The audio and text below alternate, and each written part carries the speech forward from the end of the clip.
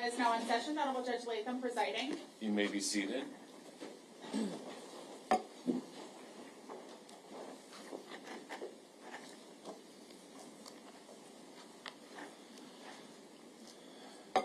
Good morning, everyone. I'd like to remind those in the gallery just of the courtroom decorum. Everything has been pretty good so far. It's just a reminder of that. I do expect everyone to maintain their composure and maintain the respect for the court. Ms. Cunningham, you may proceed. Your Honor, the state calls Amanda Kinney to the stand.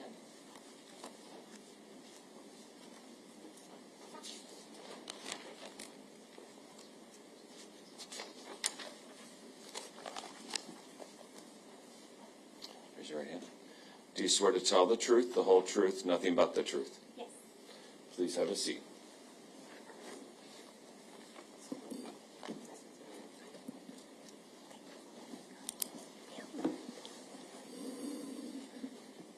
Please state your name for the record and spell both your first and your last name. My name is Amanda Kenney, AmandaKenney. What is your occupation? I am a nurse practitioner in DeWitt, Iowa. Okay. And then what was the nature of your occupation back in July of 2020? I was a nurse in the emergency room at Genesis West in Davenport. Just very simply, could you give us a perspective of your educational background? I have my bachelor's degree from St. Ambrose University in nursing and now my master's degree as a nurse practitioner. Were you on duty on July 10th of 2020 there in the emergency room of Genesis East Hospital? Genesis West, yes. Oh, with Genesis West, thank you. I'm sorry, I apologize for that. And then sometime during the evening, did two law enforcement officers from the Davenport Police Department bring in a gentleman by the name of Henry Dinkins? Yes, ma'am. Okay. And what was the purpose for bringing Mr. Dinkins to Genesis West Hospital? They wanted evidence collected off of him, DNA samples. Okay. Were you the individual that was assigned to collect various DNA samples from Mr. Dinkins? Yes. Now, is Mr. Dinkins present in the courtroom today? Yes, ma'am. Could you please point him out and identify him for our record? The gentleman on my left wearing the maroon or red button-up. And, Your Honor, may the record reflect the witness's identification of Mr. Dinkins? The record shall so reflect. Okay. Where was Mr. Dinkins taken in the hospital for the purposes of being able to collect various samples from him? He was brought into a private patient room within the emergency room. Okay. And as you went through the collection process, were the law enforcement officers present in the room to observe that collection process? I believe so, yes. Okay. All right. Now, describe the various samples that you collected. I believe a cheek swab, under the nails, palms, and penis and scrotum. Okay. Let's talk about the swab that you took from Mr. Dinkins' cheek. Were there buccal swabs that you were provided or had that you utilized to collect samples of his DNA from within his mouth? We do have kits in the emergency room, yes. Okay. And then as far as the collection process, where you were collecting samples underneath his fingernails and even under his hands, how does that process work? For under the nails, it's like a wooden toothpick tool, and then the evidence is put into like a white envelope. Okay. For the buccal swabs that was taken from his cheek, once you were able to swab the inside of his cheek, what did you do with those buccal swabs? The Q-tip is placed in a envelope and sealed. All right. And then as far as the penile swabs are concerned, describe how a penile swab is performed. A dry Q-tip is dampened with either saline or water and then run over the skin and then placed in a white envelope. All right. Once that process was completed, what did you do with the various swabs that you've described? I believe they were sealed with the officers, and then the box was given to them. Okay, and did the officers take control of those items of evidence? Yes, ma'am. Did that conclude your involvement in this matter? Yes. I have no further questions, Your Honor. Mr. Waters. Ma'am, just briefly, what time did those two police officers bring Mr. Dinkins in for the testing? I don't know exactly, but I know it was evening time. After 5 p.m.? Yes. Okay. And then on July 10th of 2020, when he came in after you performed those 4 tests, you didn't do anything further than simply swab or take something out of his fingernails, correct? Correct. So no further testing. You didn't test it for DNA. You didn't test it for blood, or We did not collect any blood. We just collected the Q-tips I described before. okay. I don't have anything else. Thank you. Thank you. Ms. Cunningham, No, Your Honor. you may step down. Your Honor, the state calls Donita Gardner to the stand.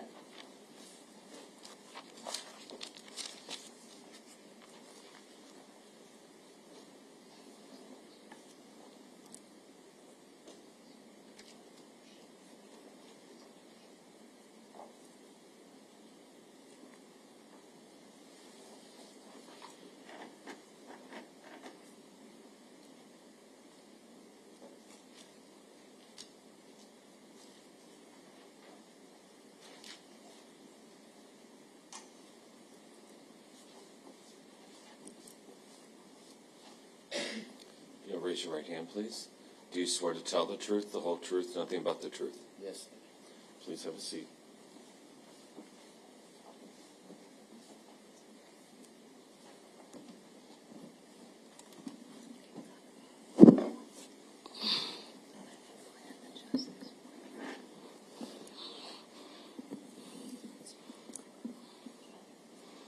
Please state your name for the record and spell both your first and your last name. Donita Gardner. Donita Gardner. Donita. Gardner. Gardner. Okay. Miss Gardner, do you reside here in Scott County? Yes. Where were you living back in July of 2020? Americana. Do you recall your specific address at this time? Yes. And what was the address of your residence? 614 West 63rd Street, Apartment 1. All right.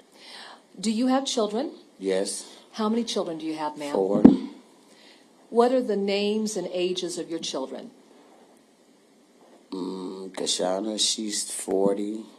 DeMarcus, 37. Lakeisha is 33. And Aisha is 31.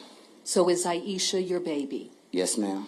I would assume then that you are also a grandmother, is that correct? Yes. How many grandchildren do you have altogether? 16. All right. Let's talk about the grandchildren from your daughter Aisha. And other than Breasia, we're using initials for the other 2 children. What is the initials of the oldest child of Aisha?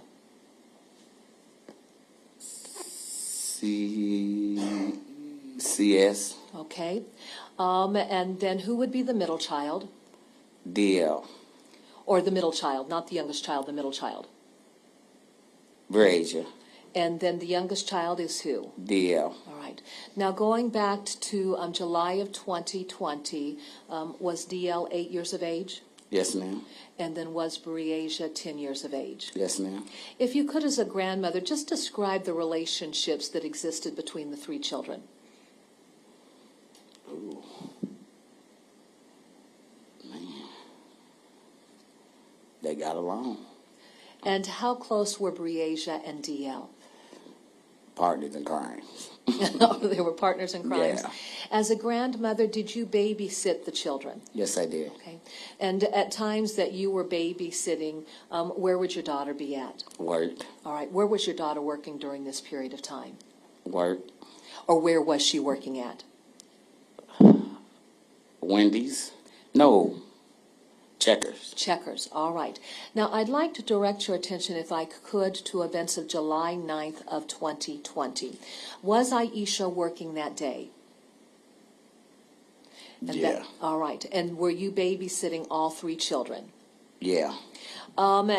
During that period of time, had Aisha moved back into the family home with you? Yeah. And so were Aisha and the 3 children living with you there at the house? Yeah. Now, had Aisha mentioned to you having run into Henry Dinkins the previous day? Yeah. And what was your understanding of what developed when Aisha had run into Mr. Dinkins on July 8th of 2020? You mean July 9th? No, July 8th, before the day of July 9th. Did you know that they had run into one another on July 8th? Yeah, but I didn't know until the 9th that DL supposed to go with his dad. All right. And that's what I want to talk with you about. Now, what did Aisha share with you as far as the arrangements had been made for DL to spend time with Mr. Dinkins? Talking about from the 9th? Yeah. Well, I had doctor, but she told me when I got to the house, make sure that DL take a shower, brush his teeth, comb his hair, because Henry was coming to get him. All right. And I'm supposed to keep him for a couple of days, I think. I'm not for sure. Sure. So did you have a doctor's appointment earlier in the morning then Yeah. before Mr. Dinkins came to pick up Yeah. DL? Yeah. Is Henry Dinkins present in court today? Yes, ma'am. Could you please identify him for our record and what he's wearing? Yeah, he's sitting over there. I can't really tell what color the shirt is. It looked like a purple, All dark right. purple or something. Your Well, can Honor, I just say the two braids in his hair? 'Cause Sure, I absolutely. really can't see the color of the shirt. Your Honor, may the record reflect that identification? Yes, the All right. record shall so reflect. And then, with that being said, did you follow your daughter's directions as Yes, far ma'am. as Yes, getting ma'am. DL ready? All right. Now, what time of the day would Mr. Dinkins have come over to your apartment to pick up DL? And if you don't remember a specific time, identify it as morning, afternoon, just give us just some perspective. It's about I want to say almost 11:30. Okay? And would that have been in the morning? Yes, ma'am. Describe what happened when you realized that Mr. Dinkins had arrived there at your apartment. What were you doing? I was making sure DL was getting ready. Okay, all right. Did Mr. Dinkins come into the apartment? Yes, but I don't know if Brazier let him in or CS let him in because I was in the back room making sure that DL was getting ready. Certainly. And then, what room would he have come into when he entered the apartment? The living room. All right. At some point, did either Brazier or CS indicate to you that Mr. Dinkins was there to pick up DL? No, because when I heard somebody at the door, I came out the back room. Okay. And then what developed when you came out of the back room and presumably into the living room? Is that where you went to? Yeah. Okay. What happened when you came into the living room? Only thing I remember, they got in the Brazier and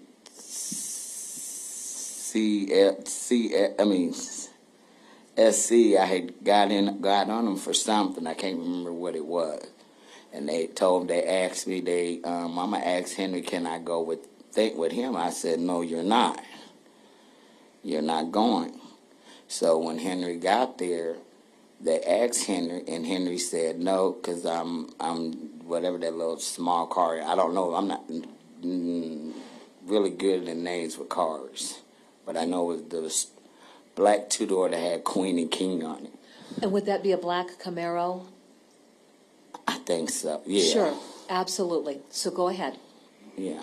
Continue to describe then what developed. Then after that, that's when DL said, Brazier, come on, and I said no. So Brazier asked me to call her mom, and I said no, because I don't like calling your mom when she's at work and things. So when DL was walking out the door, he just said, come on, Brazier. So I just I said, so when she called me at lunch, I'll let her know Brazier's with Henry and DL. Okay. Now, did CS want to be able to go along with Brazier and DL? Yes, he wanted to go, but Henry told him no because the car wasn't big enough. Was Henry more than willing to allow Brazier to come along? Well, let me Yeah. ask you this. Did he say no to Breasia or No. simply CS? No, he didn't say nothing. Oh, well, he did say at first the car was too small.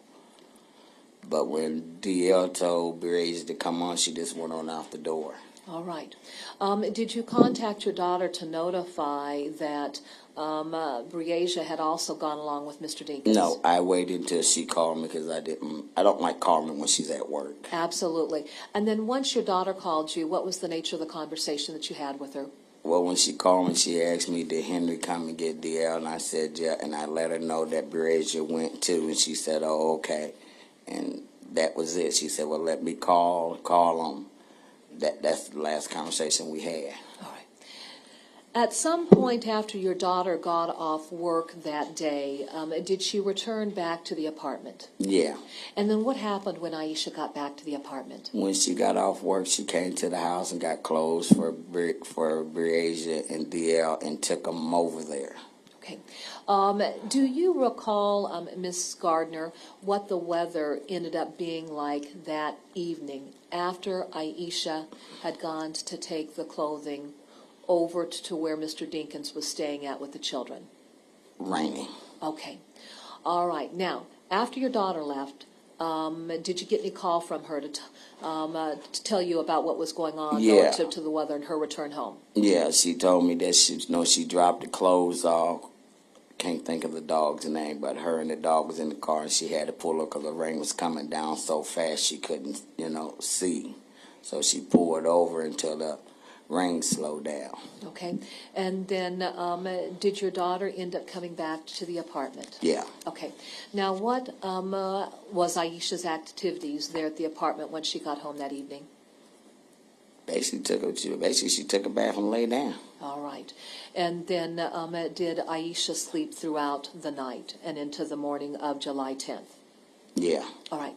Now, did you become aware that Aisha was being called into work early outside of her normal schedule, her scheduled time of 11 o'clock? No, I didn't know. Okay.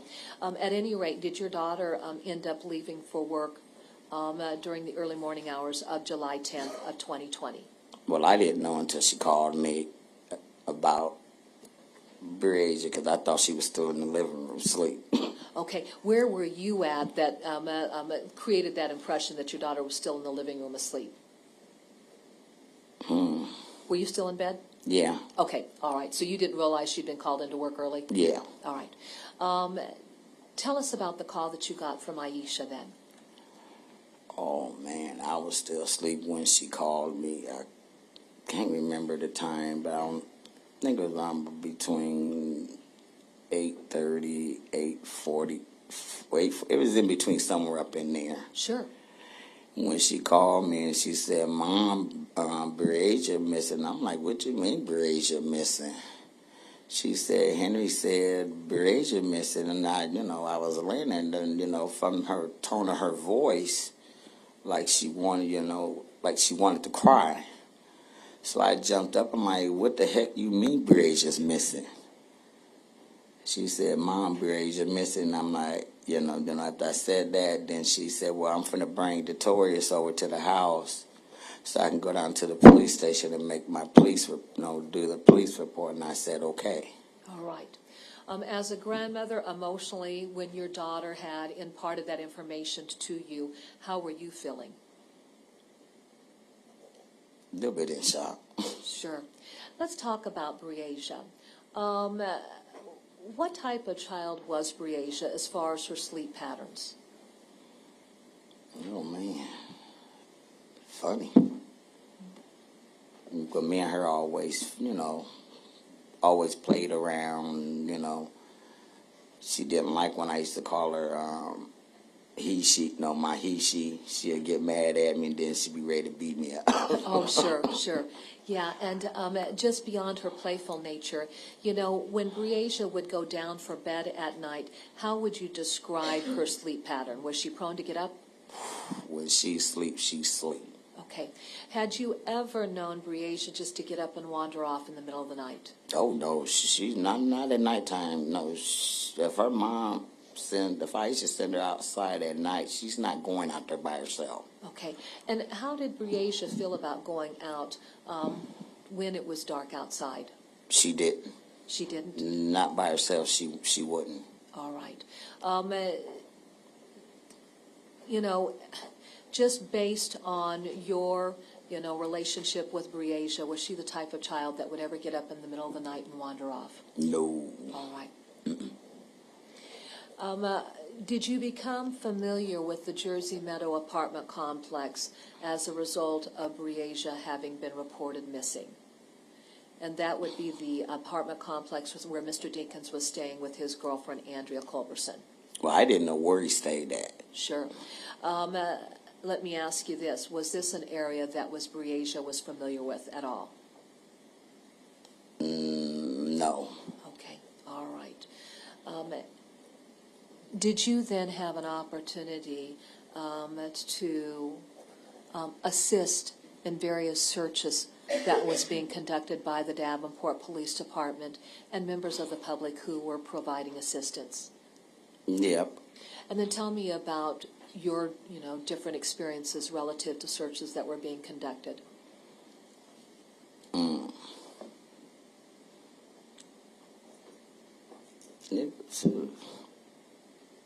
For me, everybody did what they, did. Sure. And I appreciate that. But, I was maybe out there for a week before I ended up getting really sick of the sun. Sure.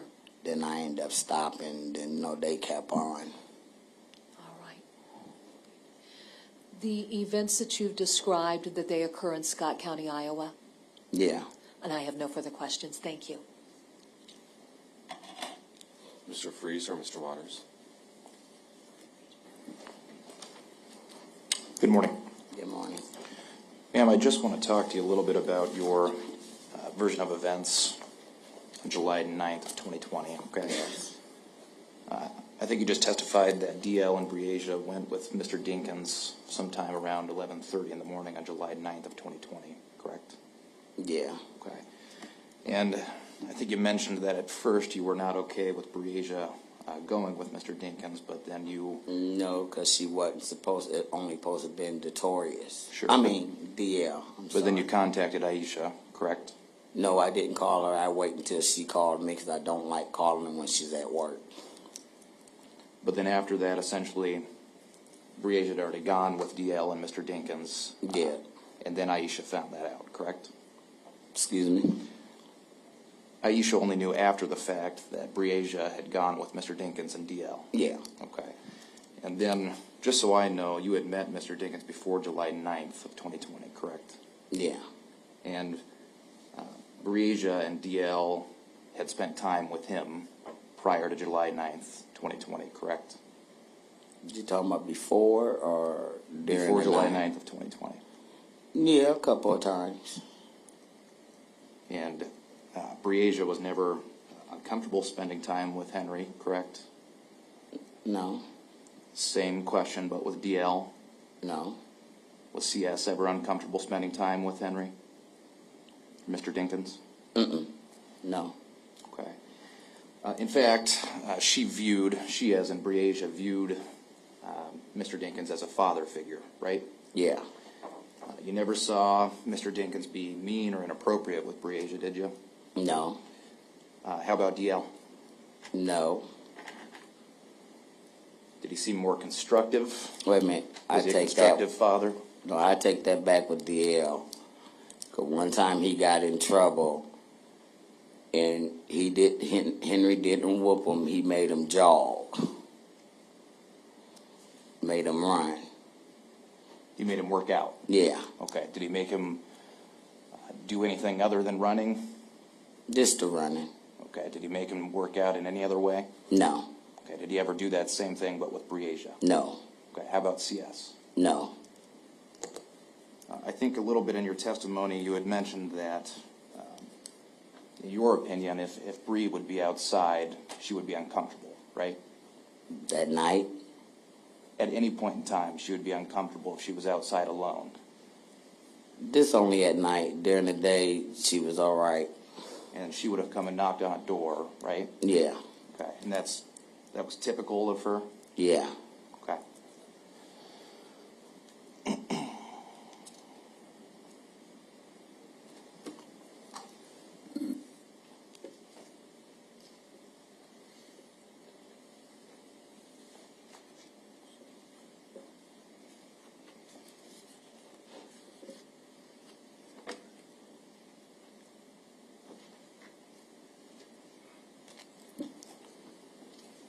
And ma'am, you have lived with DL since essentially July 10th of 2020, right?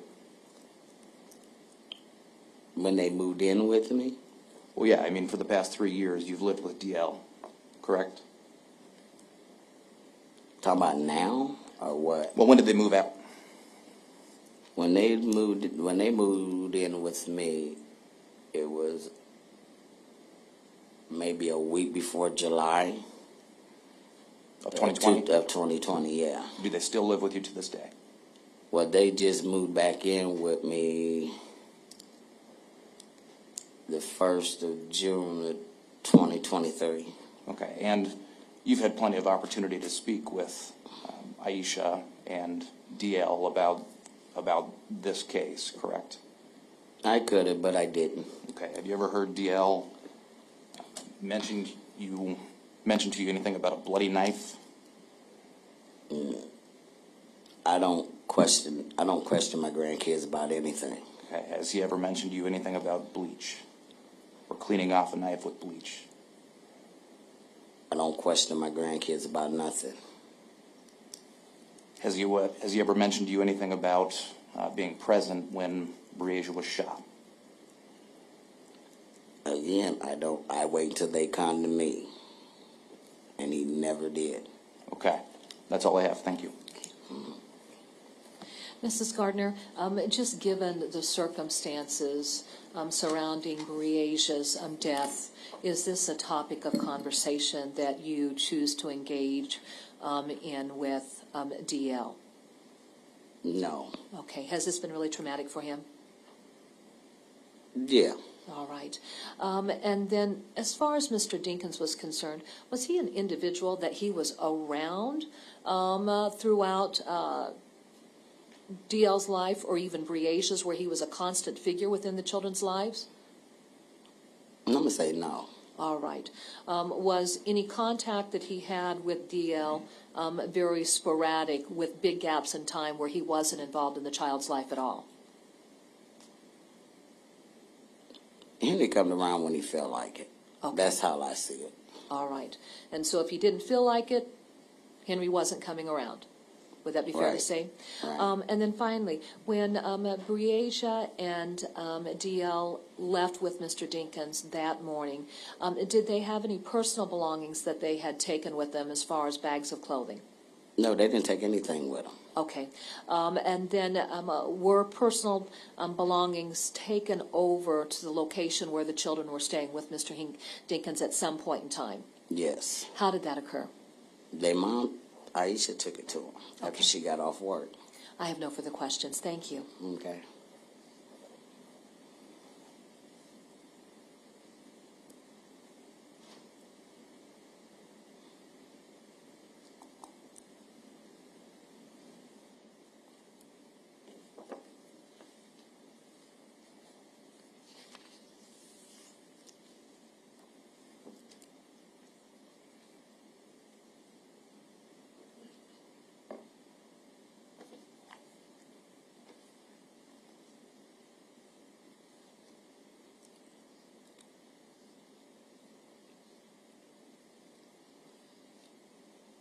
Mr. Waters, I don't have any further questions. Thank you.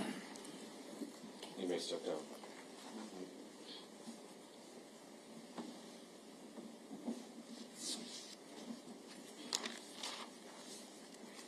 Your Honor, the state calls Jim Peters to the stand.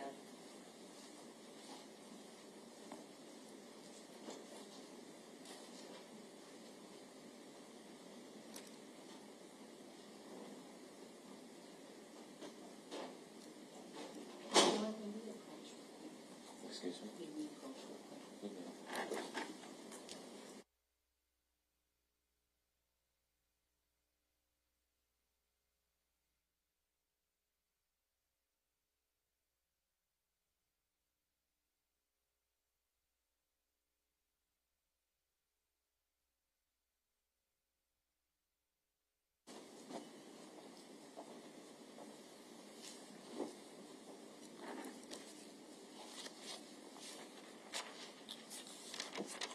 moment, Ms. Cunningham.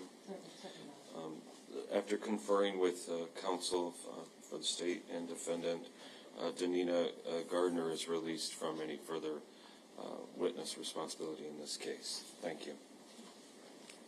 Sir, if you'll come forward. Raise your right hand. Do you swear to tell the truth, the whole truth, nothing but the truth? Yes. Please have a seat.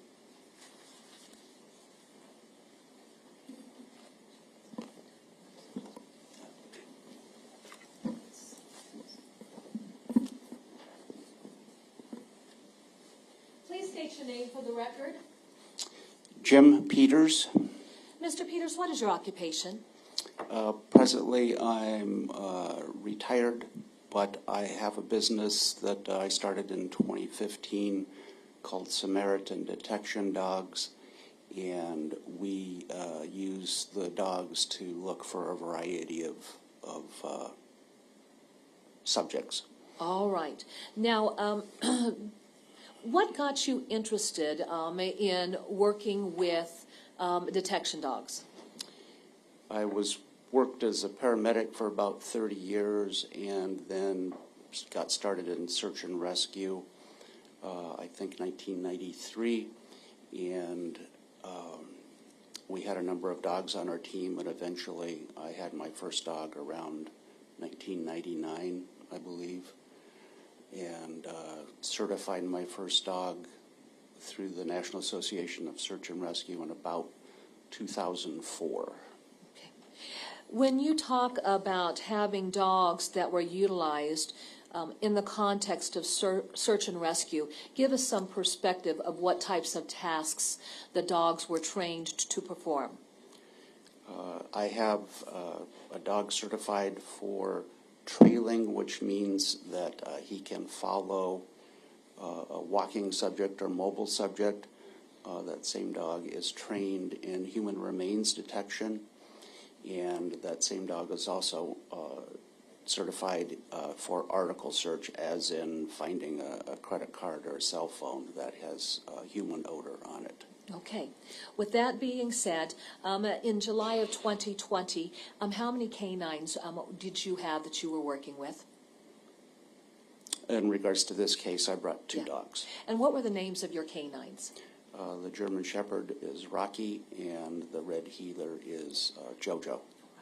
What are Rocky and Jojo utilized, for what purpose are they utilized? Jojo is utilized predominantly for human remains detection and historic human remains detection, and Rocky is also utilized for both of those. Okay. Now, can you explain the difference between human remains detection and then utilizing these canines in the context of historic remains detection? Sure. In a more contemporary or current situation where someone has gone missing, we are utilized to try to locate that subject. I've done a lot of archaeology work, most recently in the state of Nebraska, where it was verified by Dave Williams, the Nebraska state archaeologist. We located a Native American burial that was 1,000 years old.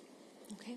All right. And then how are these types of canines utilized in the context of historic remains recovery? We are assigned an area to survey, and we go out and make sure that my job is to make sure the dogs get into the right places. And then when they detect the odor of human remains or human decomposition, then they provide an alert that's marked with a GPS. Okay. Let's talk about the types of training that you've had to undergo, as well as your canines, in order to be certified to do the search for human remains. I am credentialed by the National Association for Search and Rescue as a lead evaluator for certifying dogs owned by others for human remains detection, for trailing, and for article search. I trained with two peace officers who handled police canines, and then I was also certified by NASAR as a handler in each of those disciplines. Okay. Now, can you spell the acronym NASAR and then tell us what that stands for once again? Yeah, I'm sorry. NASAR stands for National Association of Search and Rescue. Okay, all right. So in total, how many years have you been performing this type of work? With a dog, probably 23 or 24 years. Okay. Is there a regular recertification process that you and your canine units go through as well? Yes, ma'am. It's a 2-year cycle. Okay, and then describe that recertification process. It's the same test as one does originally for the level that Rocky is at. We are required to do a vehicle search, a structure search, buried article search, surface search, and above ground, and then there's a blank area. What do you mean by a blank area? We're assigned to survey an area where there is nothing there to demonstrate that there's no false alerts. Absolutely. And by virtue of that type of training, how would you describe Rocky in terms of his ability to perform and accurately identify the odor of human remains? We started training when he was 6 months old, and he's solid. He, in my experience on both training and actual searches, he's never given me a false alert, and if he alerts, then I have to trust him. Okay, what about JoJo? How would you describe her level of performance?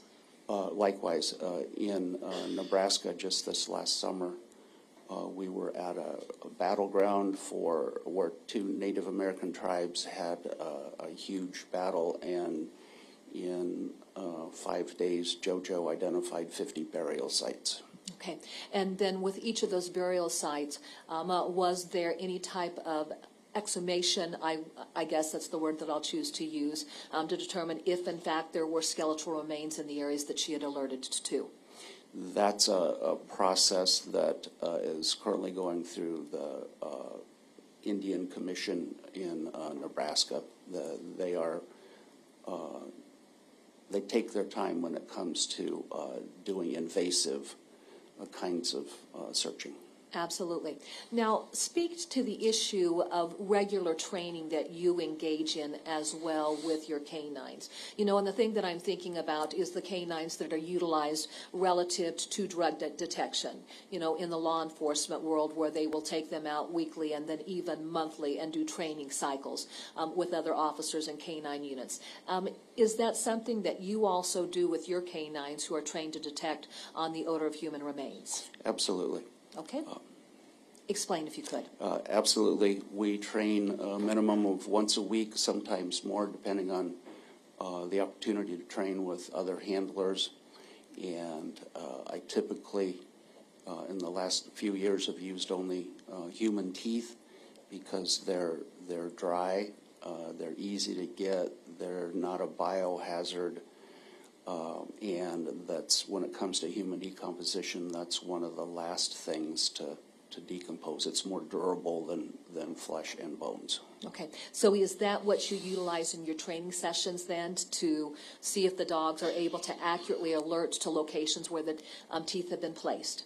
Yes, and again, I use teeth because I cannot detect any odor on them like I could.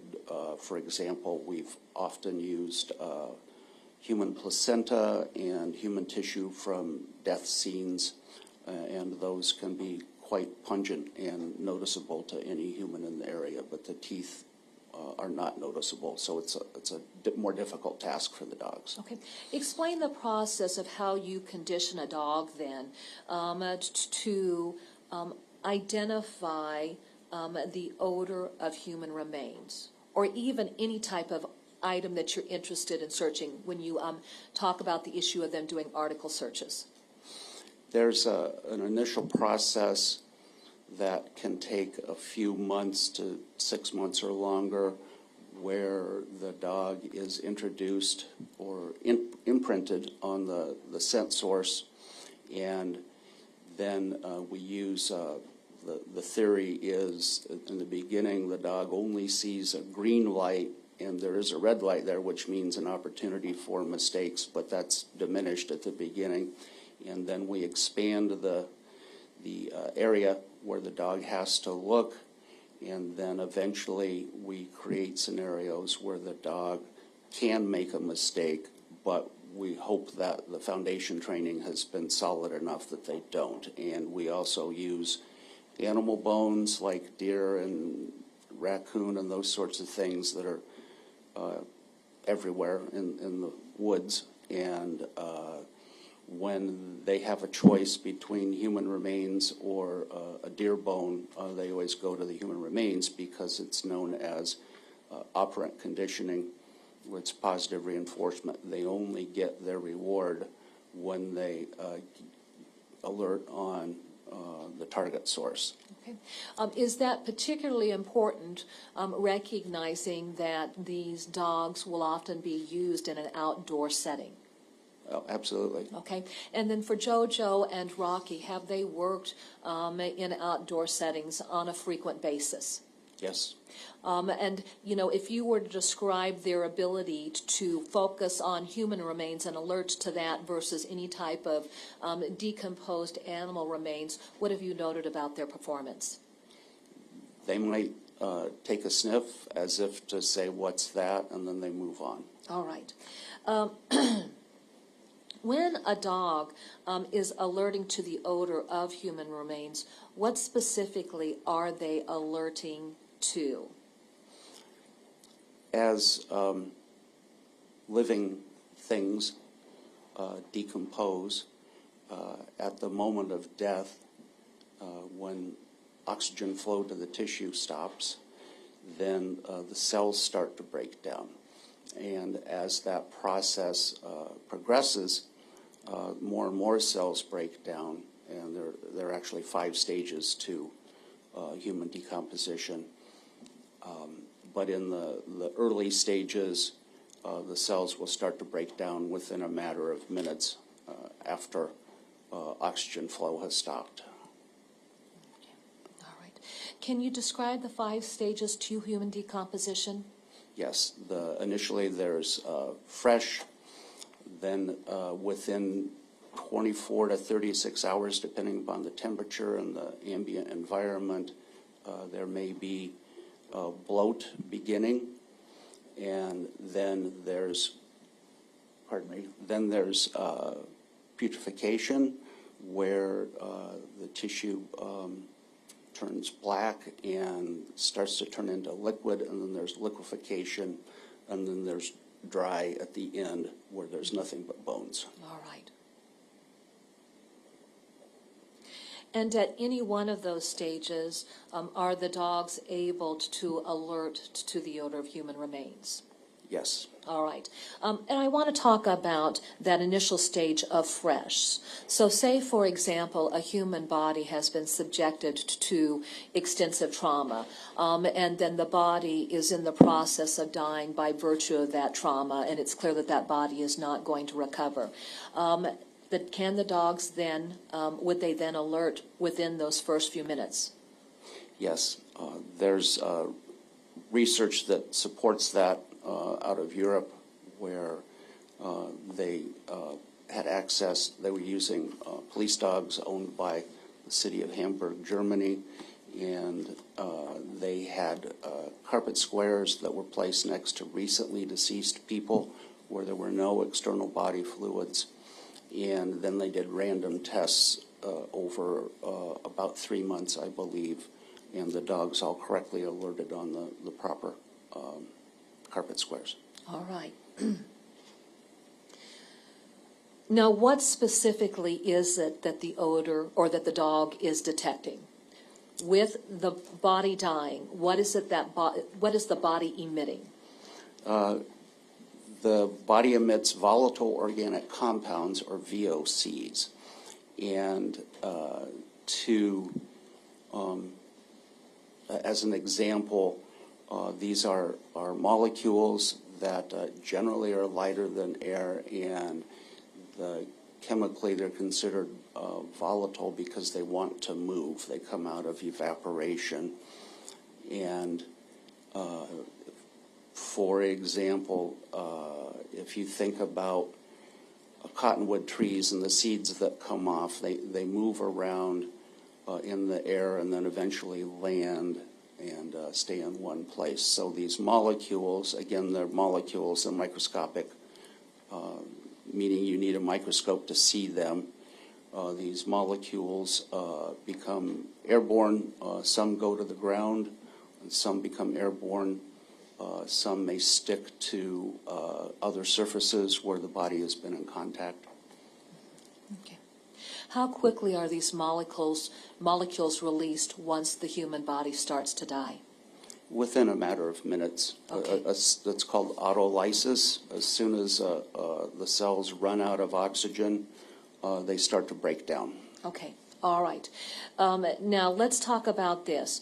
With the release of those molecules, you indicate that they may just go airborne or they may land and stay in one place. What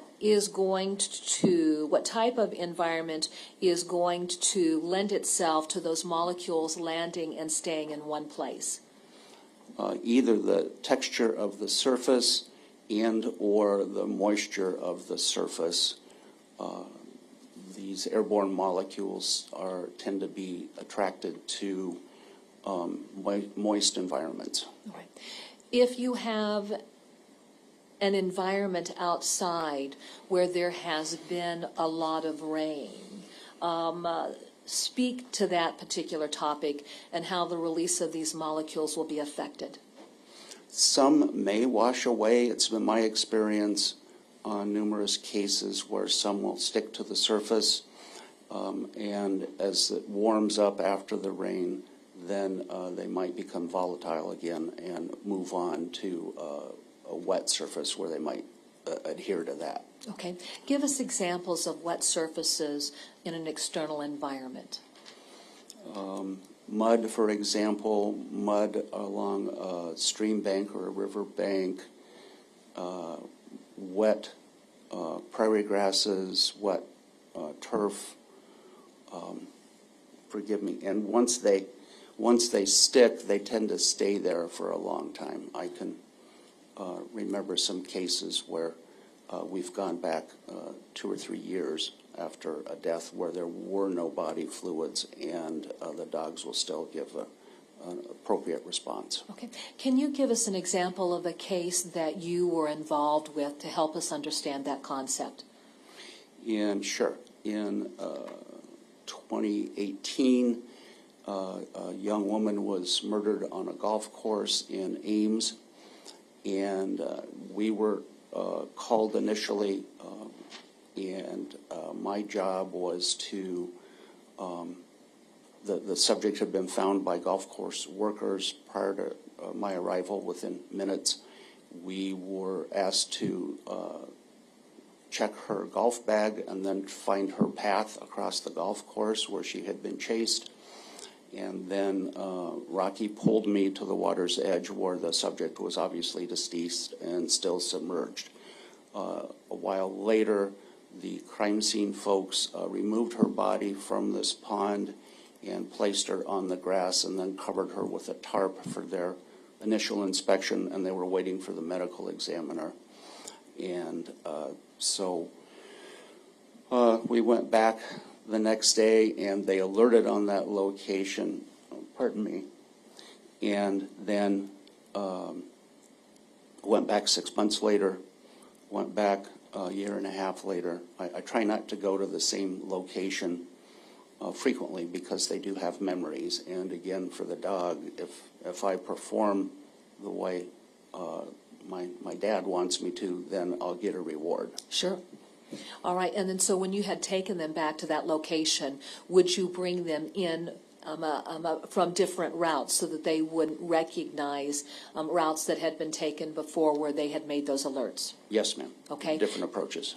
Okay, and with each of those approaches, did the dogs always alert in the area where you knew the body had been laid out after the body had been removed from the body of water? Yes, and that has been witnessed by officers with Ames Police Department, and I do in fact have 4 dogs. All of them are trained for human remains, and all 4 of them have alerted on that spot.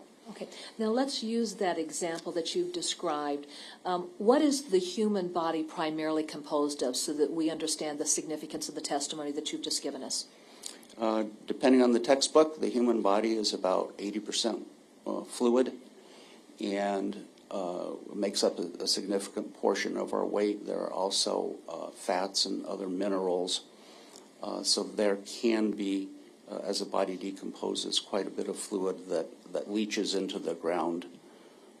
And again, in the case of this golfer, she had been stabbed multiple times, and so she and drowned, and so there wasn't any more fluid leaking out of her body. There was no visible blood. Okay. When the bodily fluids are released into the ground, then, is there a limited lifespan to the presence of that volatile organic compound? No, as I mentioned, one of my dogs alerted on a native burial that was 1,000 years old. To put it into context, if you take chicken fat, for example, and pour it in the soil, it's fat, it's not water soluble, and it's going to stay there a really long time until that earth is removed. Okay. Now, what is the normal pH balance of a live human being? From my paramedic experience and training, it's 7.4. Okay. With the human body, when it starts to die, does that change the odor of that human being? Absolutely. The human body is designed to maintain equilibrium. It's often known as homeostasis. And if, for example, it's deprived of oxygen or fluids, that homeostasis can tip, and then the body gets into trouble metabolically. And in the state of acidosis, that just accelerates the deterioration of the cells. Okay.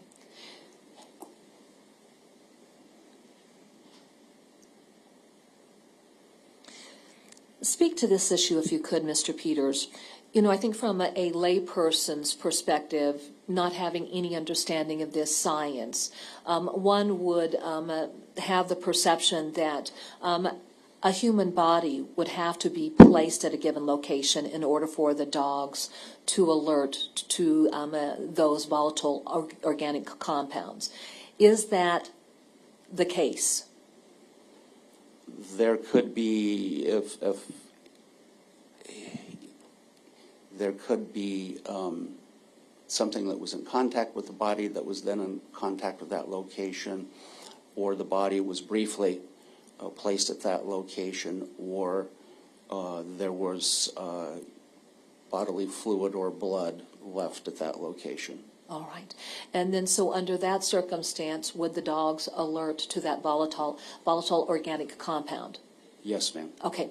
Now, can dogs distinguish or can they identify who those remains belonged to? No, ma'am. Okay. So very just specifically, are they just alerting to the odor of some type of human remain decomposition? Yes. Okay. That being said, I want to direct your attention to an investigation being conducted by the Davenport Police Department on July 10th of 2020 involving a child by the name of Breasia Terrell who had been reported missing at 8:29 a.m. that morning. Are you aware of that investigation? Yes, ma'am. How did you become aware of that investigation? I was contacted later that day through our county emergency management agency that supports our search and rescue team. They had been contacted by the Davenport Police Department. And then, I'm sorry, I don't remember the name of the detective that I spoke with on the phone, but then we agreed that I would meet them in Davenport Saturday morning. All right. The 11th. What time would you have met with law enforcement on July 11th of 2020? I'm going to estimate it was between 10 and 11 a.m. Okay. Where did that initial meeting take place? At the large historic building on Credit Island, on the east end of Credit Island. And when you arrived at that location, was there any briefing that took place? Yes. What was the nature of the briefing? I was given an overview of the situation, and then I was given my first area to survey, which was nearby, near the entrance to the park. Okay, all right. Now, when you indicated that you were provided an overview, what specific types of information were you given? That there was a child missing, and that the subject may have traveled to Credit Island. I mean, the person of interest may have traveled to Credit Island, and that was pretty much it. Okay. From there, I'd like for you to look at the whiteboard. We have a diagram, just so that you've got some perspective. Now, over on the left side of the board, we've got an apartment that had been diagrammed. Don't pay attention to that. But as you look at the other portions of the drawing, tell me, once you've had a chance to look at that, if you recognize what that generally depicts. That it generally depicts Credit Island. When I arrived before the detectives, and I traveled the entire roadway around the island, and then I met with the detectives near that historic structure. Okay. If I could, I'm going to have you approach the diagram. And let's just talk through this, first of all. I believe we're all familiar with the building that you're talking about, but just to be clear, let's walk through this. Now, as you are looking at the diagram, show us where River Drive is at. River Drive or Highway 61 is here. Okay? And then what would represent the entry into Credit Island? This access here, and then that historic building is generally in this area. And then if you could go ahead and draw something to represent the historic structure. I'm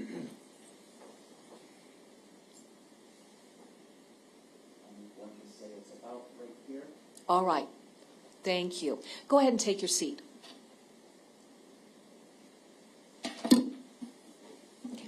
Now, when you were provided the information that a subject of interest may have come onto Credit Island, was there any particular location that you were directed to, or how did you start your process of deploying your canines?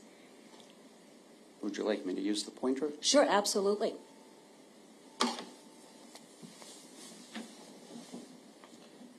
Sir, if you could, when you're speaking, face this way, Okay. so it's easier for us to hear. Sure. Yes, sir. I'd appreciate it. Thank you. We initially met in this region, and then the first area that I was asked to survey was in this vicinity, and we parked approximately right here on some gravel on the edge of the pavement. For purposes of our written record, the area that you've referenced, does it have any associations to that initial drive into Credit Island? As you are coming off of River Drive, is that area located right on that initial drive going into Credit Island where you'd circle around? Yes, ma'am. All right. It's immediately off of River Drive. Okay, and then for purposes of direction, again, speaking to our written record, what direction would that area be located in reference to the drive or road that you take going into Credit Island? It would be to the west of the entry point and south of River Drive. All right. Describe the area just further west of where you would have parked your vehicle so that we've got some idea of what it looked like. Kind of a backwater area, a lot of trees, many of them down, a lot of weeds, difficult to walk through. Okay. What two canines were you utilizing on that day? Rocky and JoJo. Which of the two did you deploy first? I'm going to say Rocky. And then describe where you were positioned when you initiated that deployment. We started right along the gravel and then walked this direction where I was directed to go. Okay. Now, Mr. Peters, this isn't an issue that I've talked with you about, but are there different ways to handle deployments of canines that are being utilized? Yes. Ideally, one would want to deploy the dog into the breeze. It just makes it goes faster because the odor is pushed to the dog. But in some instances, it's necessary to cover a lot of ground and do a finer grid, if you will, to get the dog in the right area. Okay. Did you document the weather conditions on July 11th of 2020? I did in my report to the Davenport Police Department. Okay. What were the weather conditions like on that day when you deployed your two canines? It was warm. There was a light breeze. It was quite humid. Okay. And what was the direction of the breeze? At that point, generally, I believe, coming from this direction, out of the southwest. All right. Describe then what happened when you deployed Rocky. We made our way back into the down timber and the weeds, and then, forgive me, and then he gave his alert approximately in this area. All right. Did you prepare a diagram so that we could actually see where the dog would have alerted with an aerial photograph, essentially? Yes, ma'am. I use a Garmin GPS and marked both the tracks or the path that we walked and then the alert location as a waypoint. All right. You've indicated on the diagram what portion he traveled along relative to that body of water. Was he on the north side of that body of water or that south side of that body of water that you described? Generally speaking, it was about right here. Okay. And so would that be close to River Drive? Yes, ma'am. Okay. What does Rocky do when he's alerting to the odor of human remains? He does a drop where his chest and elbows are on the ground. Okay. And then from there, then, once he gave that positive alert, what was the next step in the process for you? We returned to my vehicle and gave him some water, put him in the truck, and then I brought out JoJo. Okay. Describe what happened when you deployed JoJo. We took a similar path into the woods. That's, as I recall, was pretty open up to about here, and then just inside the woods, JoJo also alerted in approximately the same location. Okay. Go ahead and take your seat.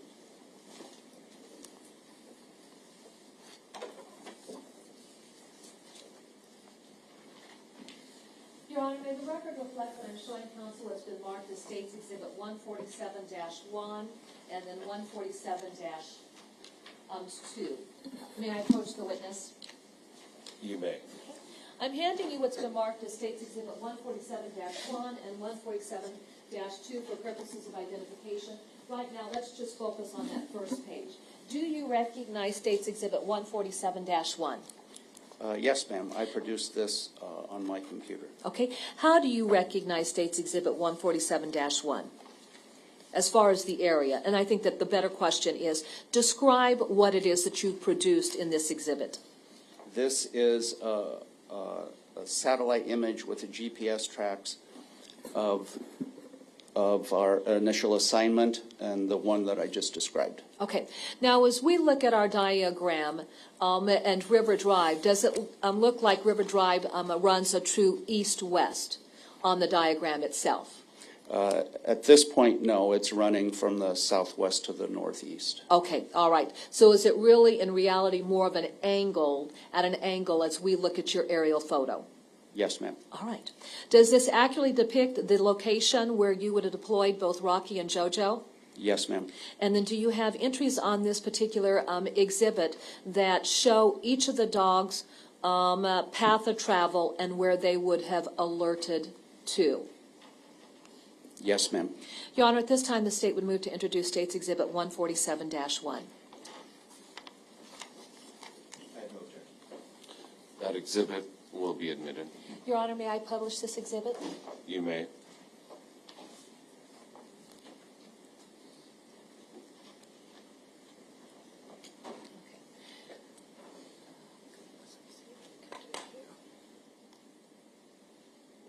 Okay. There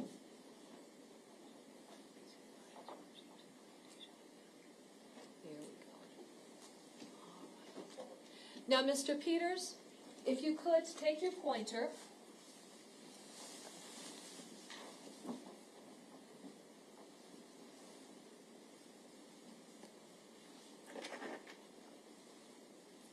And then show us where River Drive is located on this exhibit. This would be River Drive at this point, right here. Okay? Where is the entry point to Credit Island? That would be this location right here. Okay? And as you enter the island, the architectural, or the historic, I should say, structure that you met at, is that on this particular exhibit? No, ma'am.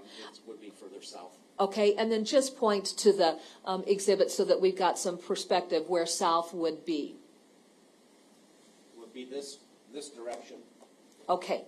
Do you have a directional indicator on this diagram? Yes, ma'am.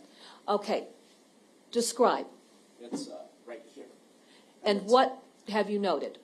That north is this direction, which would imply that south is that direction.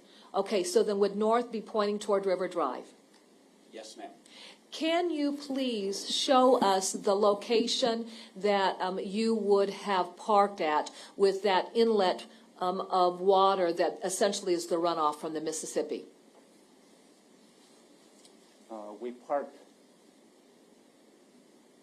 right here. Okay. And then explain to us then the lines that we are seeing. Do you have different lines drawn on that diagram? Yes, ma'am. What do those lines represent?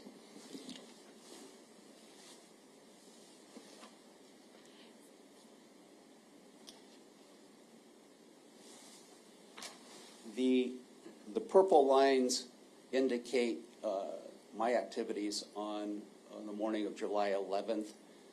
In November of that same year, I went there with one of my training partners who was a police officer, canine handler, and we went back to review what the dogs had done and what I had seen. We like to debrief after every case so that we understand what happened.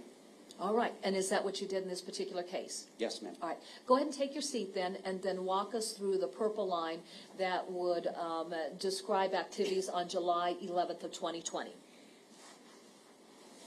The squiggly lines at this point simply indicate where I turned on my GPS and I'm walking around the vehicle and moving with the dogs, getting them a drink, etc.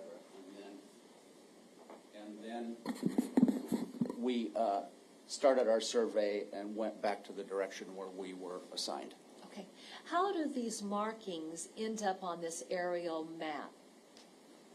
I plug my GPS unit into my computer and I can download it into this particular program. Okay, and then so does that then overlay the path of travel of the dogs as they worked their way through the deployment? Generally speaking, yes. The pathways that you see are my footsteps. Your footsteps, all right. Tell us what happened with the deployment of both Rocky and JoJo.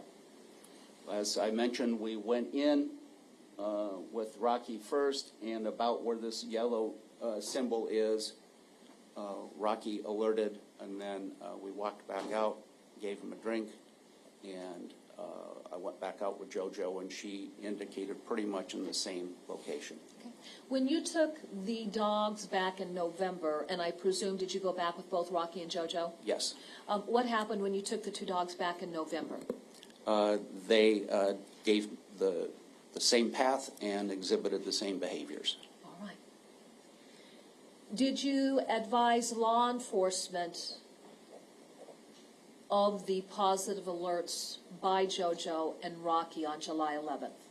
Yes, and there was a detective that pointed the area to me and accompanied me, and so he witnessed those alerts. All right. After the positive alerts, did the detective explain to you whether or not that had import relative to other facts that had been developed in interviews the previous day? Yes, after the survey was completed, he mentioned that they believe that the person of interest had been in that vicinity. All right.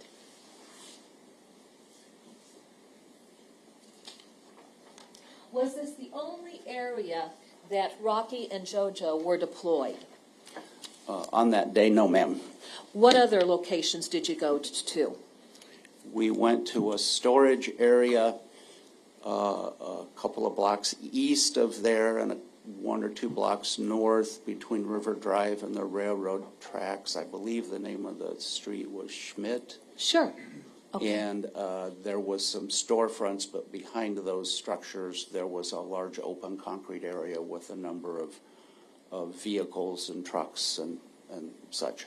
Was that the second location you would have traveled to? Yes, ma'am. Did law enforcement explain to you why they were going to that lot where there were trailers and trucks being stored? They mentioned that the person of interest had owned a recreational vehicle that had been parked there. Was the recreational vehicle still in that lot on July 11th when you were taken to that location? No, ma'am. All right. So then describe what happened when you went to that particular lot there on Schmidt Road. We worked around the perimeter, starting north along the railroad tracks, and worked the west side and the east side. I believe there's a volleyball facility there. And then we moved in closer to some vehicles that were still there. Okay. Were you actually working inside that, I'm going to call it a parking lot, but I'm going to start, well, maybe not, a storage area where these vehicles were parked at? Yes, ma'am. Was this exposed to the elements? Were these vehicles being stored outside, essentially? Yes, it was open. All right. And then once you got into that area, which of the dogs were you working with first? Again, I'm going to say Rocky. Okay. All right.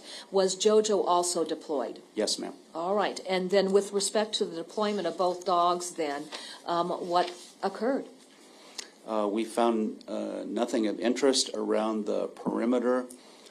As we moved in towards the center of that, well, not center, but an area central to that location, there were a number of cars and vehicles, and there was an old camping trailer there, and Rocky approached that trailer and alerted on the ground beneath the trailer. Okay.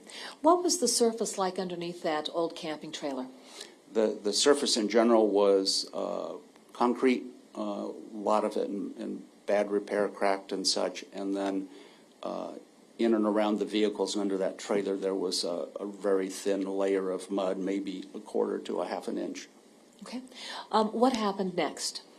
Rocky gave his alert at the trailer, and so then we continued to do the rest of the vehicles, and then I put him in the truck and got JoJo out and essentially did the same thing. We worked the perimeter. I recall there were some buildings to the west that we walked by, and then we approached that trailer from the north, and JoJo, because she's small and I often use her in the woods, I've also taught her to bark with her alert. She moved towards the trailer and She does a sit bark, and in this case, she tried to crawl under the trailer. Would this have been the same trailer that Rocky was alerting? Yes, ma'am. All right. And so did both dogs give a positive alert to the same area? Yes, ma'am. Your Honor, may the record reflect that I'm showing counsel what's been marked as State's Exhibits 148-1 through 148-3.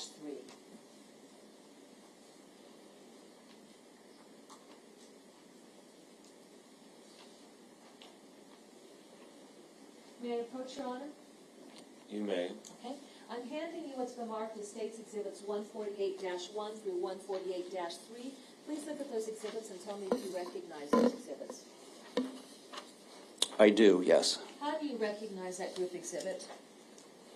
I remember the trailer specifically and the vicinity in between the vehicles Okay. with the mud and the weeds growing.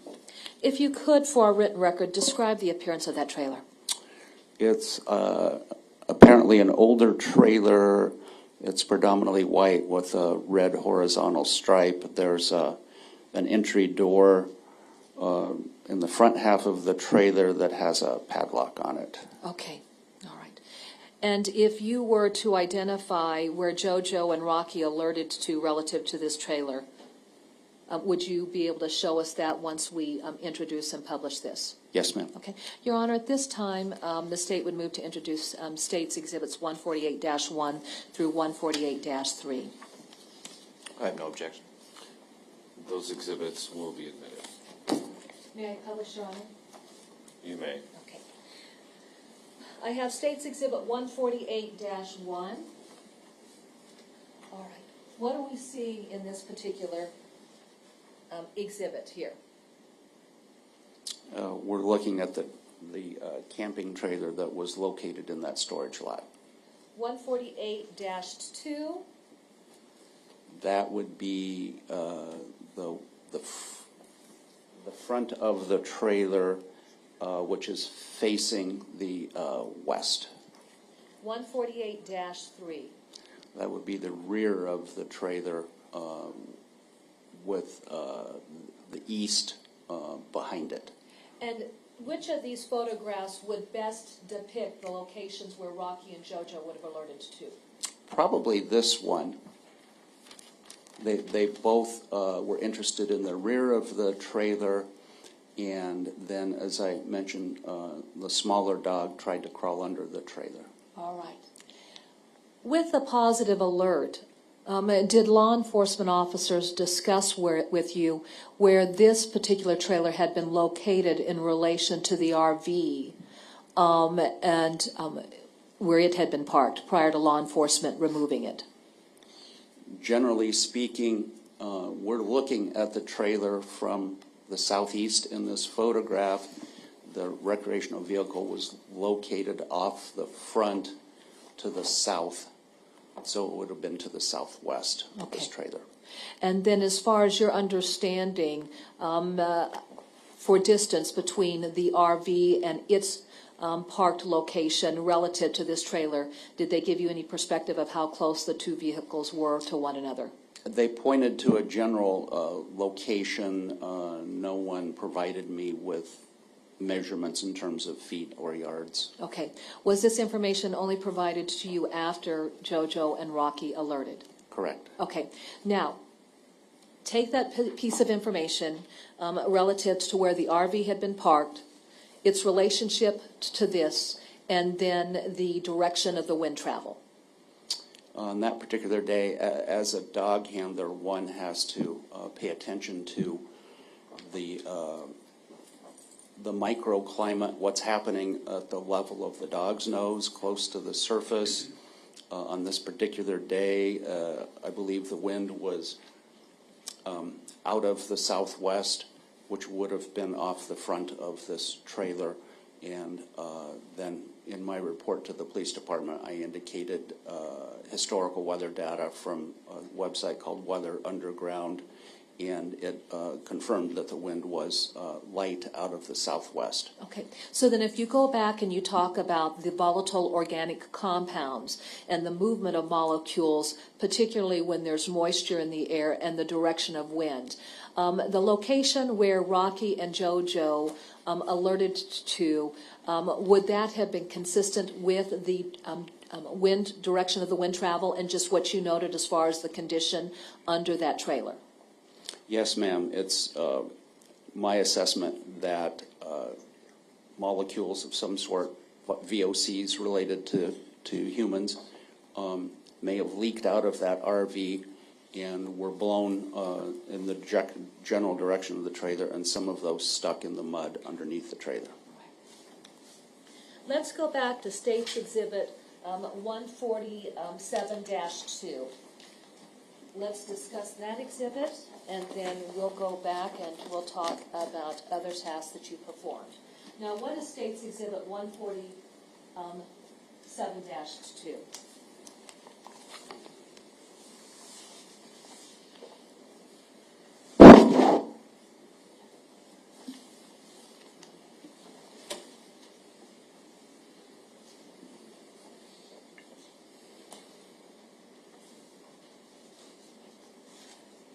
Do you have State's Exhibit 147-2 in front of you?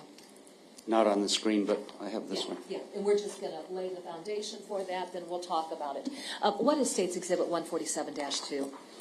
It's the collection of the sites where I was asked to survey with the dogs. Okay. Did you do a survey of the RV? Eventually, yes. Did you do a survey of a black Chevy Camaro? Yes. And did you do a survey of a maroon Impala? Yes. Does this diagram show the location of each of those vehicles or areas where they were being kept? Yes. Number 3 towards the bottom in the center. Okay, all right.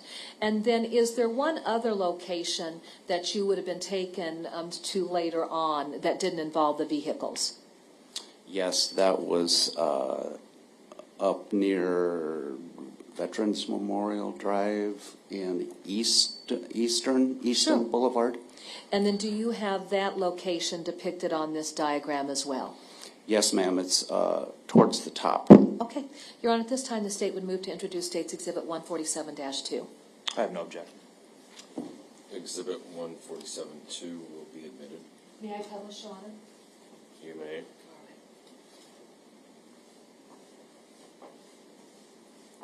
Now, Mr. Peters, if you could, then explain what it is that we are seeing on this exhibit.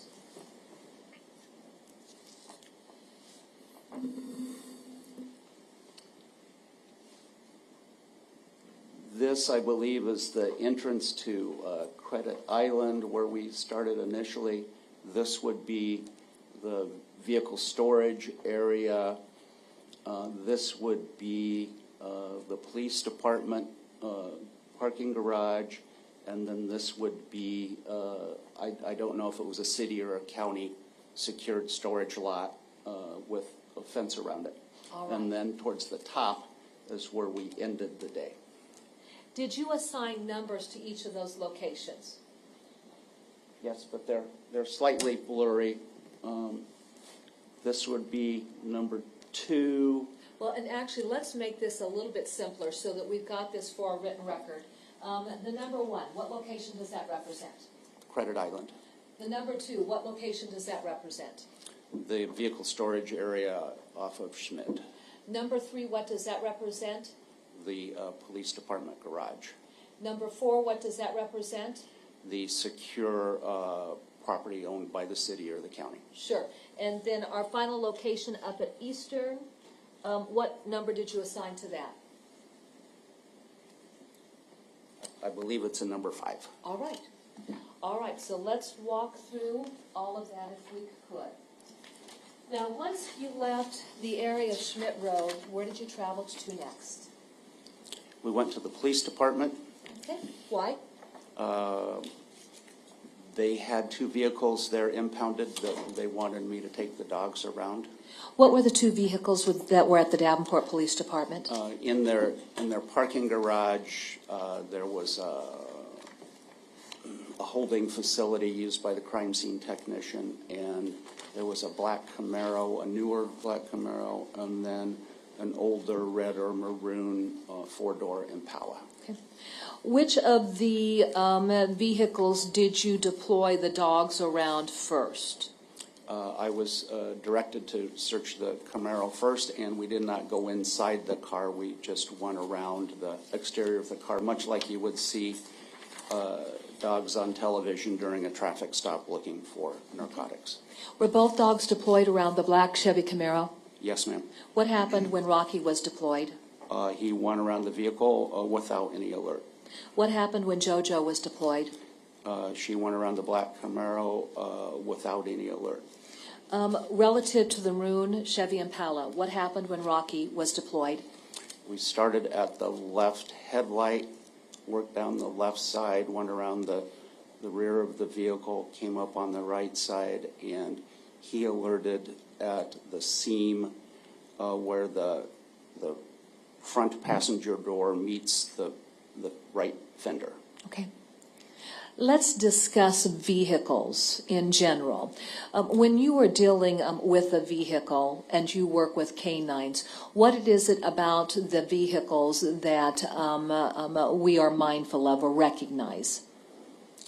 Well, for one, vehicles are not airtight, as demonstrated by any time you see a vehicle go into the water. They sink. And they're not airtight because that assists the ventilation through the passenger compartment for passenger comfort. With that being said then, are dogs able to detect odors as a result of the various seams and openings that exist on a vehicle? Yes, that's correct. All right. Now, recognizing the location where Rocky had alerted to, can you definitively say that there would have been some type of, I guess, the odor attributable to human remains right there on the passenger side of the vehicle? Likely not on the exterior of the vehicle because he stuck his nose into the seam. Okay. All right. What happened when JoJo was deployed? She alerted at the same location, and I recall the crime scene technician and one or two detectives were there, and I made eye contact with them and said I would take this one to the bank. Okay. The alerts were solid. All right. What was the next location that you went to? From there, we went to the secure facility, which was southwest of the police garage, and I was asked to walk around the recreational vehicle. What happened when you deployed Rocky around the recreational vehicle?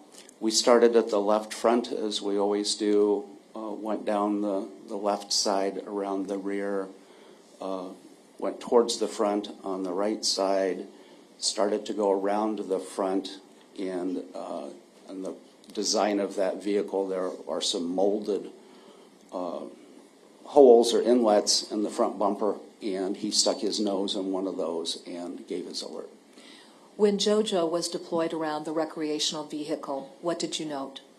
We went around the vehicle in the same direction, and she stuck her nose in that same hole or orifice and gave her alert. Okay. Now, I want to go back to my earlier question. I had asked you that when dogs alert to the odor of human remains, can they specifically identify who those human remains belonged to? No, ma'am. All right.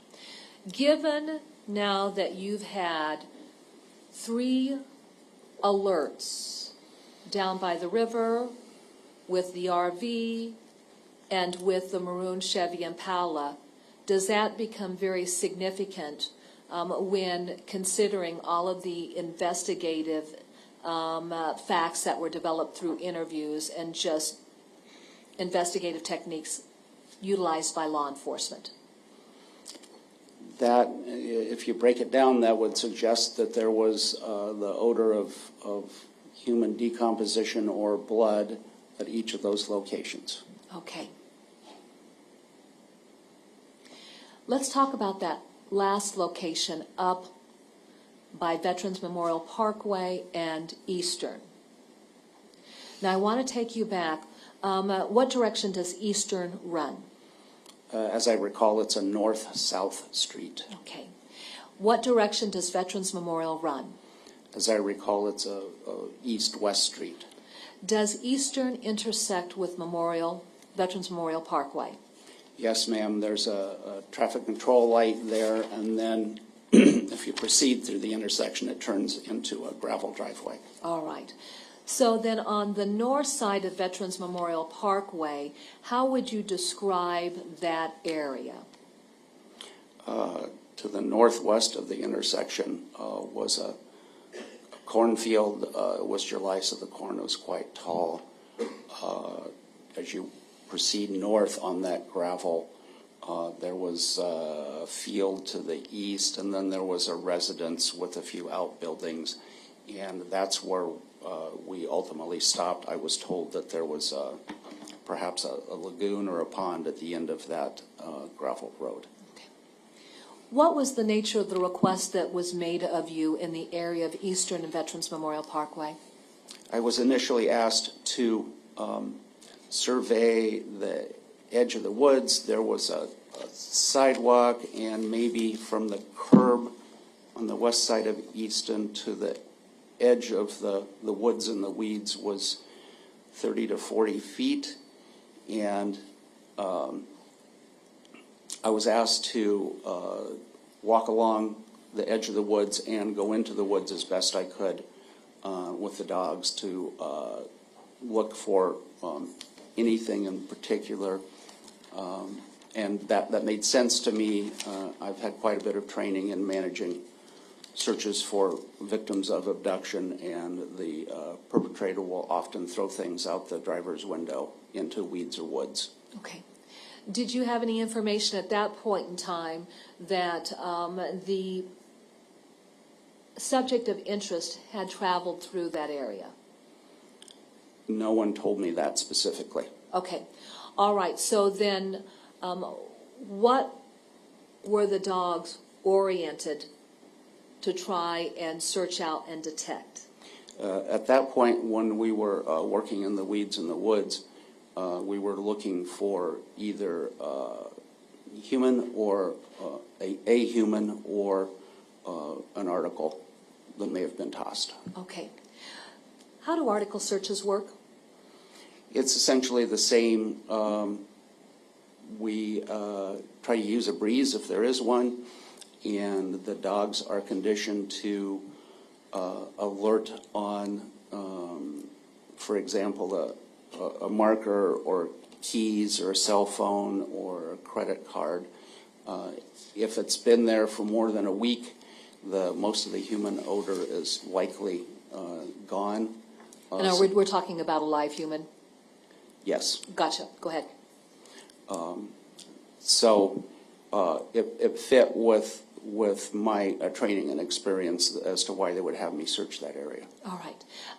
Was there an article search done in that area then? Yes, ma'am.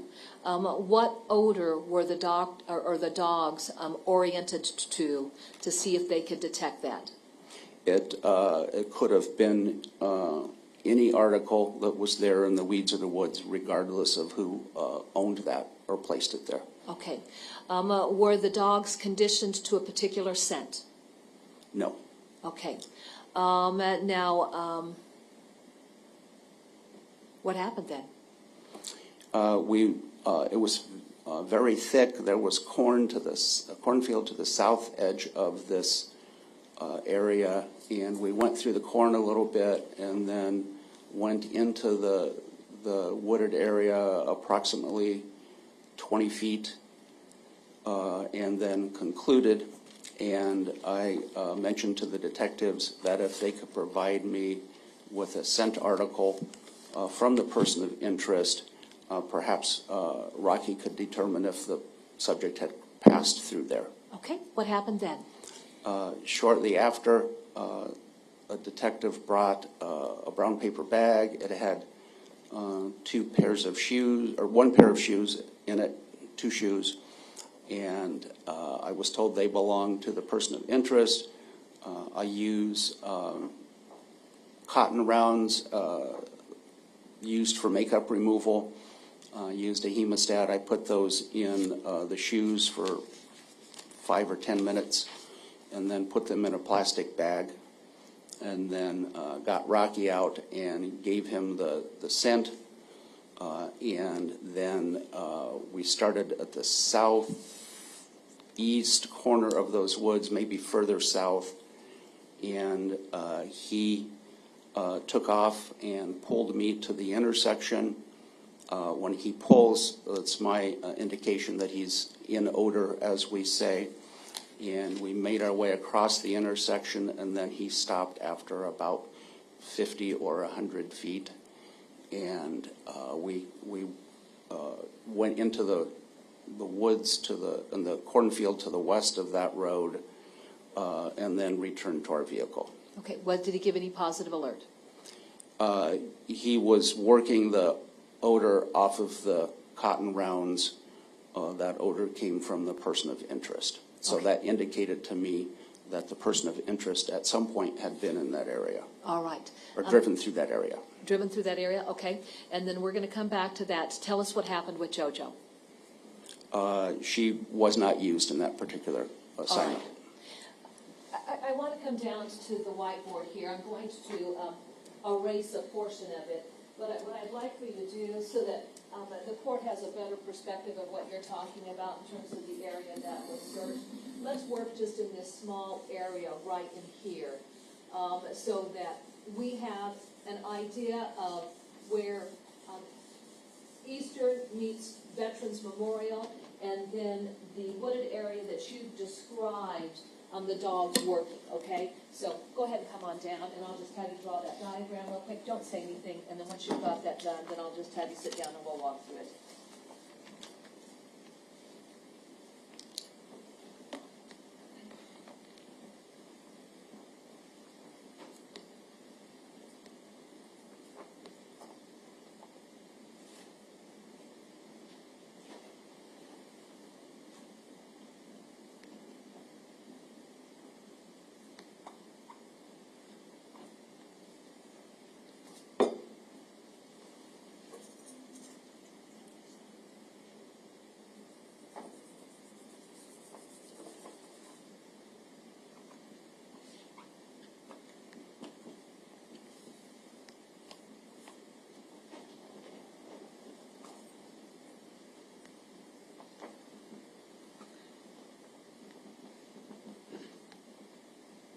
Okay.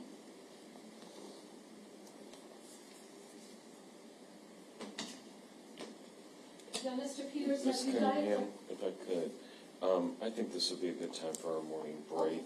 Before you start questioning on this diagram, we'll be in adjournment for 15 minutes. Okay, thank you, Your Honor.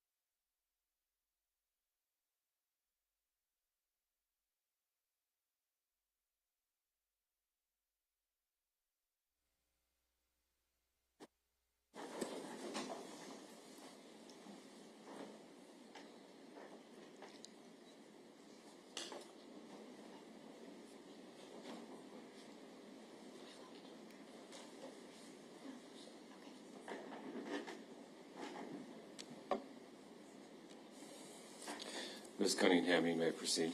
Thank you. Mr. Peters, if you could come back to the whiteboard and then walk us through the diagram that you've drawn so that we've got some perspective of the area that you have drawn. All right. As I suggested, or as I recalled, there's a residence here. This is gravel. At that point in time, this was corn. This is Veterans Memorial here going east-west. North is, this is accurate to the drawing. This is eastern. This, I believe, was an open field down in here. Subdivision over in here, subdivision, and then some corn, and then the weeds in the woods. All right. So for purposes of our written record, north lies where on your diagram? At the top. All right. Veterans Memorial runs what direction? East and west. And then eastern runs what direction? North and south. All right. And then if you cross eastern heading north, is that then where you would enter that private drive that goes up to that farmhouse? I'm not sure that it's a private drive, but it turns to gravel, and then there's a farmhouse up there. Absolutely. All right. So then as we talk about the various areas that you've described, on our northwestern corner along Veterans Memorial, you describe that area as what? This is a cornfield. On our northeastern side of Veterans, how did you describe that area? I just remember some low vegetation. It may have been a bean field, and then approximately 200 yards beyond Veterans, there was a residence with trees and hedges and structures. And again, speaking to our written record, for the southeastern portion along eastern, closest to Veterans, that area was described how? As I recall, in 2020, this was low grasses. All right. And then jumping over on the southwestern portion along eastern, how did you describe that area? Again, a subdivision here, or houses, and then some standing corn, and then weeds and woods. Okay, so were we working from south to north then, from the subdivision to woods and weeds? Yes, ma'am. All right. Now, let me have you take your seat just for a moment. I want to set up some, just some foundation before we go back to some details that you had described. Speaking to the topic of a vehicle. If a vehicle is moving through an area, with the mobility of that vehicle, is there any ability for it to leave behind scents associated with individuals? Yes, ma'am. Explain that. For example, if you light candles on a birthday cake and put it in a vehicle and drive down the street, some of those smoke particles are going to leak out. More so if a window is down. I've seen it in training with the dogs. I was part of the Xavier Harrelson search in Montezuma. I saw that with a dog. I was a part of a search for Evelyn Miller in 2005 in Floyd, Iowa, and I saw the same thing with the dog there. Those dogs indicated the direction of travel of the person of interest. Thank you. That's very helpful. All right. So then when the shoes were provided to you, that you used the, I'm going to call it a Q-tip in the hemostat, was that for the person of interest that Davenport had talked with you about? Yes, ma'am. All right. And then once you conditioned Rocky to that odor, with the deployment of Rocky, tell us what happened so that we really understand now that we've got this diagram. The way a trailing situation typically plays out, the dog, now if I were to go to a nursing home, for example, and there was a slipper outside, I would just leave that on the ground and point to it and have the dog take a sniff, and then the dog would cast about or move about until it found the trail and then establish the direction of travel. In this case, I put it in a Ziploc bag and then hold it open. He's done this often enough that if I put a Ziploc in front of him and it's open, he'll stick his nose in to get the odor of who the subject is. And then on that particular afternoon, I put him on a long lead because I'm always concerned about traffic, particularly in this environment.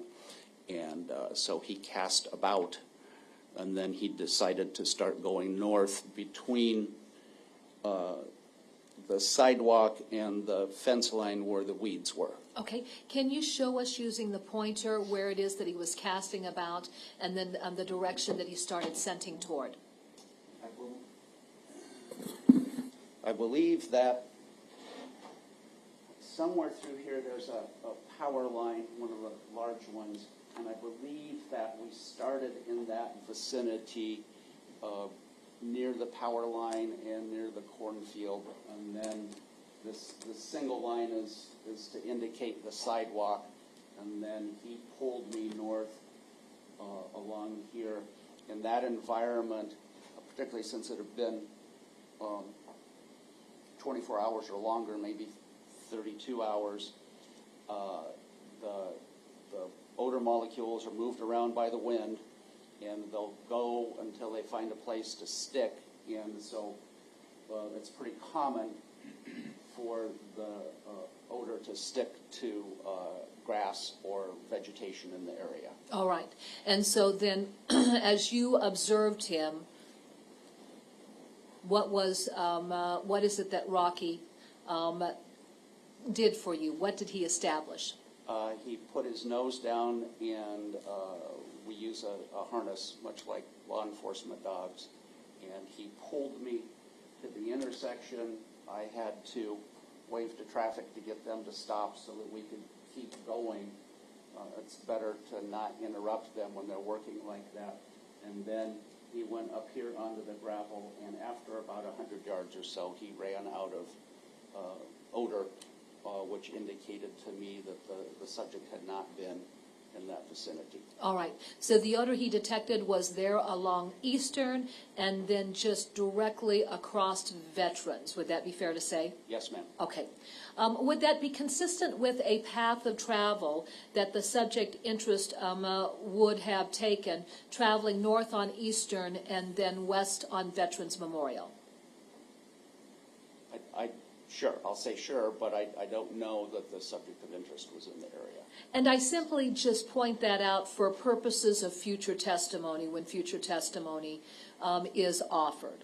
Okay. Okay. All right, go ahead and take your seat.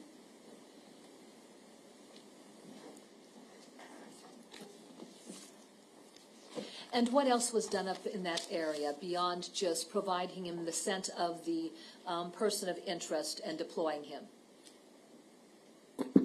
After we got across the road, 2 or 3 deputies or detectives followed me, and we went down into the cornfield to the west of that gravel road and looked around and saw nothing, and the dog did not indicate that he had any odor in that area.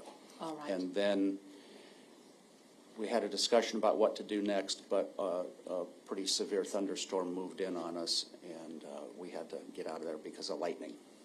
Did that conclude your responsibilities in this investigation?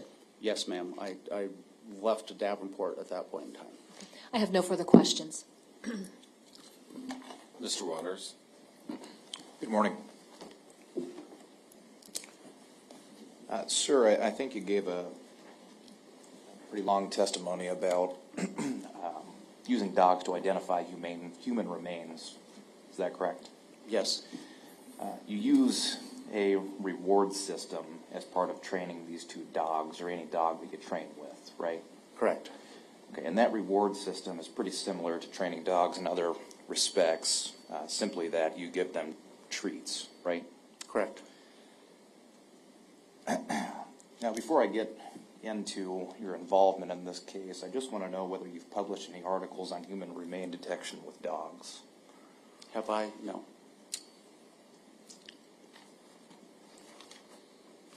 I want to first talk about when you went to this golf course in Ames.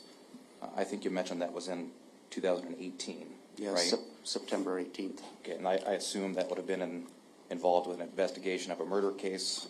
Yes, that's correct. Or some sort of homicide? Yes. Okay. I think then you testified that Rocky, the dog, essentially found a body by a riverbed, correct? Yes. And then I assume then that body was either moved by the county or somebody, right? Correct. Then you testified that Rocky came back and alerted human remains the very next day, correct? Yes. And then again 6 months later, right? Yes. And then a year later from the first time he detected that body. Correct. Okay. And just, if you can, just explain it to me, how do we know that the dog isn't just working off memory to get the treat? Well, as I said earlier, and that's a fair question, as I said earlier, on day one, the day that we were deployed, I typically don't reward my dogs at the scene. I'll walk away with them, give them a drink of water, whatever. The next day, he demonstrated the same behavior as day one.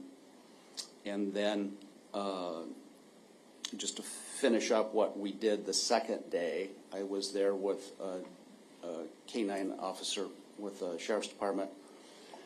And he and I followed we got a scent article from the perpetrator. He and I followed that odor across the footbridge and into an overgrown part of town that was known to be a kind of a vagrant camp.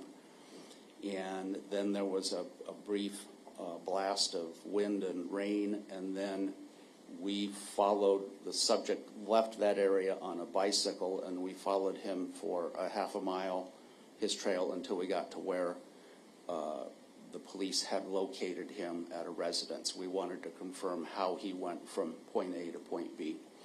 And maybe they do have a memory that long. They certainly know what the toy is when they see it, but they get the toy every day. And as I mentioned, I don't go to these places on a regular basis because I don't want to give them the idea that, oh, we're here, that means I get to play. So I try to break it up. There's another location outside of Ames where a subject committed suicide with a shotgun. That area has been flooded, on a riverbank, been flooded multiple times, and I can go back once a year, summer, winter, or fall, and still get the same behavior, because in that instance, the subject bled into the sand. And then I think you testified, in fact you did, you testified that these dogs can detect human remains for up to thousands of years. I think those were your words. Yes, right? that's correct, as confirmed by the state archaeologist. Okay, I want to first talk about your venture down to Credit Island. I think you mentioned that was July 11th of 2020, right? Saturday, yes. Okay. You were directed specifically by law enforcement to go to Credit Island, right? Correct. Okay. Then I imagine what that means is they contacted you and asked you if you could put these dogs to use for an investigation that they were having. Correct. Just bluntly, you didn't locate a body at Credit Island. No, correct? sir. Okay. But the dogs did alert to some sort of human remains, right? Human remains anywhere from a few blood cells to a body. Okay, but you couldn't tell me, and I think you testified to this in direct examination, you couldn't tell me whose body the human remains were, right? No, sir. Okay. And obviously you can't speak with dogs, right? So there's no way of knowing whose body that could have been. Correct? That's correct. And I mean, are you aware whether anybody has ever died down at Credit Island? I am not from the area. I am not familiar with its history. So as far as we know, it could be, from your words, Native Americans, correct? Sure. It's an unlikely location based on my knowledge of archaeology. Sure, but it's possible. Sure. Or not even Native Americans. Could be somebody who died a couple thousand years ago. Yeah, or 50 years ago. You didn't observe any blood down at Credit Island, correct? No, sir. When you went back in November, essentially what you said was that the dogs alerted in the exact same spot that they had alerted to in July of 2020, correct? Correct. So, I mean, the dogs could have alerted to somebody who died between July and November, right? Sure, that's fair. And then somebody could have also, or the dogs could have alerted to somebody who died prior to July 10th of 2020. Correct. Okay. I want to talk now about that storage area. I think that was probably the second place that you went, Correct. and that would have been the same day, July 11th of 2020. Yes, sir. Okay, the trailer the dogs searched, I think it was in State's Exhibit 148-1, -2, and -3. You were shown pictures of that trailer, right? Correct. You remember that trailer? Yes. Okay. Do you have any clue who that trailer belongs to? There were two gentlemen that arrived that apparently were caretakers of the property, and they mentioned that the trailer had been there for a few years, and they believed that the owner had moved to Florida and just abandoned it.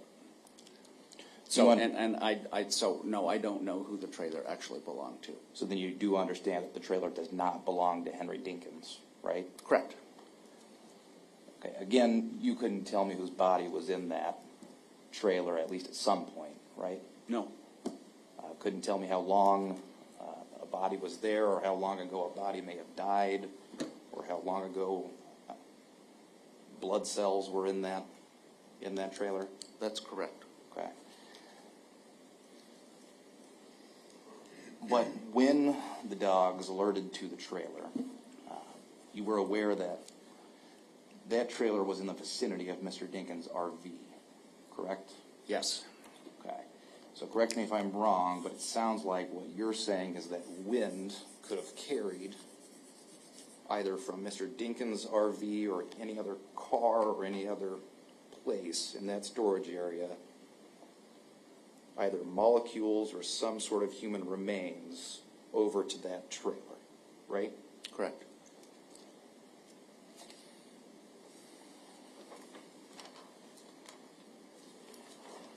Are you aware how the wind was blowing that day, July 11th? Yes, I would assume that you might have the report that I submitted to the police department. The wind was out of the southwest, and then as the day progressed, as it got hotter and the thunderstorm kicked up, it started to become more variable. But at that point in time, I believe it was out of the southwest. Okay, so that was from July 11th of 2020. Correct. Are you aware how the wind was blowing on July 10th of 2020? No, I'm not. How about any other day before July 10th of 2020? I have no idea. Okay. I think next then you search these, a Camaro, an Impala, and an RV, right? Correct. Were you aware at the time that this Camaro, that Impala, and that RV belonged to Mr. Dinkins? Yes. Okay. And again, Well, forgive me. I was aware that they belonged to the person of interest. I did not know the name of the owner. I wasn't provided the name of the owner, but I was aware it belonged to the person of interest. were you aware at that time that the person of interest was being suspected of either murder or kidnapping? I don't think those words were used when I received that information. Okay, I'll move on. When you brought the dogs to the Camaro, again, there was no alert on the Camaro, right? Correct. And then when you brought the dogs to the Impala, just from your own observation, did you notice any dents or any sort of manipulation of the vehicle itself? No, sir. I was right next to it 2 times, and I don't recall seeing any physical damage, particularly to the area of the right side. I mean, you had looked at it for some time, right? Yes, I was in close proximity to it, and then I took one dog around, and then I took a second dog around. Did you notice any dirt on the Impala? I don't recall. Okay. But I think you testified then that, was it Rocky that detected some sort of human remains on the passenger side of the Impala? Correct. You testified that Rocky was indicating on a seam of the door, right? Correct. This is going to become redundant, but you couldn't tell me whose remains they were. No, sir. Okay. Couldn't tell me how long remains could have been there. No, sir. Then I think you said that the RV, when you inspected the RV, or when the dogs inspected the RV, they detected human remains on the RV, right? I did not visualize anything that looked like blood or human remains at the front bumper. They indicated that there were volatile organic compounds emitting from that access point, or that opening in the bumper. With all 3 of these vehicles, the Camaro, the Impala, and this RV, is it fair to say you're unaware of the ownership history of these vehicles? That's correct. Okay. You couldn't tell me who owned the Impala, let's say, 5 years ago? No. And the Camaro? No, I have no idea. And the RV? Correct. Okay. You are unaware when Breasia Terrell was killed, right? I have no knowledge of that. Okay. I want to last talk about this venture you took up to Vets and Eastern. When you were given these shoes, did the police tell you who the shoes belonged to? I wasn't provided with a name, just that they belonged to the person of interest. Did they differentiate the 2 persons of interest? Or did they just tell you, hey, there's a person of interest we want the dogs to maybe find? Correct. Okay. Yeah, the latter.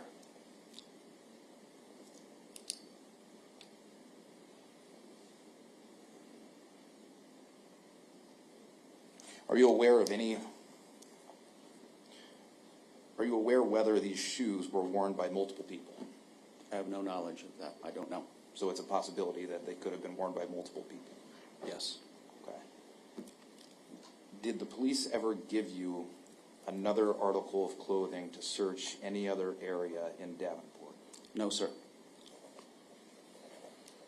They didn't give you an article of clothing to search for a person of interest down at Credit Island?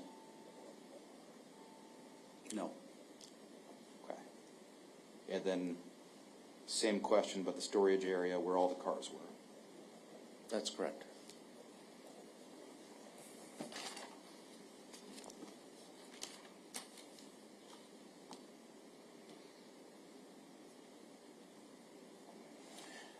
And then lastly, how do we know whether a person was in a vehicle or walking or by bicycle or bus up in that area in Vets and Eastern? We don't know. I don't know. It could have been any of those options. So the dogs couldn't tell you?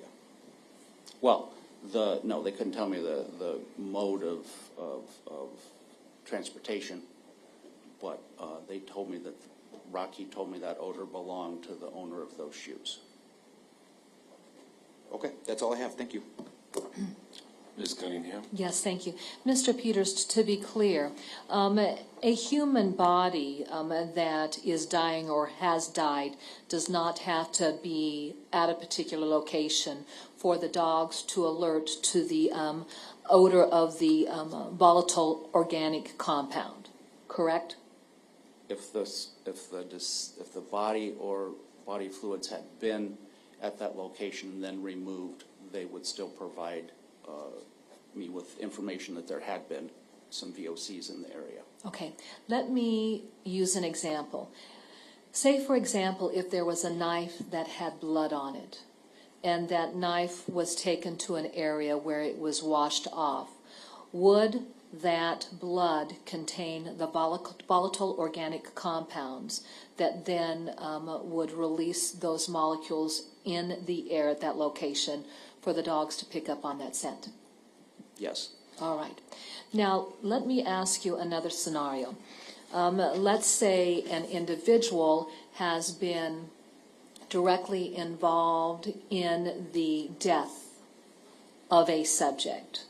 If there is that contact between the deceased or the dying person and a subject, can those molecules attach to the individual and their clothing or shoes? Yes. And so then if there is movement by that individual in an area, can those molecules then fall away off of clothing or off of shoes? Possibly. All right. Let's assume this scenario. If there are shoes that have mud on them, and there are the volatile organic compound from the deceased individual that has attached to the mud on those shoes, can that transfer take place in an area where the subject would have walked? Hypothetically, yes. Okay. If I could just add that humans detect odor in parts per million. For example, the smoke detectors in here detect odor at parts per million. Dogs detect odor at parts per billion.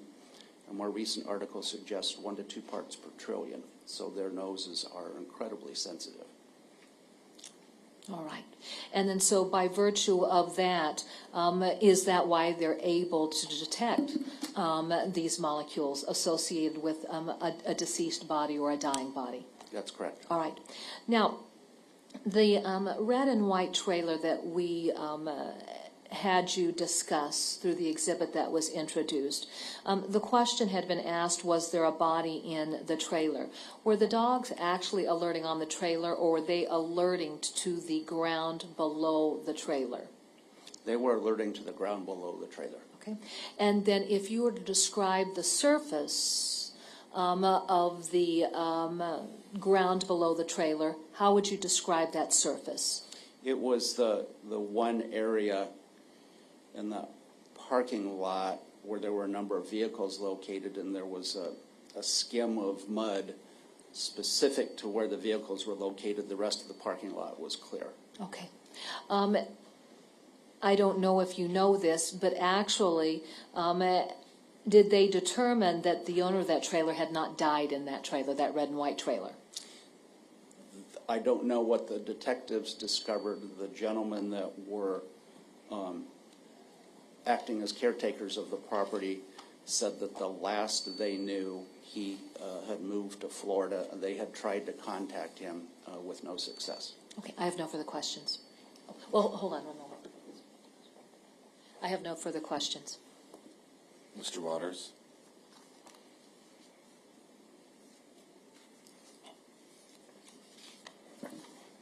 I have nothing further. Thank you. You may step down.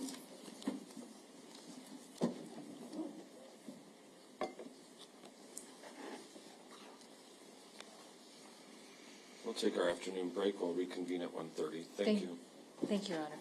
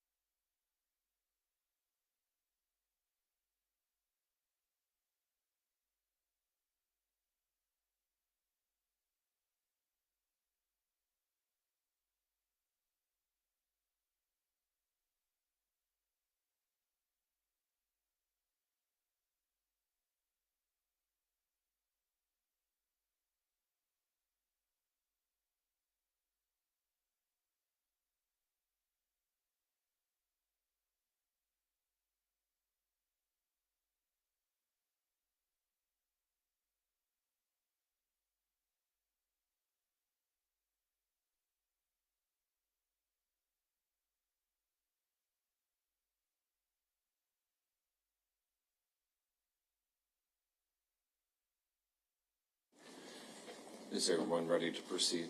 Yes, Your Honor. Ms. Cunningham, you may call your next witness. Your Honor, the state calls FBI agent Eli McBride.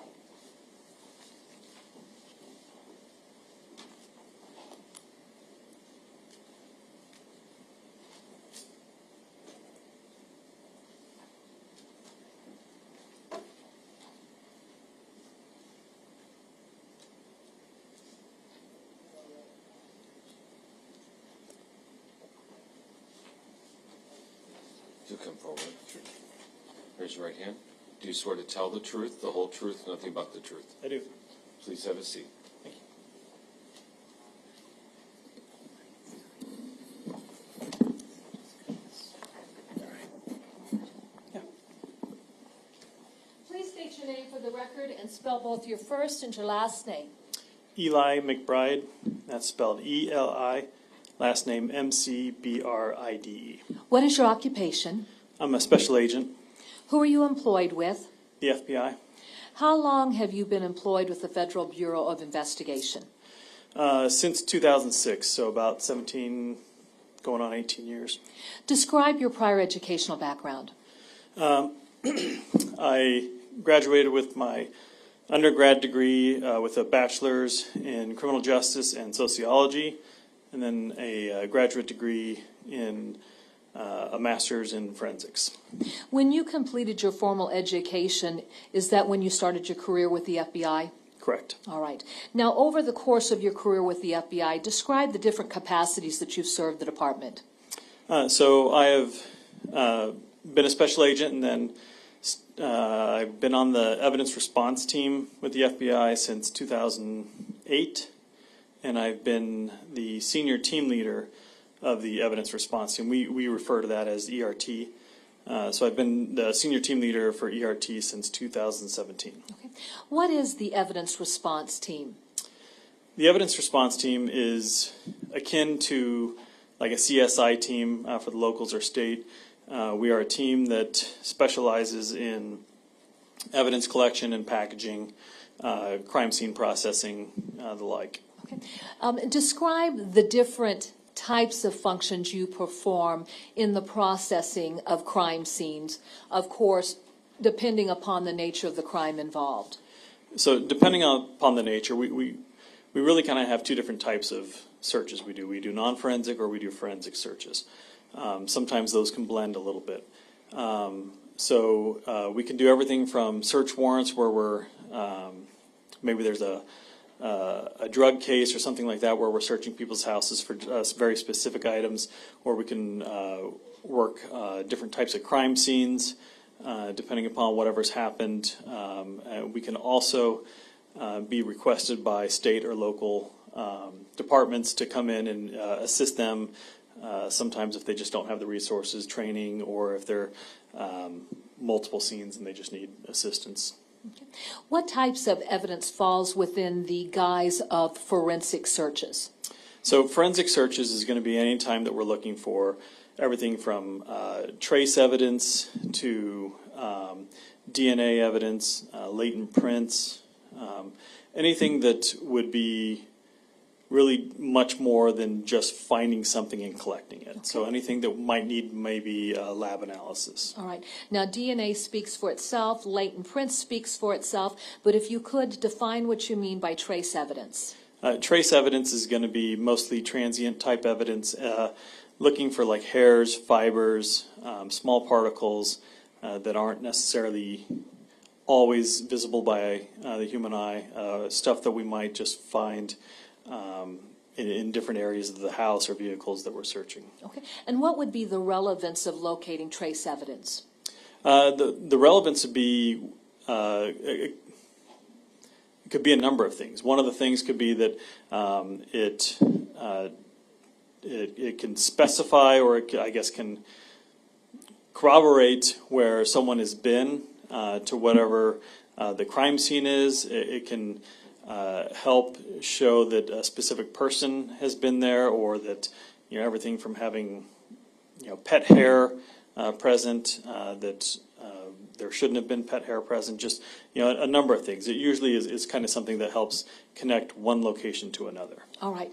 Now, talking about that very subject matter, in the course of criminal investigations, are there instances where there is not intelligence information or facts gathered during the course of an investigation that would connect an individual to a particular location or even a vehicle? Yes. All right.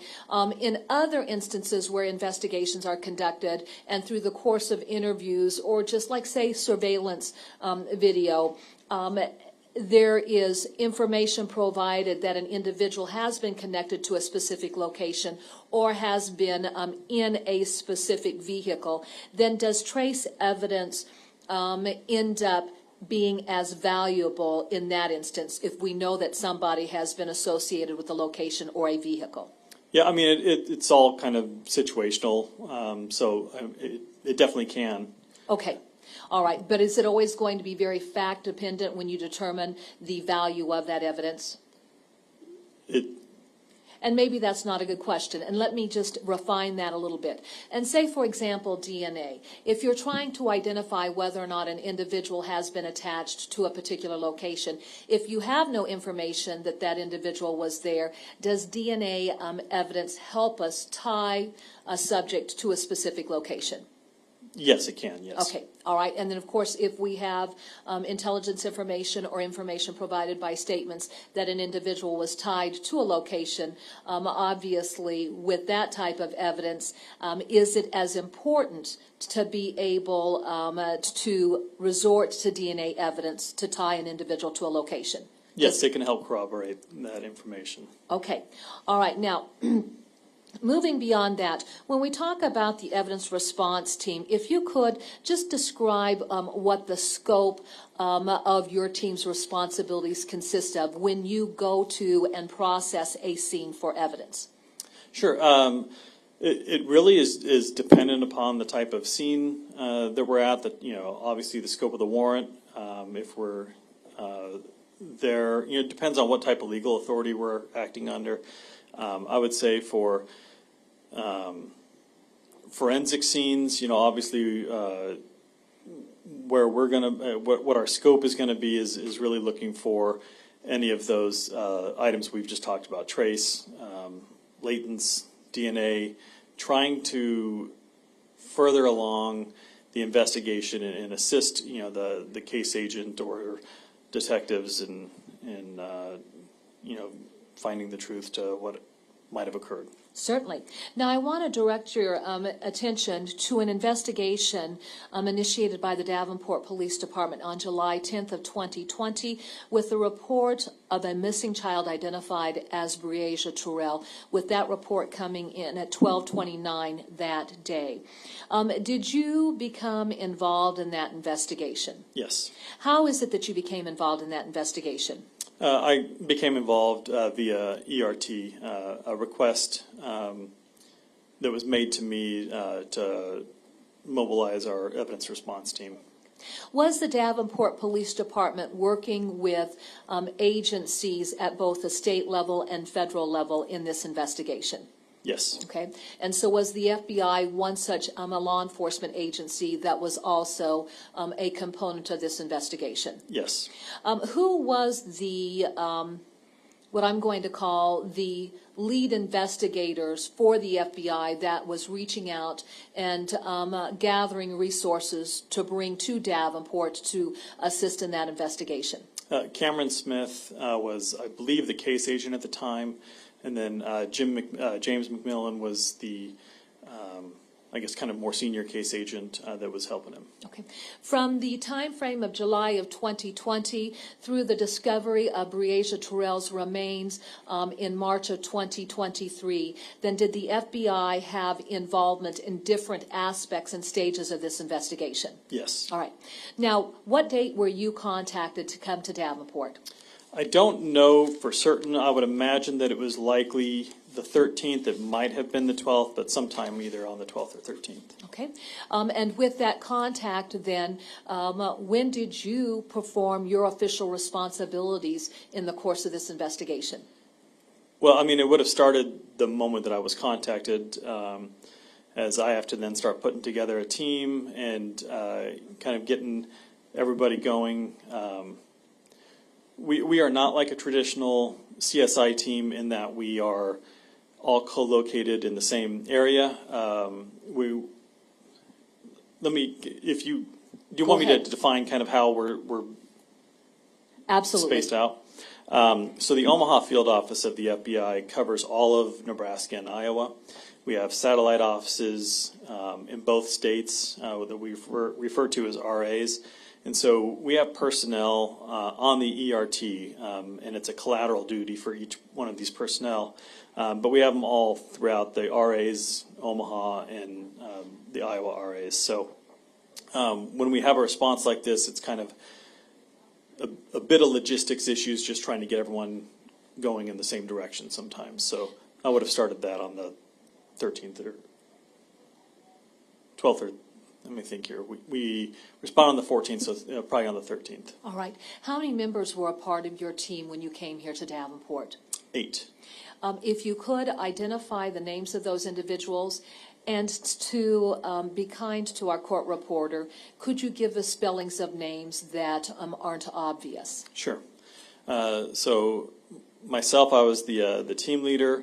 We had Lavone Tinkin, which is spelled Lavone, last name Tienken. In what capacity was Ms. Tinkin going to be assisting the emergency or the evidence response team? She was our lead photographer. Okay, continue. And then we had Lauren Peck. She is now Lauren Bell. Her name is Lauren, at the time Peck. It is now Bell for her last name. She was. She also did photographs for one of the vehicles and was the photo logger for the others. All right. And then beyond those two individuals, who else was on the team? We had Michael Bishop, both as they sound. He was just a searcher. We had Jasmine Horn, Jasmine, last name Horne. She was our sketcher and also forensic searches. We had Elizabeth Salzman. Her last name is Salzmann, and she was our evidence custodian. We had Cameron Smith, who was a member of the ERT. He was also obviously the case agent for this. And how many is that? Is that 1, 2, 3, 4, 5, 6, 7? I'm trying to think. Oh, and we had Brandy Hayes, Brandi, last name Hayes, and she was just a searcher. All right. So was there a total of 8 people on the team? Yes. As the team leader, were you responsible for directing the search of locations you were assigned to? Correct. And would you have been aware of every aspect of that search and any processing of those scenes? I would have, I don't know if I would say every single aspect. I would have been aware kind of overall of everything that was happening within the scene. Okay. Now, can you define for us what you mean by a sketcher? Just someone who will prepare a sketch of whatever crime scene that we are working on. To include, so basically, just as it sounds, you're sketching out kind of a diagram of the scene or the vehicle, and showing where each room or compartment or whatever might be important is on there. Define the role of the evidence custodian. The evidence custodian is kind of as it sounds, that they're going to be the ones that ensure that whatever evidence we are collecting and eventually seizing, that we are doing so pursuant to FBI policy, that we're keeping a organized, consistent log showing each one of those evidence items and where they were located and by whom they were located. They can also kind of play a little bit more of an administrative role for the scene to make sure that everything is properly documented. Okay. And then let me just further our discussion on that topic, if I could. With respect to any evidence that was seized by your team then, who would that evidence have been turned over for submission if there was a need to submit it to a laboratory for, like DNA analysis, latent prints analysis, or any type of trace evidence analysis? Generally, that's the case agent. So in this instance, it would have been Cameron Smith. All right. Now, when you responded to Davenport on July 14th of 2020, had there been a briefing provided to you to explain what the nature of your assignment was going to be? Yes, I believe Cameron Smith and I would have, we had discussed things prior to our departure. Okay. What was the nature of the assignment that was made to your team? As far as like why we were going out there? Exactly. I would say that it wasn't there wasn't much known, I don't think, at that point to us as far as, aside from the fact that we had a missing 10-year-old girl that was last seen with her stepfather out in the Davenport area, and that there was different vehicles that had been in play as far as things that the Davenport PD and FBI wanted us to look at. It was a pretty basic set of facts as far as what we knew going in. Okay. Were there specific vehicles that you were assigned to search and process? Yes. Okay. How many vehicles? 3. Could you give us descriptions for those 3 vehicles? Sure. The first one was a 1980 Kings Highway motorhome, kind of a big RV type vehicle. The second one was a 2007 maroon Chevy Impala. Okay. And then the third one was a 2012 black Chevy Camaro. All right. Now, were there search warrants that had been obtained prior to your team searching and processing those vehicles? Yes. All right. Just by way of background so that we have some perspective, even before the search warrants that had been obtained by the Federal Bureau of Investigation, had the Davenport Police Department also obtained search warrants for those vehicles to accomplish certain objectives that they were needing to accomplish before your team came in and did the processing of those vehicles? That was my understanding, yes. All right. Had photographs already been taken of the vehicles just to establish their appearance at the point that law enforcement had come into contact with those vehicles? I mean, I had not seen the photographs, but it was my understanding that they had. Yes. All right. And then let me ask this. I want to focus very specifically on the RV. Were you aware, based on a statement provided by the younger brother of Breasia Terrell, identifying a machete that was in the RV, were you aware of Davenport having gone in and seized that machete before you came to do your processing? I was, yes. Okay, all right. So, that being said, were the vehicles in police custody when you began your responsibilities on July 14th of 2020? Yes. Okay. Where were they located? They were located at the, I believe it was the Public Works building. Mm-hmm. I don't know the exact address off the top of my head, but Public Works building for either, I guess, Scott County or Davenport. Okay. Did your team respond out to that particular location? Yes. And then when you arrived at the location, had the Davenport Police Department taken steps to secure that vehicle in some way to establish that there was a proper chain of custody and that no one had been able to get into those vehicles or remove anything from those vehicles? Yes. Describe. So the outside of the building was taped off as far as the entrance to get into the building, had like yellow caution tape. Inside the building, there was caution tape across, kind of in front of and behind each of the vehicles, as well as evidence tape that had been placed on all of the, I guess, possible entrance doors for each vehicle. Okay. How were the vehicles situated inside that building? They were situated with At least from where we went in through the entrance, it was the motorhome was situated first. Behind that was the Impala, and then behind that was the Camaro. Okay. And in what order did you conduct your search and processing of those vehicles? We did it in that same order. We just went from kind of front to back with the motorhome, then the Impala, then the Camaro. All right, let's focus then on the process that you follow. Describe the steps utilized by the evidence response team when they process a vehicle. So we generally go by a 12-step process no matter what type of search we're on. And I can take you through each of those steps if you'd like. Absolutely. So the first step would be preparation, just kind of what we've already talked about, having that discussion with the case agent.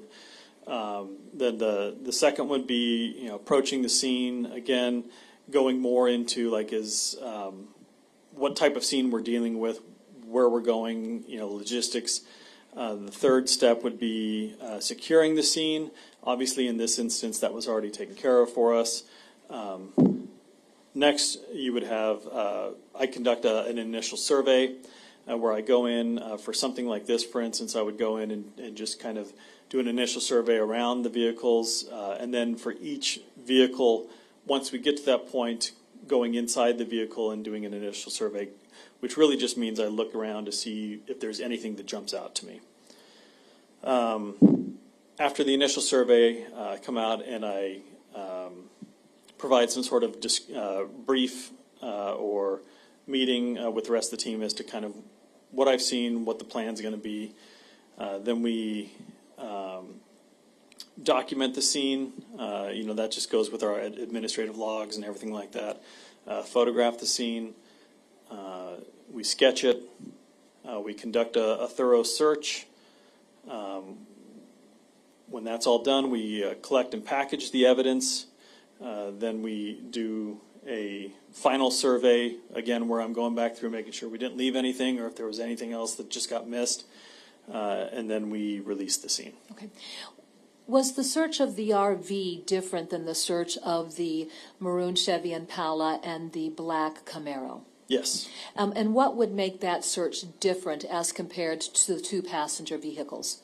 Well, I mean, the motorhome you're treating a little bit more like we would for a residence search or an apartment search. You have room to move around. You have living areas and usually a lot more items than what we typically find in just a vehicle search. And staying with the topic of the recreational vehicle, had Davenport already gone in and done at least a search for specific items of evidence? In the motorhome? Right. Yes. Okay. All right. Set the stage then for the RV.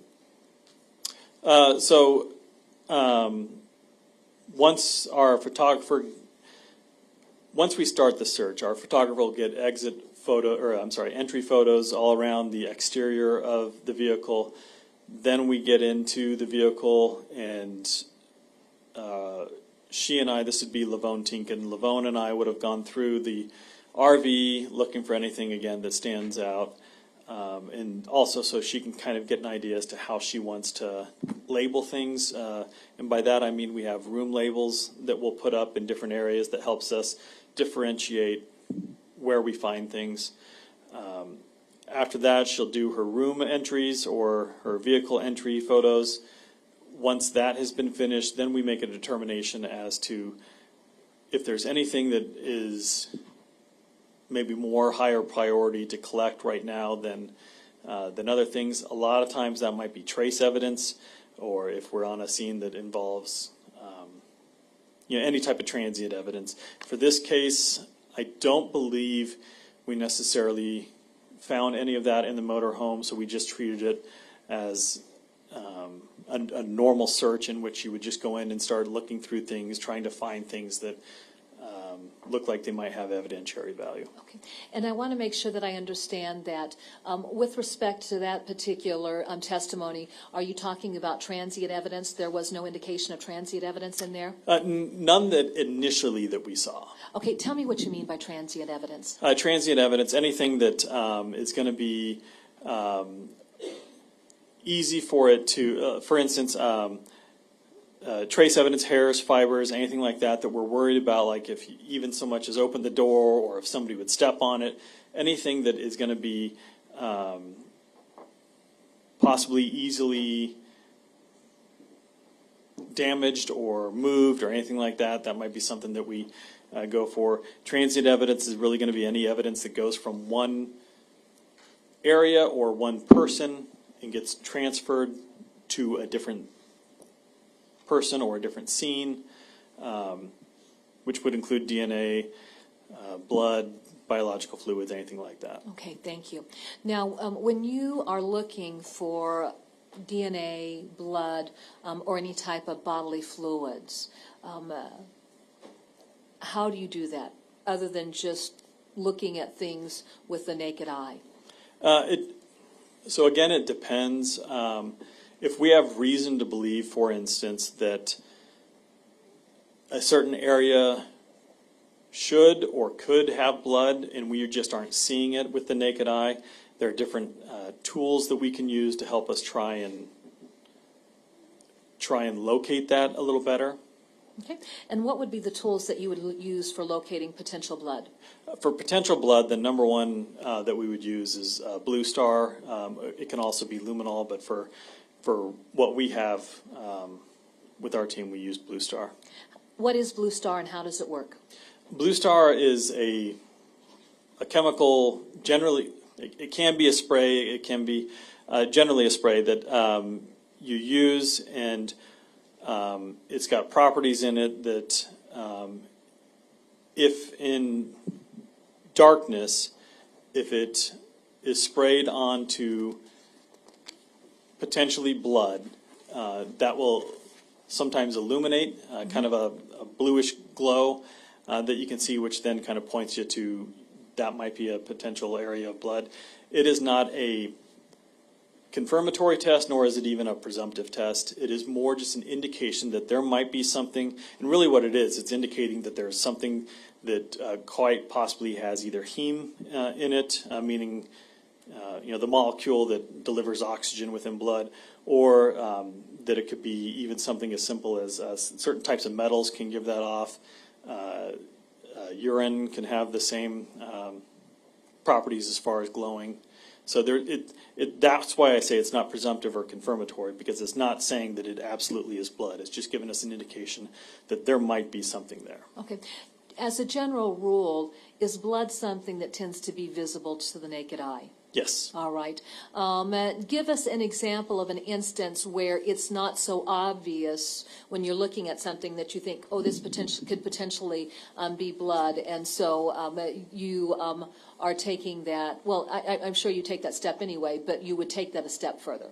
So the two that pop out in my mind would be, one is if you're dealing with a background that might be the same color. You might be dealing with like a darker background that is just hard to, with the naked eye, see if there are certain things that are blending in, or like a darker carpet or something like that where it's just harder. The number two would be if it's been cleaned up or been attempted to have been cleaned up.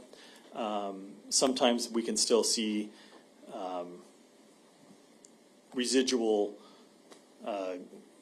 luminescence from that. Okay. I'd like for you to speak to that topic. Are there products out there that can be used to clean up blood? Yes. Okay. What would be those products? I mean, I'm not the expert on all of them, but I know bleach would be, is kind of the universal, the easiest one that somebody would use. Okay, and then as far as bleach is concerned, does bleach have any type of impact on DNA and the presence of DNA? Yes. And just generally, I understand that you're not one of the forensic analysts, but generally, through your training experience, what is the import of bleach if bleach is used in an area where there might be blood or even potential DNA evidence? That it would destroy it. Okay. All right. And do you have any understanding of how quickly, with the use of bleach, DNA evidence can be destroyed? I don't have a Generally speaking, I believe it happens fairly quick. Okay. I don't have a scientific background enough to know the exact time that it would take. All right. Now, let's talk about bodily fluids. Is there a distinction between blood and when we talk about bodily fluids? There can be, yes. Okay, what is encompassed within that category of bodily fluids that you would also look for? So with bodily fluids, in addition to blood, it can be anything, as I've already stated, urine, it can be seminal fluid, saliva, vaginal fluid, any type of biological or physiological secretion from the body, generally associated with some sort of sex or sexual incident. Certainly. And when we talk about bodily fluids, is this something that's necessarily obvious to the naked eye? No, not all the time. Okay. Are there tools that you utilize as a member of the evidence response team to help identify locations of potential bodily fluids? There are, yes. Explain. So what we will use is we call it ALS, which is short for alternate light source. Within the ALS, within an alternate light source, there's a number of variations of light. The one that we primarily use is UV. What happens is you can use that UV light to shine it upon areas that might have, for instance, stains on them, or that you think might have those types of areas. Again, using a little bit of darkness, then using that light. What happens is that light is fluoresces back, and if you're using the proper filtered goggles, for instance, if you're using UV light, you would use orange colored goggles. That takes out the overexcitation light, so that it basically kind of lets you see different, I wouldn't say chemicals, different areas that you wouldn't normally see with your with the naked eye. It can highlight areas. Okay. If there are areas that have been highlighted by those alternate light sources, how is that then collected to be submitted to a laboratory for forensic analysis? We can do one of two things. We can either swab the area, but our most preferred method is we just like to, if there's any part that we can take out and just send the whole thing to the lab, we prefer to do that because they're the experts in analysis. We're just kind of the collectors. So anytime that we can collect something and send it to the lab, we generally try to do that.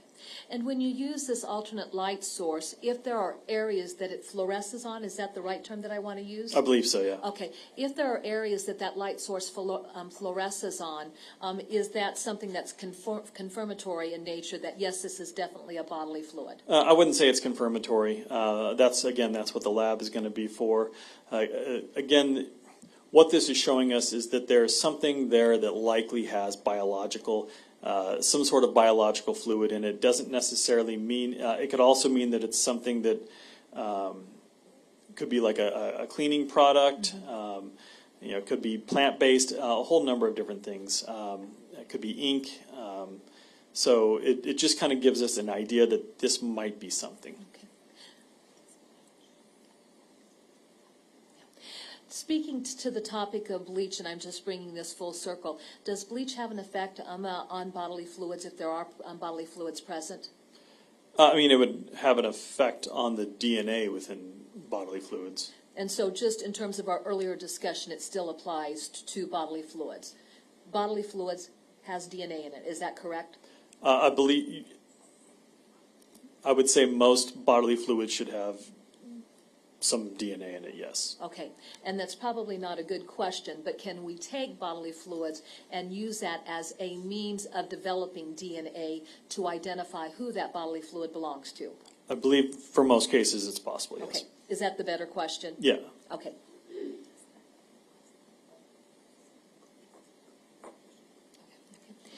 Now, does The alternate light source ever fluoresce if there has been a cleaning fluid like bleach used, on an area where there had been bodily fluids? I don't know about bleach. I know that it has the potential to on certain products. It's hard with bleach again because a lot of times if you're using bleach, you're wiping it down, and so that's going to not necessarily leave like a solid, like a pool or a stain.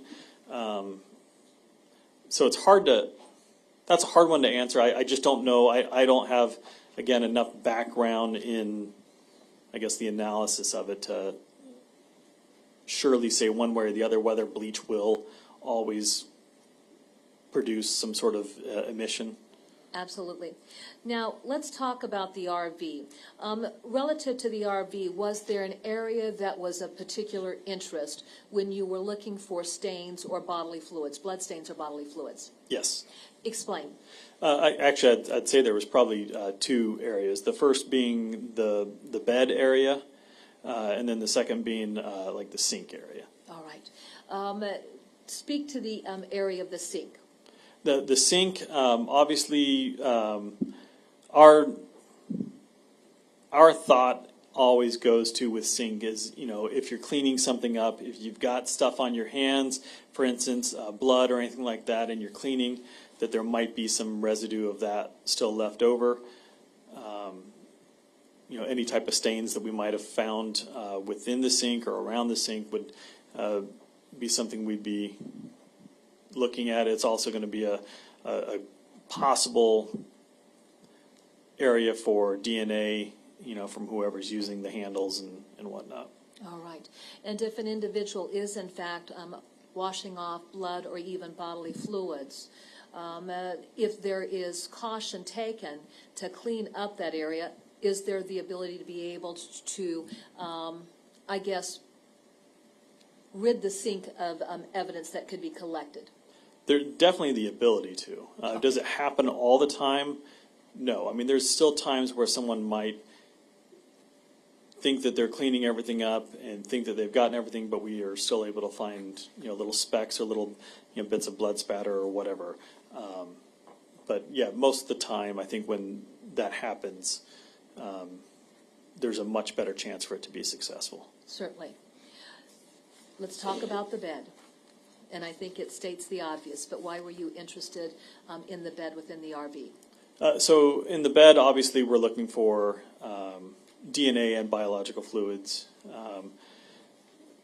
For stating the obvious, obviously, if there's going to be sexual activity, one would think that the bed would be the primary spot for said activity to have occurred, as well as just for anybody laying down, anyone sitting down or whatever. There's that chance for everything from hairs, fibers, DNA, any type of biological fluids, etc. Okay. Was the scene photographed before we started the processing for blood or any type of bodily fluid? Yes. All right. And Special Agent McBride, were there a significant number of photographs taken? I believe so. Okay. Have we narrowed those photographs down to particular items of interest within the RV itself? Did we take specific photographs of the evidence items? Is that what you're asking? No. Did we take a massive amount of photographs to begin with, showing the overall condition of the RV? Yes. Okay. And all of the items in the RV? Yes. Did your team go through drawers?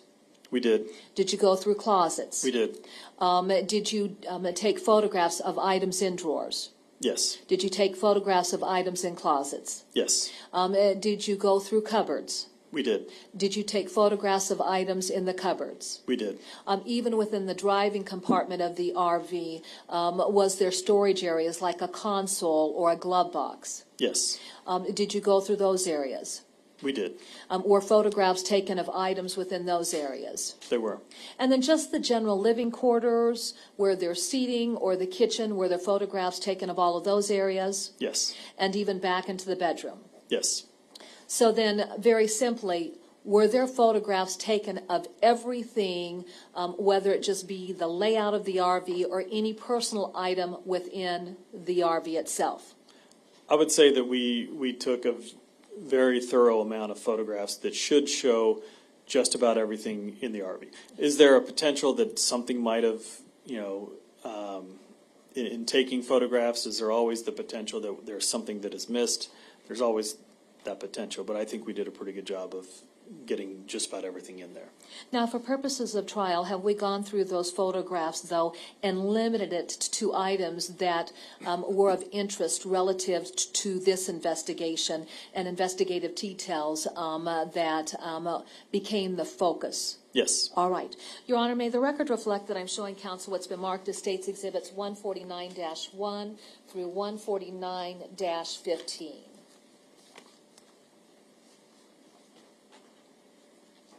May I approach, Your Honor? You may. I'm handing you what's been marked as States Exhibits 149-1 through 149-15. I want you to look through that group exhibit, and once you've finished looking through that exhibit, let me know.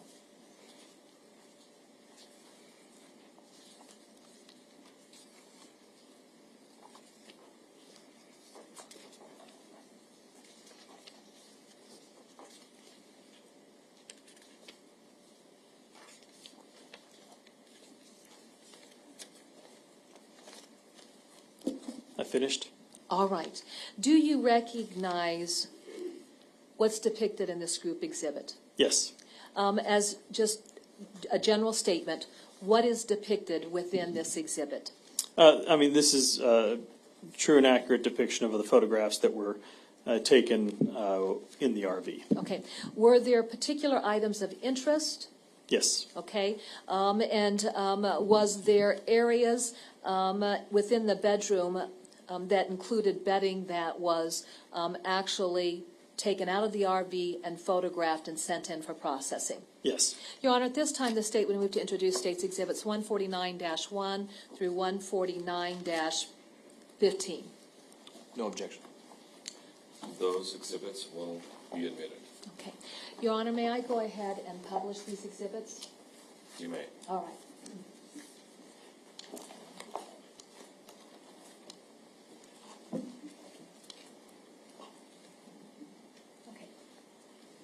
Special Agent McBride, were you aware of, I guess, statements collected from witnesses about Breasia and her younger brother having been dressed after their baths at the person of interest's apartment in large white T-shirts? I don't know what the specifics were, but I remember discussion about being dressed in attire such as that, yes. Okay. And so was that something that would have been of interest to your team when you were in there in the RV and looking for items of evidence? Yes. Okay. States Exhibit 149-1. What does this particular photograph depict? This photograph depicts like a large white T-shirt or undershirt. All right. Then I'd like for you to actually look at your 149-2. And rather than viewing it on the screen, I'm going to ask you to look at something if you could. What is 149-2? It's a picture of it's called a DG Home Cleaner with Bleach. All right. Was this found in the RV? It was. All right. Has this been removed from its original location as we see it in this photograph? Yes. All right. But going to States Exhibit 149-3, does this give us a perspective of the location where that item was found within the RV? It does. Generally, where was this cleaner that contained bleach found? For 149-3, what you're looking at is if you would enter into the RV or the motorhome, you would take a left and you'd be walking towards the bedroom area. This is on the left side of that. I would call it kind of like a cabinet area or maybe like a little desktop Certainly. kind of table next to the bed. Let me ask you about your knowledge relative to bleach. Is bleach manufactured in one of two ways, essentially? And if you don't know, just let me let me know this. So, if you buy bleach, the active component of bleach, is there different active components depending upon the brand of the Clorox that's been bought? I wouldn't know. And that's okay. I didn't know if you knew that, but we'll go ahead and we'll set that aside. Let's go ahead and let's talk about the next group of exhibits. And if you could, then lay the groundwork for what we're going to be seeing in these photographs that we'll be discussing. States Exhibit 149-4. Tell me about what we are seeing here. 149-4 was a blanket, a blue and white checkered blanket that we found in the bed area. Okay. When you went into the sleeping quarters of the RV, was there bedding on the bed? I mean, I believe that there was bedding, like blankets and sheets and whatnot, as I recall, on the bed. Like, was it wrapped around the bed in such a fashion that we're thinking of as far as like a fitted sheet around a mattress? I don't believe so. I think it was just kind of on there. Okay, kind of balled up in a messy sort of way? Yes. Okay. Did your team go through and examine the various articles associated with this bedding? Yeah, we looked at each item. Okay. Now, how would that have been done to facilitate a complete examination of each item of bedding? The easiest way is just for us to, obviously in that motorhome you don't have a lot of room. It's very narrow, so we would have taken the bedding out and laid it on butcher paper so that we can get a better idea of, one, the size, two, we can get a better look as to if there's something on there that is suspicious in nature. As we look at States Exhibit 149-4, the surface underneath that bedding, is that the butcher paper that you're describing? Yes. Okay, and then if you could, what was it about this particular item of bedding that was of interest? Well, any item of bedding is going to be of interest to us just for the mere fact that it could have DNA, trace evidence, stuff like that. This one also had a red stain on it. There you can see it in the bottom right corner. That obviously drew our attention. All right. Let me go to States Exhibit 149-5. Was there close-ups taken of that area that you were referencing? Yes. All right. What is depicted in States Exhibit 149-5? A close-up area of that where it could show kind of the reddish stains on that same blanket or comforter. 149-6. Sorry. Also, a close-up of one of the red marks or stains. Okay. Moving on to 149-7. This is just another sheet that was white with little green triangles, I believe, that was roughly in the same area. All right. 149-8. Another blanket that was from the same area as the last ones that we talked about. Now, as we look off to the upper left corner of this picture, what is it that we're seeing there?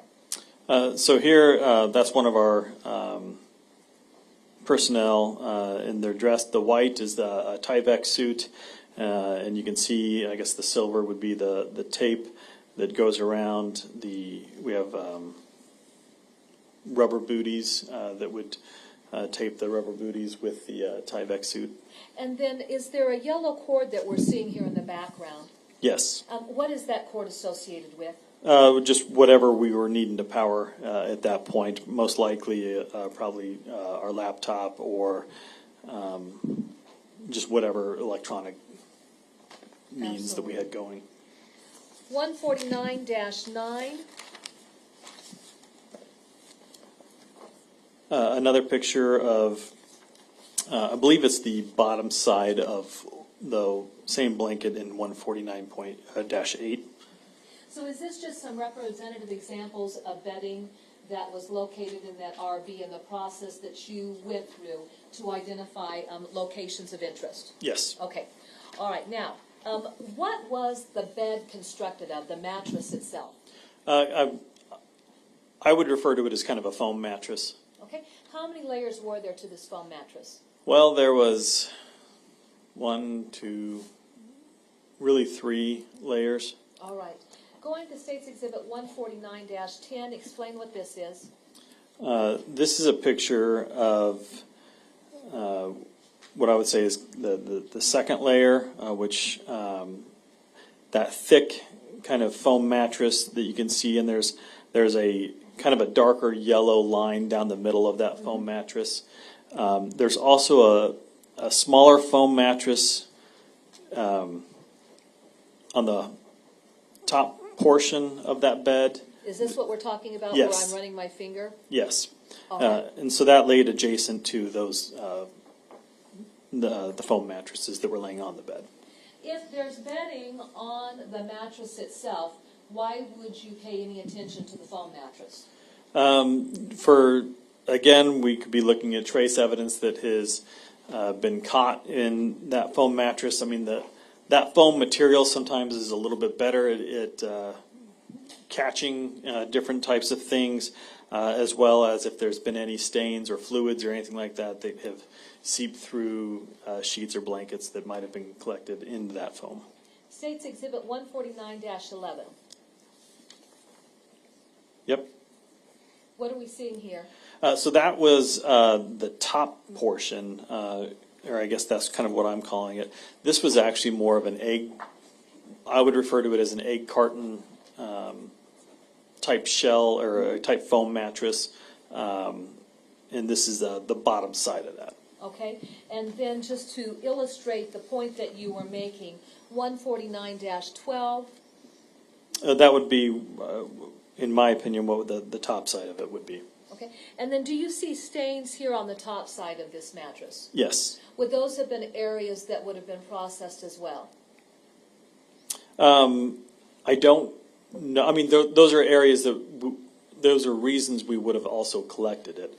Whether or not those specific areas were eventually processed by the lab, I don't know. Okay, and that was a bad question on my part. Was this an area that you were interested in for having potential evidence to submit to the laboratory? Yes. Okay, going to State's Exhibit 149-13. What is State's Exhibit 149-13? So 149-13 is, if you remember back to 149-10. Okay, and then let me just throw that out there so that we can just reference that again. I'm sorry? There we go. So Yep. 149-10. So yes, so this is the mattress that you're seeing, I believe on 149-10 is that first kind of layer. Okay, is it this, what's laying flat Yeah, here? the thick foam mattress, Okay. I believe. I mean, I would have to double check with the photo log, but I'm almost certain because the first layer, that we looked at on 149-10 was actually two kind of rectangles that were together. Sure. Whereas the layer underneath that we'll see in later pictures, that it was already split apart. Gotcha. All right, and then to carry that thought through, looking at 149-14, is this what you're speaking about? Yes, so that would be the bottom layer that was split already. All right, now we see a number of darkened markings along this that almost looks like grids, if you could. Explain that to us so that we understand what we're looking at. I don't know what those are. My guess is, again, just purely guessing, would be that it's from being on the bottom and having, being pressed up against whatever shelving or materials underneath it. And then was there any trace evidence that you would have collected during the course of this particular search? Yes. What was that trace evidence? Hairs? How many hairs? 2. How would you describe the appearance of those hairs? I think one was a little bit longer, and off the top of my head, I don't remember the color of it, but one was found on top of the mattress and one was found, I believe, kind of underneath the mattress. Were these seized as well? Yes. All right. For what purpose? For potential value or potential evidential value for the case. Okay. And this is State's Exhibit 149-15. What is depicted in State's Exhibit 149-15? One of the hairs that we collected. All right. It's hard to see, I think, but if you could, is my finger running along It is. that hair? Yep. All right. Let's speak to this particular topic. Was this an older RV? Yes. Just based on your observations of the condition of the RV, did it appear that this vehicle had been subject to significant use? Yes. That being said, over the course of time, even though you found 2 of those hairs, if there is a lot of activity within that RV, finding those 2 trace hairs, could that be, pretty typical for any RV that you go into? I would think so. Okay. At any rate, are you still going to collect that evidence just to be safe? Yes. All right. Does that really speak to, I guess, what occurred with the search of the RV? For everything that we just went over? Yeah. Yes. Okay. All right. Now, let me go ahead and grab this for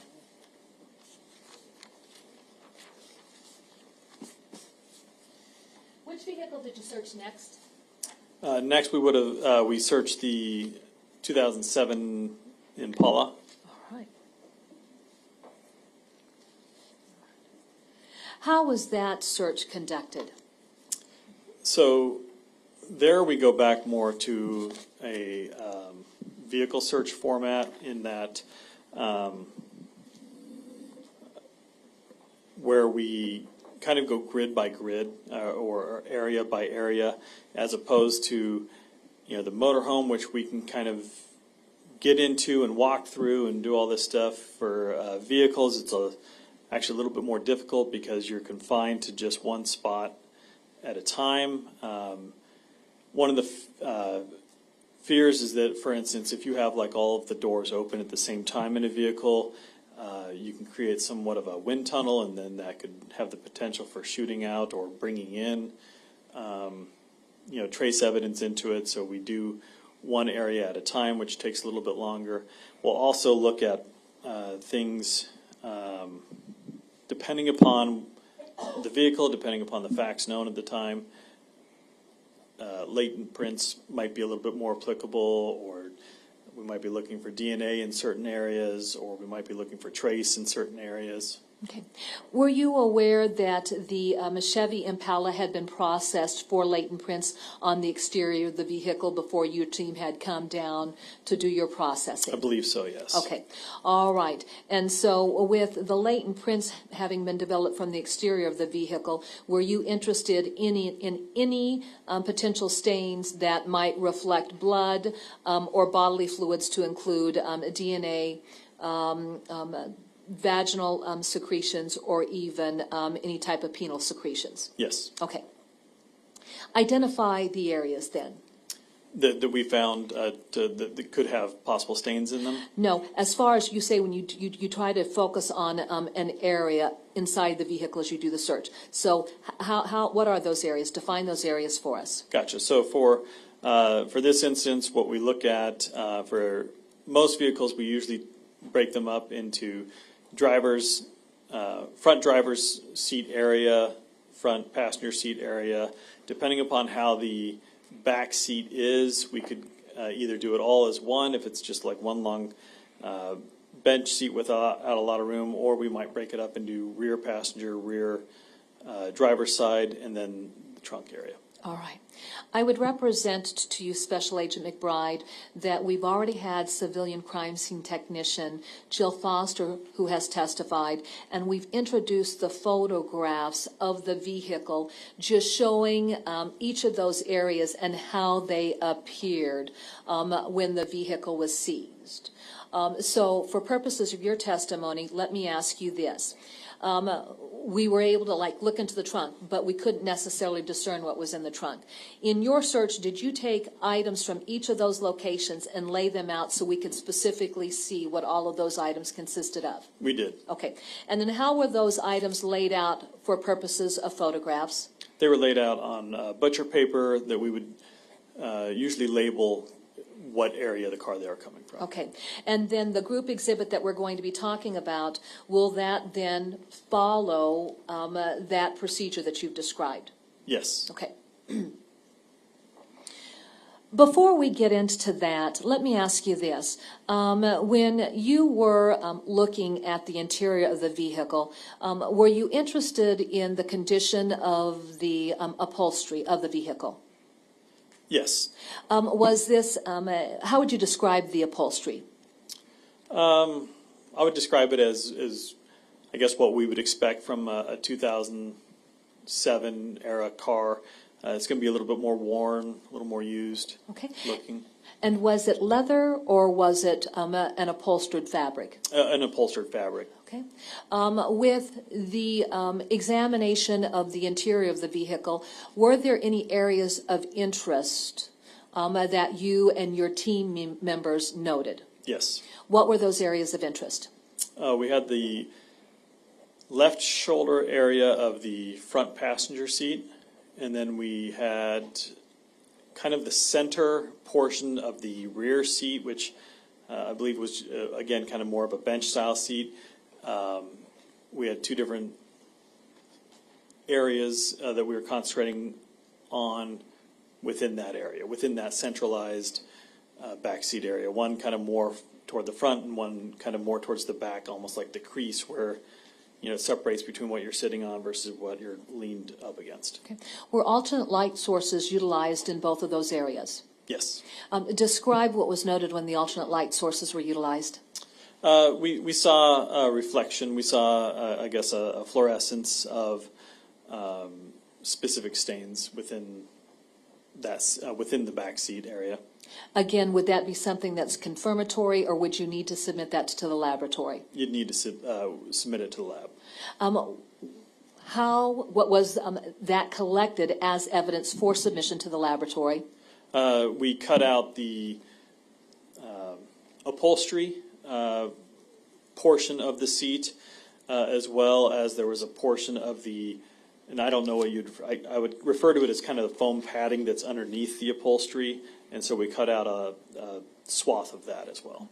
And then I'm going to go back to the topic of bleach. If there was any type of bodily fluids or even blood, could bleach be used to clean those areas? It could be. All right. Let's talk about the trunk. When your team was doing the search of the trunk, did you lay out all of the items found within the trunk? I don't know if we laid out every specific item. We took out every item. I don't know if each item got specifically laid out, but we laid out most of them, yes. Were there items in the trunk that seemed a bit disturbing to you? Yes. Describe.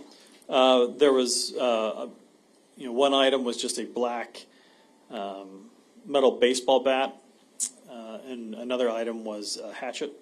Okay. And then was there any type of covering for some sort of knife that you found within the trunk?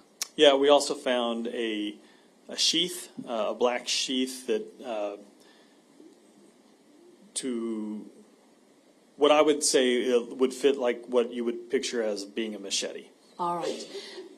Now, was any machete within the trunk, or just simply the fabric covering that would fit over the machete? We did not find a machete in there, no. But just simply the covering for it? Yes. All right. Your Honor, may the record reflect, there we go, that I'm showing counsel what's been marked as States Exhibits 12-1 through 12-32.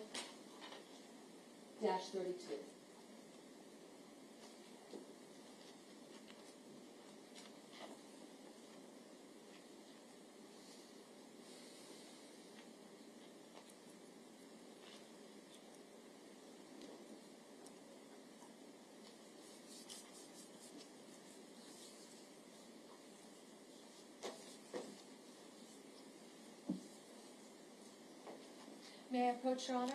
You may.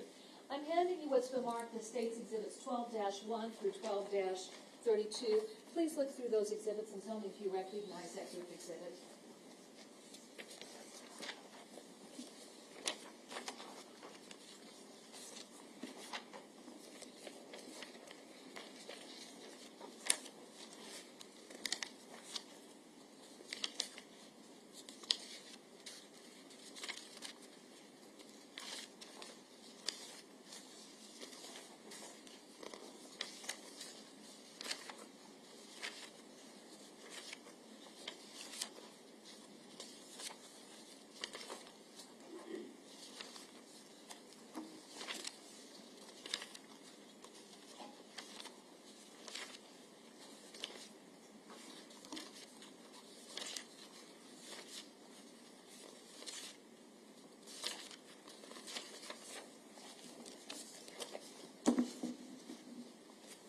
Do you recognize the group Exhibit 12? And I'll get that for you, Agent. I do, yes. How do you recognize this group exhibit? I recognize them to be accurate depictions of photographs that we took from the Impala. Okay. Now, for purposes of our record, have we narrowed the photographs to be introduced? Yes. And then how did we narrow down the collection of photographs from the Impala? Most of them are just pictures of the items from within the Impala. Okay. With the previous photographs introduced by civilian crime scene Jill Foster, would that give the court then a perspective of what the vehicle looked before you started your search? I would imagine so. Okay. Your Honor, at this time, the state would move to introduce State's Exhibits 12-1 through 12-32. No objection. Those exhibits will be admitted. Your Honor, may we publish these exhibits? You may.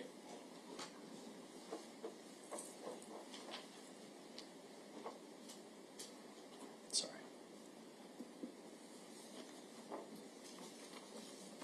Please explain what's depicted in State's Exhibit 12-1.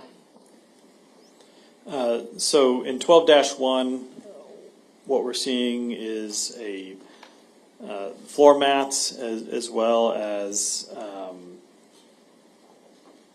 like phone chargers and a pack of cigarettes and some change. Is there something written on that piece of butcher paper to identify the location where those items came from? It says door panel. I think that was more specific to where the cigarettes and change came from. Okay. And then the floor mats, what area of the vehicle did they come from? From the front area. All right. Now, as we look at this photograph, you had referenced that there were phone chargers. Yes. Could you describe, how many phone chargers, first of all? 2 from what it looks like. And then can you describe the color of those phone chargers? One is white, one is black. Yeah, I mean, it looks like there might be 2 heads of phone chargers in addition to the white phone cord that has a USB head to it. Speaking to the obvious, if there's phone chargers in a vehicle, can a phone be charged within the vehicle itself? I would think so. All right. Going to State's Exhibit 12-2. What is State's Exhibit 12-2? 12-2 are items that were taken from the center console of the vehicle. Anything of import that we really need to discuss here? The rag in the middle, washcloth or whatever you might refer to it as. Okay. What was it about the washcloth that was of interest? I think mostly just that it didn't make a whole lot of sense in the center console. We had just concerns that might have something on it. All right. Going to State's Exhibit 12-3, were photographs taken of either side of that washcloth? Yes. Okay. And then as you had looked at the washcloth, was there anything on this side of the washcloth that stuck out to you as a potential stain? Not off the top of my head. Okay. And then going to State's Exhibits 12-4, Again, Again, nothing that really stood out to me as like a stain that we needed to notify the lab about. certainly. Let's go to State's Exhibit 12-5. What are we seeing in State's Exhibit 12-5? 12-5, you're looking at the front passenger seat area. Is this the area that you had referenced earlier on where there was a stain or stains that you were interested in? It is. Okay, now you've got a pointer somewhere along the side. Let me Yep. see. Did you see it? I do. Okay, and actually that darn thing, when we put it up on the screen, isn't working very well, but I'll just give you this little Okay, wooden gotcha. pointer and then show us where we need to be focusing our attention. May I stand? Absolutely. So we're looking at kind of that general area. Okay, and then down below, as we look toward the bottom of the seat, was that a stain or just simply just the way the plush on the upholstery was going? Are you talking about right there? Yeah. Yeah, I don't think that was a stain. I think it was Gotcha. just a discoloration. It didn't appear like a stain. Okay. Would this section that you pointed to, was that part of the fabric that was cut away to be sent to the laboratory? I believe so, yes. Okay. Going to State's Exhibit 12-6. What is depicted in State's Exhibit 12-6? That's a closer up picture of that same seat that we saw in 12-5. Okay. Can you look at that photograph up close? Not looking at it on the screen, but just looking at it to the naked eye. As you look at this with the naked eye, was there any type of coloring associated with that stain? Yeah, there's a darker coloring to it. All right. If you apply bleach to a spot of blood, does it change the depth of the color associated with blood? I couldn't speak to whether it definitively does. I would, based upon my experience, I would say it does. It's going to lighten it a little bit. Okay. Going to State's Exhibit 12-7. What is State's Exhibit 12-7?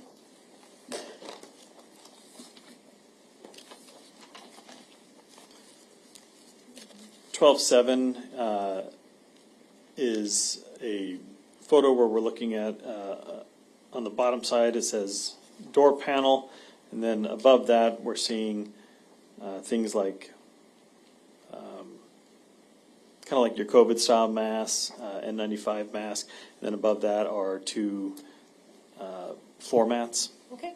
Is there anything of import that really stands out in this photograph? Nothing that I know of. Okay. Going to State's Exhibit 12-8. 12.8, now we're scaling back a little bit, so you're seeing more to the right of what we just saw in 12.7, and now we're seeing the words glove compartment, indicating that the items around that were taken from the glove compartment, which are mostly document type items, things you would normally find in a glove compartment, the vehicle maintenance, books and air fresheners and whatnot. When you had removed those items, or when they were removed, was there any examination of those documents to see if there were names associated with this vehicle? Yes. In State's Exhibit 12-9, what do we have here, and what name do we have on this document?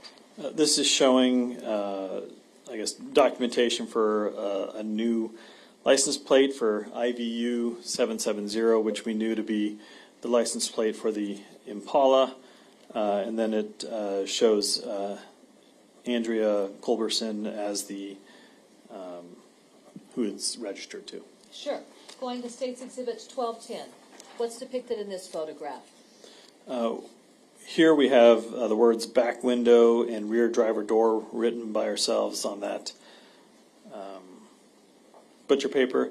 Above each, you have some various hats that were found in the back window. You have on the bottom right, a black mask that has kind of a nose piece almost to it with the American flag on it. A couple of plastic bottles, and then floor mats. Okay. Was there anything of import as it relates to these items? No, I mean, I believe we took the mask for potential DNA purposes. Okay. And then going to State's Exhibit 1211, what are we seeing here? Here we're looking directly into the trunk before we've started taking those items out. All right. Going to State's Exhibit 1212. This is, so that first one is kind of standing back, taking a picture into the trunk, and now this is moving forward. And as you can see, as you move forward a little bit and look down, you can see other items still in that trunk. In this photograph, does it depict items of interest that seemed unusual? Yes. What? You can see the wooden handle.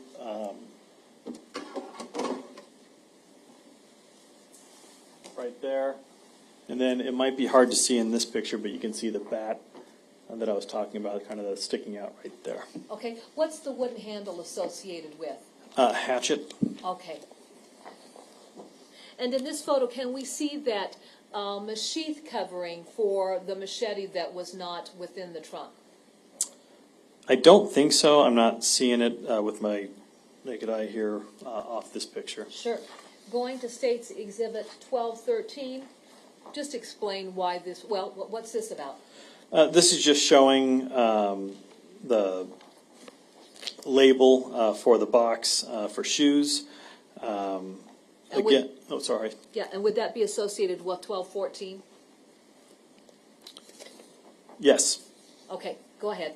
And again, at this stage of the investigation, we don't know what's important versus what's not. Well, there are some items that we don't know if they're going to be in play versus not.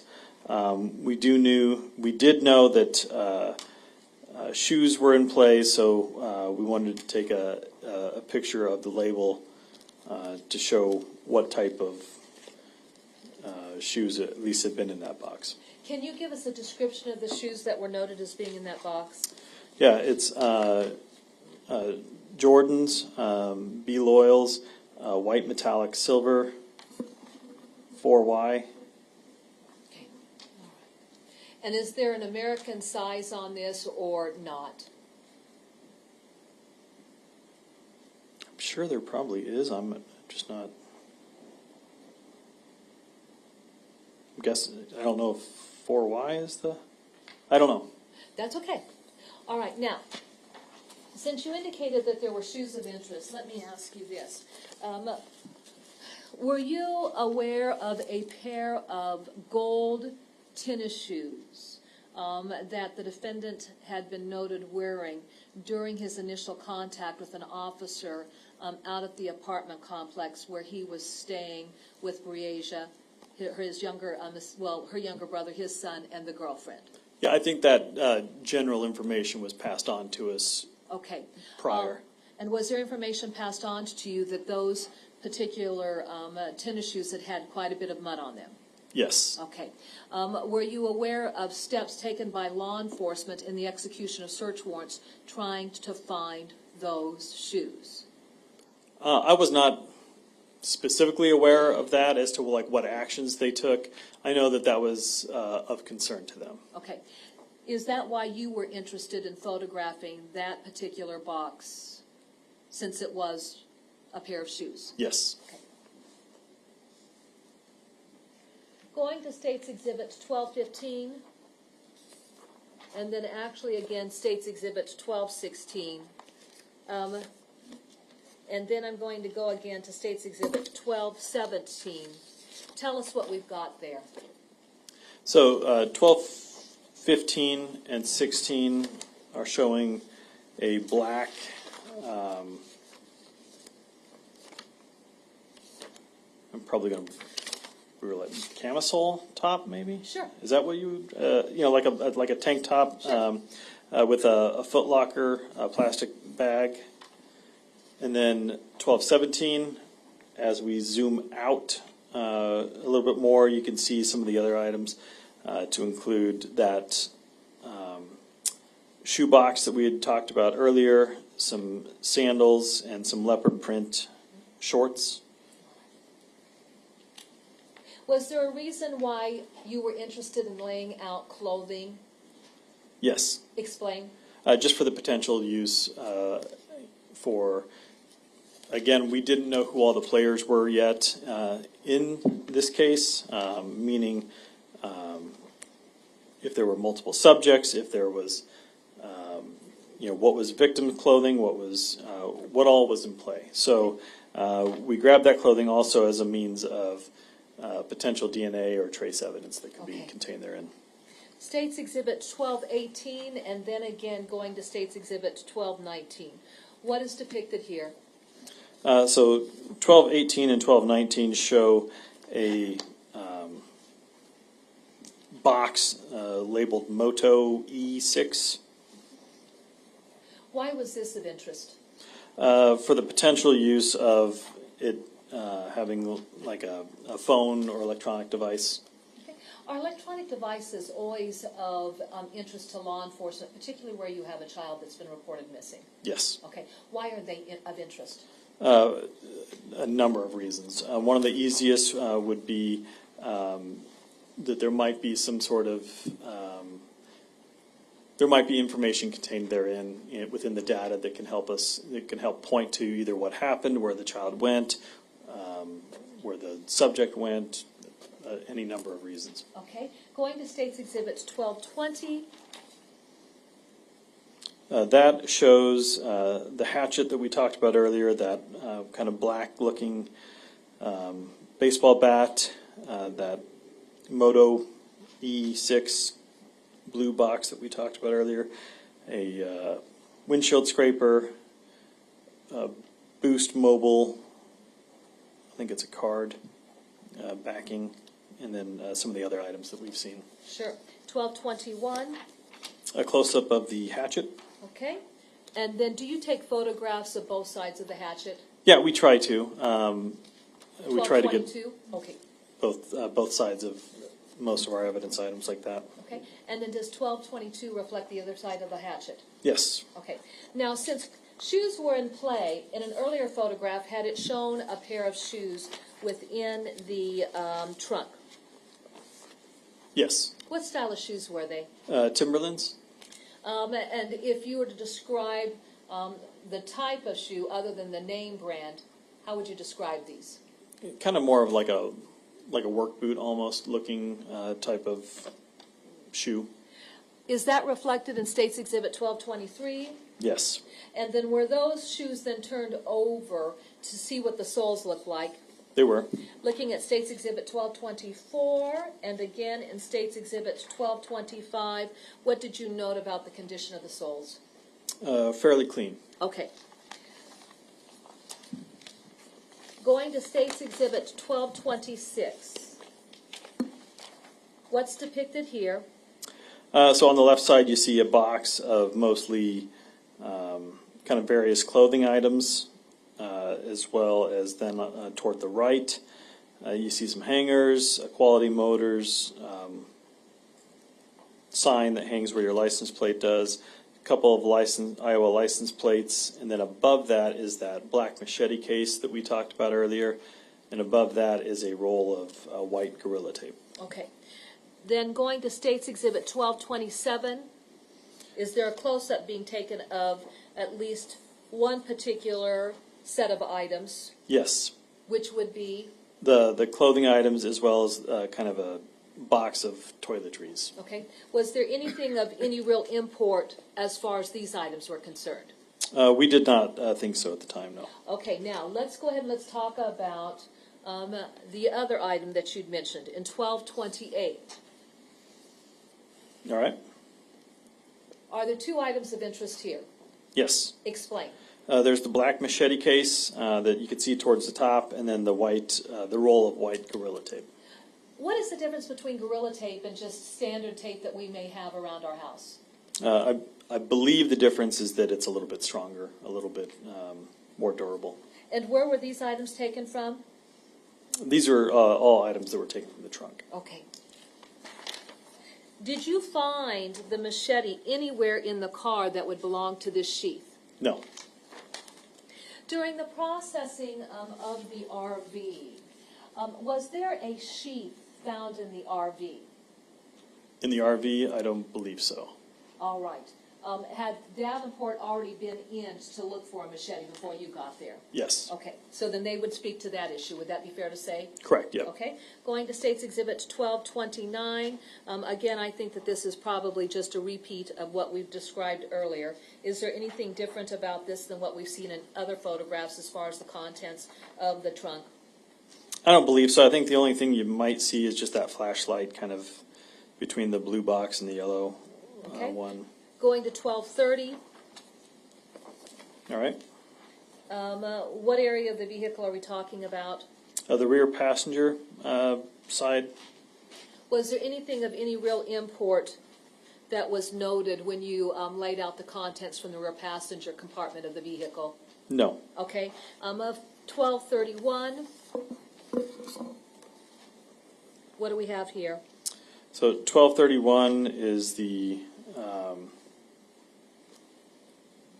barcode area showing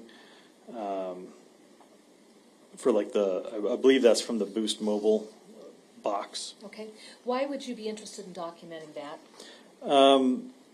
Because we'd want to make sure that we had the serial number as well as the IMEI number that can help investigators track down certain information or, help with certain warrants. Okay, all right. Would that relate to cellular devices that might be of interest? Yes. Okay, and then finally, State's Exhibit 1232. What do we have in State's Exhibit 1232? In 1232, you're seeing the different areas that we cut out of the car. Okay, did that include the area from the front seat? Yes, How many areas from the front seat? just one. Okay, did that include the area of the back seat? It did. All right, and then what would have been the additional item? Well, they're both really from the back seat. So the top portion here is the cloth covering, the upholstery covering, and then down here is the kind of foam padding that's underneath that. Okay. As we look even at the stains on the back portion of the seat there, how would you describe, I guess, the appearance of those stains? I would say that the appearance of those stains with the naked eye don't necessarily jump out at you. With when we applied ALS, they were a little bit more significant as far as the contrast of it. Okay.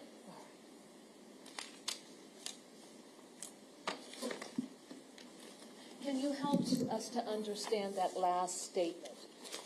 Sure. So what I mean by that is that kind of what we talked about earlier when we're using ALS and we're shining it on certain stains, that it's going to show the outline of what that stain looks like better than what we're going to see with the naked eye. So it illuminates it a little bit better. I think, whatever appropriate verbiage fluoresces it a little better.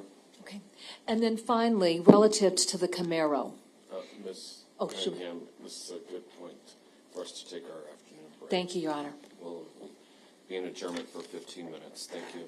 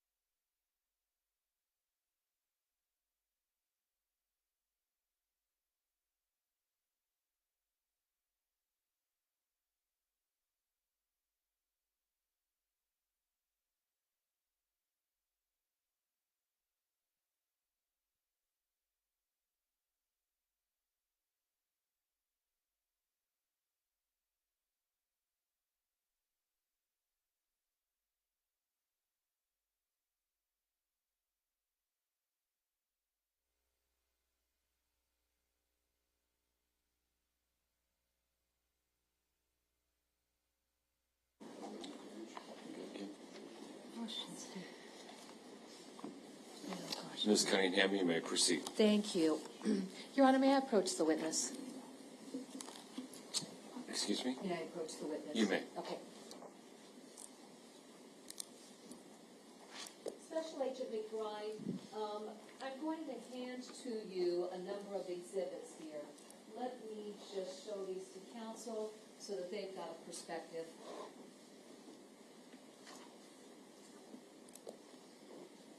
Your Honor, may the record reflect that I'm showing counsel what's been marked as State's Exhibit number 117,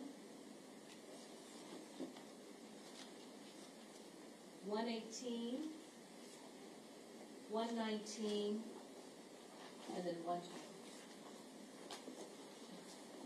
May I approach? You may. Okay. I'm handing you State's Exhibits 117, 118, 119, and 120. I want you to look at these physical items of evidence and then tell me if you recognize each of these. Let's start with our first one. Can I grab some glove? Would you mind if I grab You may. some? That's Absolutely. Yeah, absolutely. But where do we keep our gloves? That's right. Thank you. Probably grab too many. Thanks.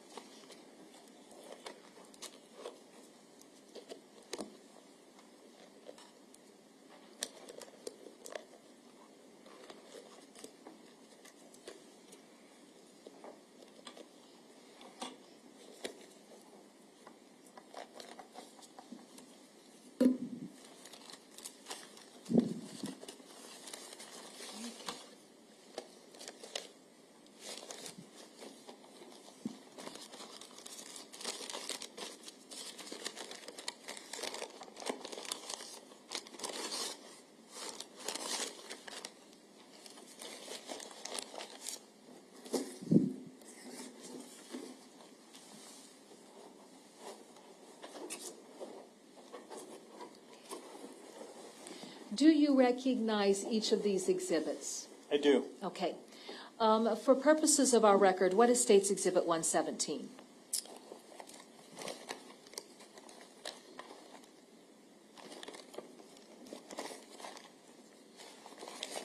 Uh, 117 is the white gorilla tape. State's Exhibit 118?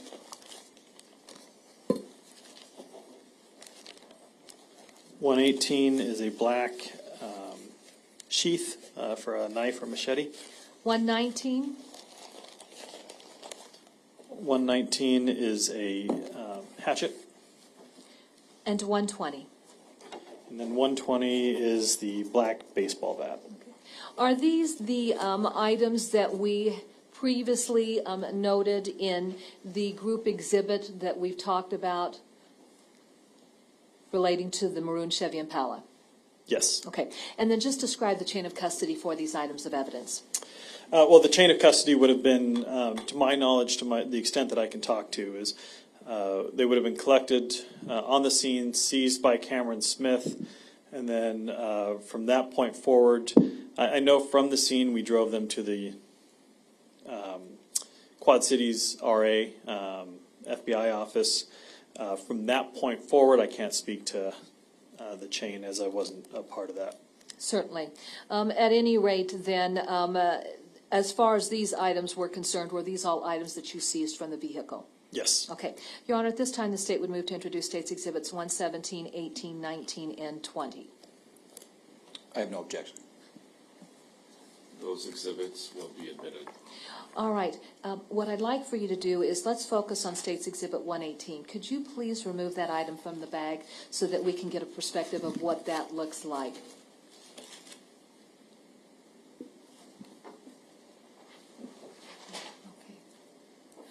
As far as the sheath is concerned, would that hold a narrower, that's, I don't know if that's a word, but we're going to use it, a narrower sheath or a broader sheath? The sheath would hold a narrower blade. All right.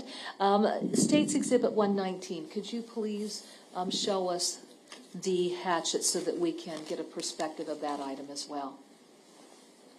And then I'll just take those items and move those for you. Sure. So that you don't have to deal with those.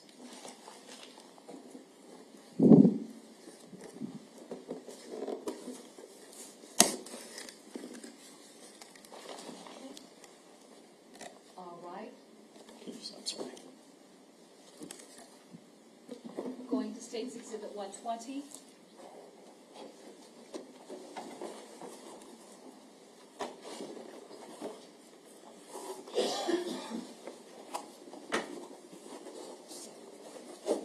All right.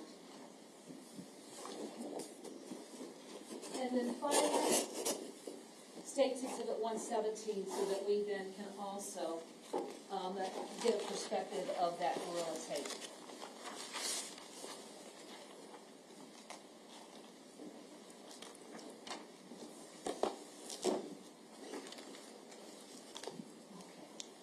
All right, thank you. Welcome.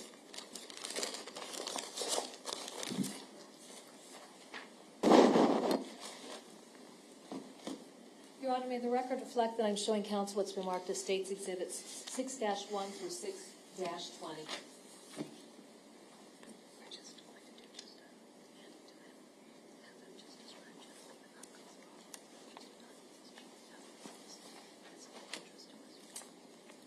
May I approach, Your Honor? You may. I'm handing you what's been marked as State's Exhibit 6-1 through 6-20.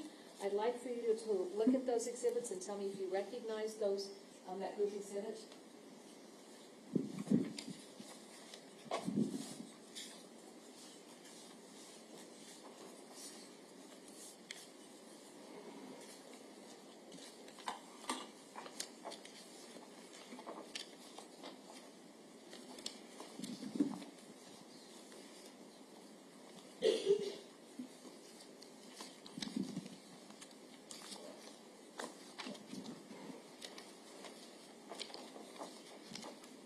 I do.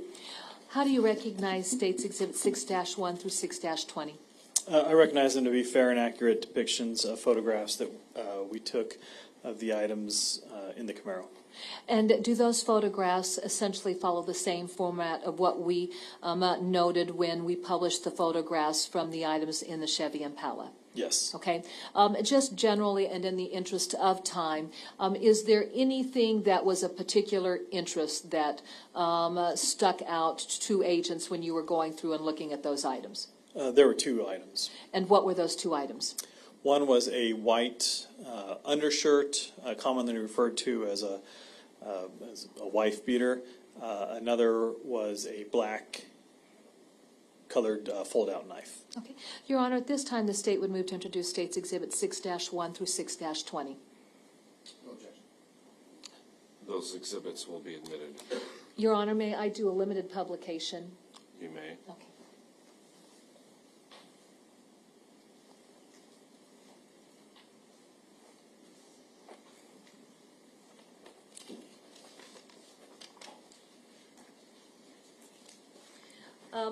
I placed before you State's Exhibit 6-3. What are we looking at? We're looking at the white undershirt that I just earlier mentioned. Okay. Was there information that was imparted to the evidence response team about an article of clothing that Mr. Dinkins would have been wearing in the middle of the night of July 10th of 2020? Yes. And what was the nature of the information that was imparted? I think the nature was that he often wore this style of undershirt. Okay. And so by virtue of that, is that why this particular item was of interest and was photographed? It was one of the reasons, yes. Okay. Was there another reason why this particular item was of interest and photographed? Just due to the stains that were on the shirt. Okay. What was the location of the stain as we see in State's Exhibit 6-3? In 6.3, you can see the stains. I don't know if you can see it all that well. It's kind of more up towards the head area, right there, and I think there might be a few down on the right by where your fingers are. And then going to State's Exhibit 6-4.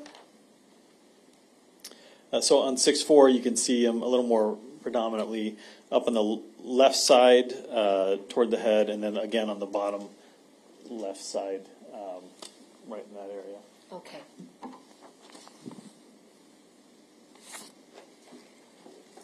And then directing your attention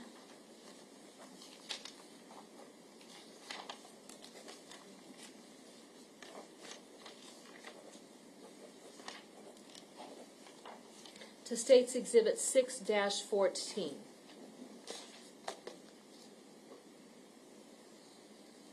What's of interest in this photograph? Here is in the kind of top middle portion is the black fold-out knife that I talked about. Okay.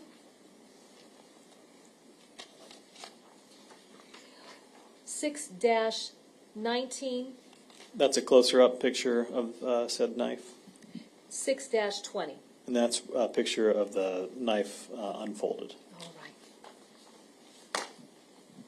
Why was that item of interest?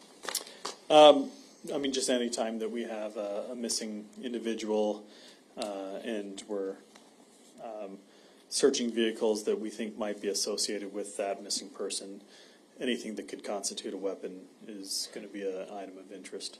Okay. Did that conclude your involvement in this matter? The three searches were all that I was involved with for. Okay. The events that you've described, did they occur in Scott County, Iowa? Yes. I have no further questions. Mr. Waters. Good afternoon. Good afternoon. I will be as brief as I can be, but I would just like to know, just kind of restate your involvement, just very briefly. So my understanding is that you were involved with the FBI's evidence response team, correct? Correct. And then short, we can just call it ERT. Yes. The involvement is essentially, can be either one of two things, forensic or non-forensic searches, right? That's generally the two type of searches really anywhere you do. So my understanding with these three searches, or the searches of these three vehicles, was both non-forensic and forensic, correct? Yeah, I mean, you could say that.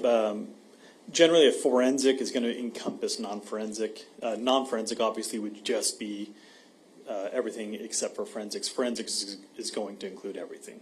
Okay, so the forensics would essentially be, testing for DNA, blood, seminal liquid, some sort of bodily fluid, something like that. Correct, right? yes. Okay. And then you were requested, I think you said on July 13th of 2020 by the Davenport Police Department to conduct these searches, correct?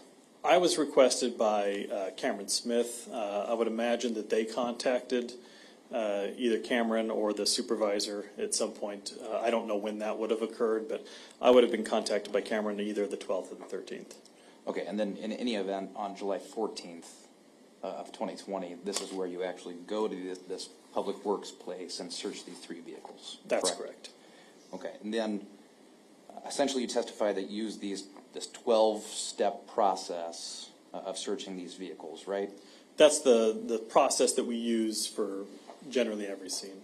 Now, just before we go into these three searches, all 8 of you, as this search is being conducted, are wearing, essentially hazmat suits, right? I wouldn't call them. I get what you're referencing. They're not hazmat suits. They're made of Tyvek material that keeps us safe from anything that we might encounter, as well as keeping our own DNA and biological, anything like that off of whatever it is we're searching. Sure. I mean, so you wear these specialized suits, so, one, you don't taint any evidence, right? Correct. Or possible evidence, right? And then you don't want to get your blood, sweat, tears, whatever it may be, on any of this stuff that you're searching or that you're standing in. Correct, yeah. Okay. So I want to talk first about the motorhome. There was some indication that, either blood stains or some sort of stain, could be from a bodily fluid, might be in this motorhome, correct? From the initial survey, yes. Okay. You're actually physically in the motorhome on July 14th of 2020, right? Correct. Okay. Do you smell bleach at all during that time? I don't recall smelling bleach, no. Okay. Is there, and I'm going to probably reference this a few times, but is there a test that the FBI uses or any law enforcement agency uses to test or detect bleach? There's nothing that our evidence team would use. That I'm sure there might be. I couldn't speak to what the lab uses, but there's nothing on scene that we could use. Okay, so I think you testified maybe that the alternative light source that you use could detect a fluorescence of bleach, right? I said that it's got the possibility of detecting a number of different types of. So when it fluoresces, it doesn't necessarily mean that it absolutely is biological fluids. It could mean that it's cleaning, different cleaning solutions. It could mean that it's different, plant-based, things. There's really, that's why it's not a confirmatory test. It's just it could provide us insight as to there might be something worth sending to the lab, but it isn't anything confirmatory. Sure, but then you would swab something like this or cut it out of, whatever material it may be in, right? Yeah, we would either swab it or send the whole thing to the lab. Okay, so once it gets into the lab, does the lab have the technology to test for the detection of bleach? I don't know. I couldn't speak to that. Okay. In this motorhome, there was a sink that you said was of import, right? Yes. Okay. You're aware there was no running water in the RV, right? Yeah, I mean, there wasn't. It made sense that there was not any. Okay, and then I think you said that the sink was either swabbed or, some sort of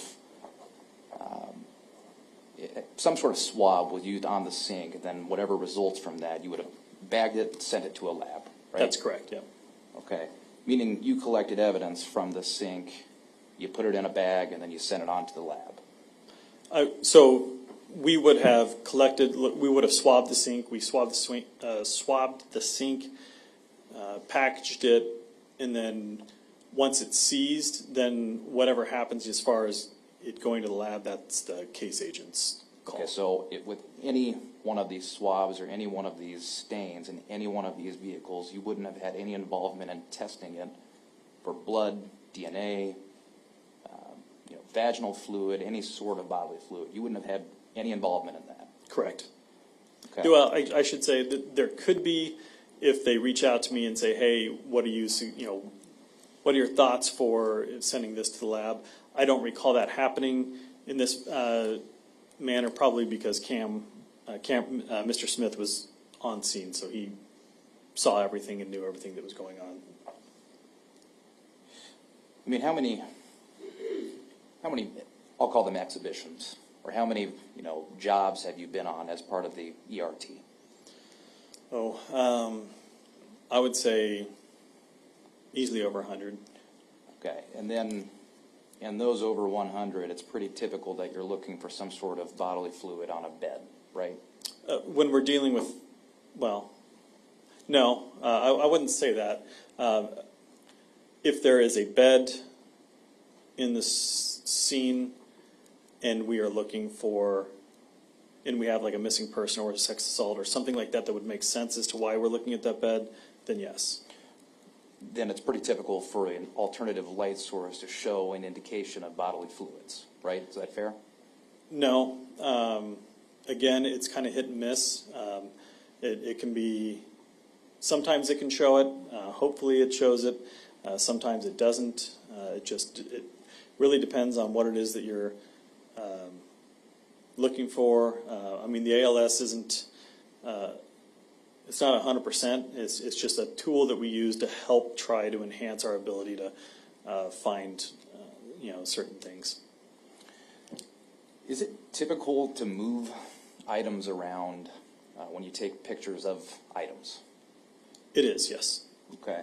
Is there any reason that you would know that, we looked at an exhibit earlier that it showed a picture of a small container of cleaning bleach. Do you remember that exhibit? The green bottle? Yes. Yes. Okay. Is there any reason that that little bleach bottle would have moved spots if the Davenport Police Department has a picture of that bottle in another place? Not to find, I mean, I don't have a I don't have an answer for that, no. I don't know why it would have moved. Did you or anybody from your team, those 8 people, move that bleach bottle? Not to my knowledge. Okay. And then, just specifically for the RV, did you find any firearms? No, Did you find any ammunition in the RV? no, Specifically, you didn't find any .38 special ammunition? no. No ammunition whatsoever? Not to my knowledge, no. Then I want to move on to the Impala, and I think you said that the left shoulder of the passenger seat was of interest to you, right? Yes, And that would have been because you saw some semblance of a stain, right? correct. Okay. You submitted, correct me if I'm wrong, but I think what you said is that you cut out that little patch in that seat and then you sent that on to the lab, right? The first part's correct. I didn't send anything to the lab, but I would have cut that piece out, and then, again, the case agent would have made that determination for Okay, what but was. somebody from the team sent it on to the lab. I would imagine so. Okay. And then, again, you wouldn't have had any further involvement with actually testing that little cutout piece. That's correct. Okay. Did the Impala smell like bleach at all? I don't recall the Impala smelling like bleach. Well, I mean, you would agree with me that bleach has a pretty strong smell, right? Initially, yeah. I would say that over time, it dissipates. The smell dissipates. And then the items of the trunk, we looked at quite a few pictures. Essentially what happened is you took pictures of these items and then you collected all of those items we just went through, right? We didn't. We collected those items, yes, that we just presented. Okay, and then specifically we looked at pictures of those boots in one of those exhibits, right? That's correct. That would have been those yellow Timberlands. Correct. Yes, And then I think that you said, or you testified, that they looked pretty clean, correct? that's correct. Okay, are we aware whether those boots were tested for any dirt on the inside or outside of the boot? I'm not aware. Okay. Did you or the case agent direct this lab we're talking about to test for dirt? I did not. I can't speak to what the case agent did. Are you aware whether those boots were tested for anything? I'm not. No. Okay. And then we talked about this hatchet that's actually sitting right up here in front of me. I think that would be exhibit number 119, right? I don't remember the exhibit number, but I do recall what you're talking about. Well, you just looked at that hatchet, right? Yes. Okay. Is it fair to say that the hatchet had hardly been used? I couldn't answer that. Well, there's no obvious chips or abrasions on the metal of the hatchet, is there? I don't recall without looking at it, but I don't know if that would. Here, well, I can bring it to you. Sure.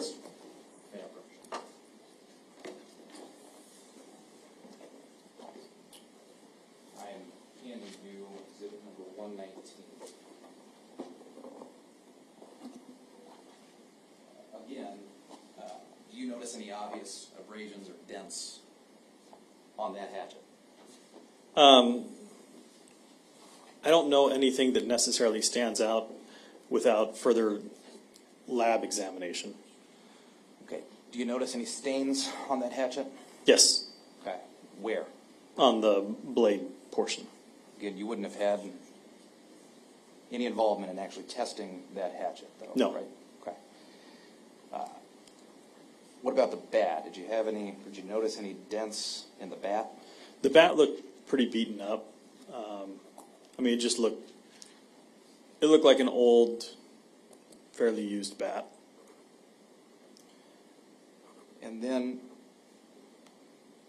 just so I know, how long did you guys look or search this Impala? I would have to look at my documentation. I want to say we started the search of the Impala at approximately 2 p.m. And, I mean, we seized all evidence at 6:30 p.m., but that also counts for the Camaro in there. So I would say, again, without looking at the documentation, I would be guessing that it was anywhere between 2 to 3 hours. Okay, and that's fine. And the reason I ask is because you extensively searched this vehicle, right? I feel like we did, yeah. Okay. You didn't find any tarps in the Impala, correct? Correct. Didn't find any plastic sheets? No, Didn't find any garbage bags? we did not. Okay.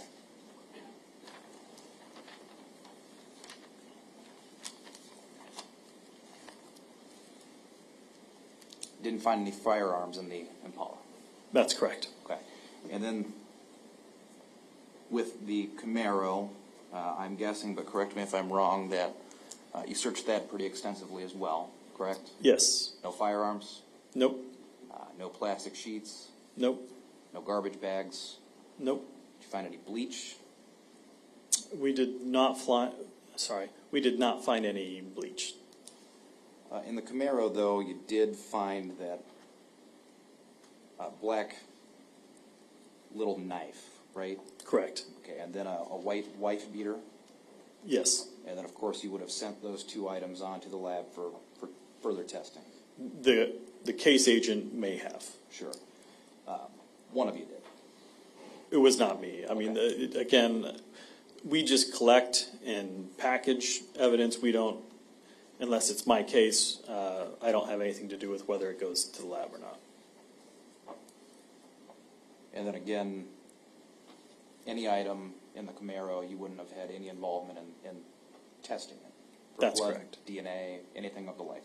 Nope. Okay, that's all I have. Thank you. Thank you. Ms. Cunningham? Yes, thank you. Again, for purposes of the record, what date did you process and search those vehicles? That would have been the 14th, so July 14th of 2020.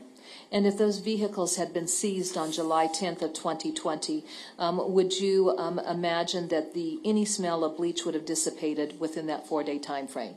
It's very possibly that it could have, yes. Okay.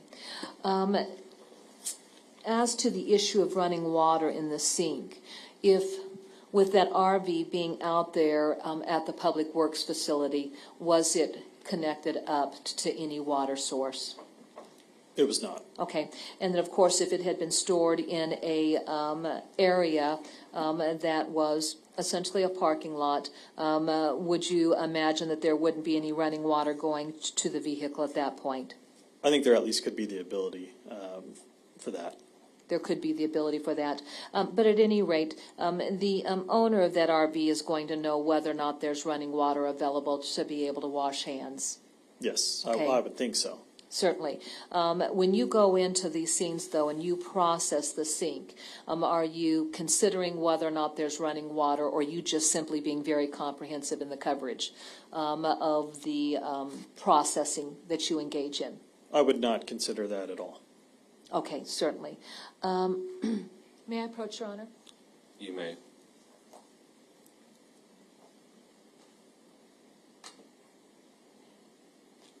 I don't know if you have the ability to articulate it, but is there discoloration on the hatchet itself? Not the handle, but on the hatchet? I mean, with my naked eye, looking at it right now, there are a few marks, like Okay. scuff marks, it looks like. All right. All right. And would that be consistent with something that had been used? I would think so. You know, I can't say on an expert level whether that's true or not, but Sure. it looks like something that's been used. Okay. What is the color of the blade of the hatchet? Black. Okay. And then so when you look at the color on the blade of the hatchet, is there variations then in the surface so that it's not a total black hatchet? There are. Okay, thank you. I have no further questions. Mr. Waters?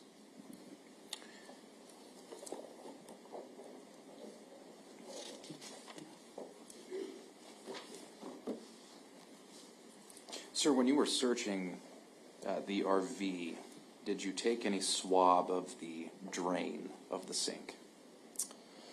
I don't know what specifically I believe that would have been Jasmine swabbed. I will say most of the time when we're swabbing the sink, they will swab every part of the sink. Does that typically include the drain? Like, are you talking about the pop-up drain, like the actual drain itself, or are you talking like a trap of some sort? I'm sorry, I just want to make sure. Either one. The drain, yes, it would not necessarily include the trap, if there's a trap, like a P trap or something. We don't always necessarily do that. Okay, do you know if it happened with this search? I would say that the drain, I can't speak to that it absolutely did. I would say usually our protocol would suggest that it did. With the P trap, I would say that it most likely did not.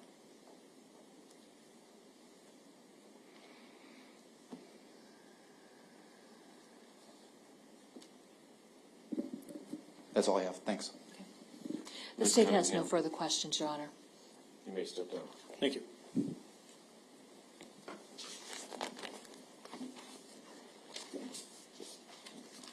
Your Honor, the state calls Jason Ellerbach to the stand.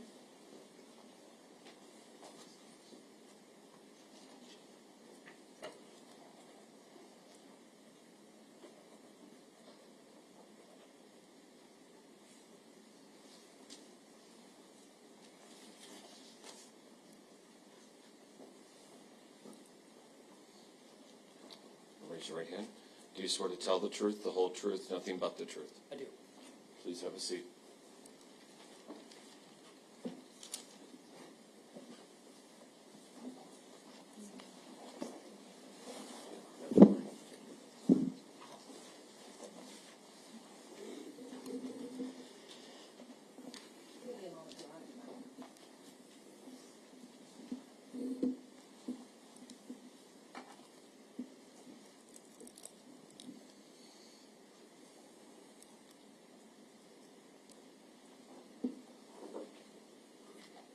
Please state your name for the record and spell your last name.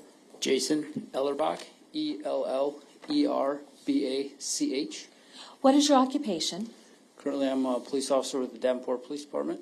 How long have you been employed with the Davenport Police Department? I've been in Davenport a little over 16 years.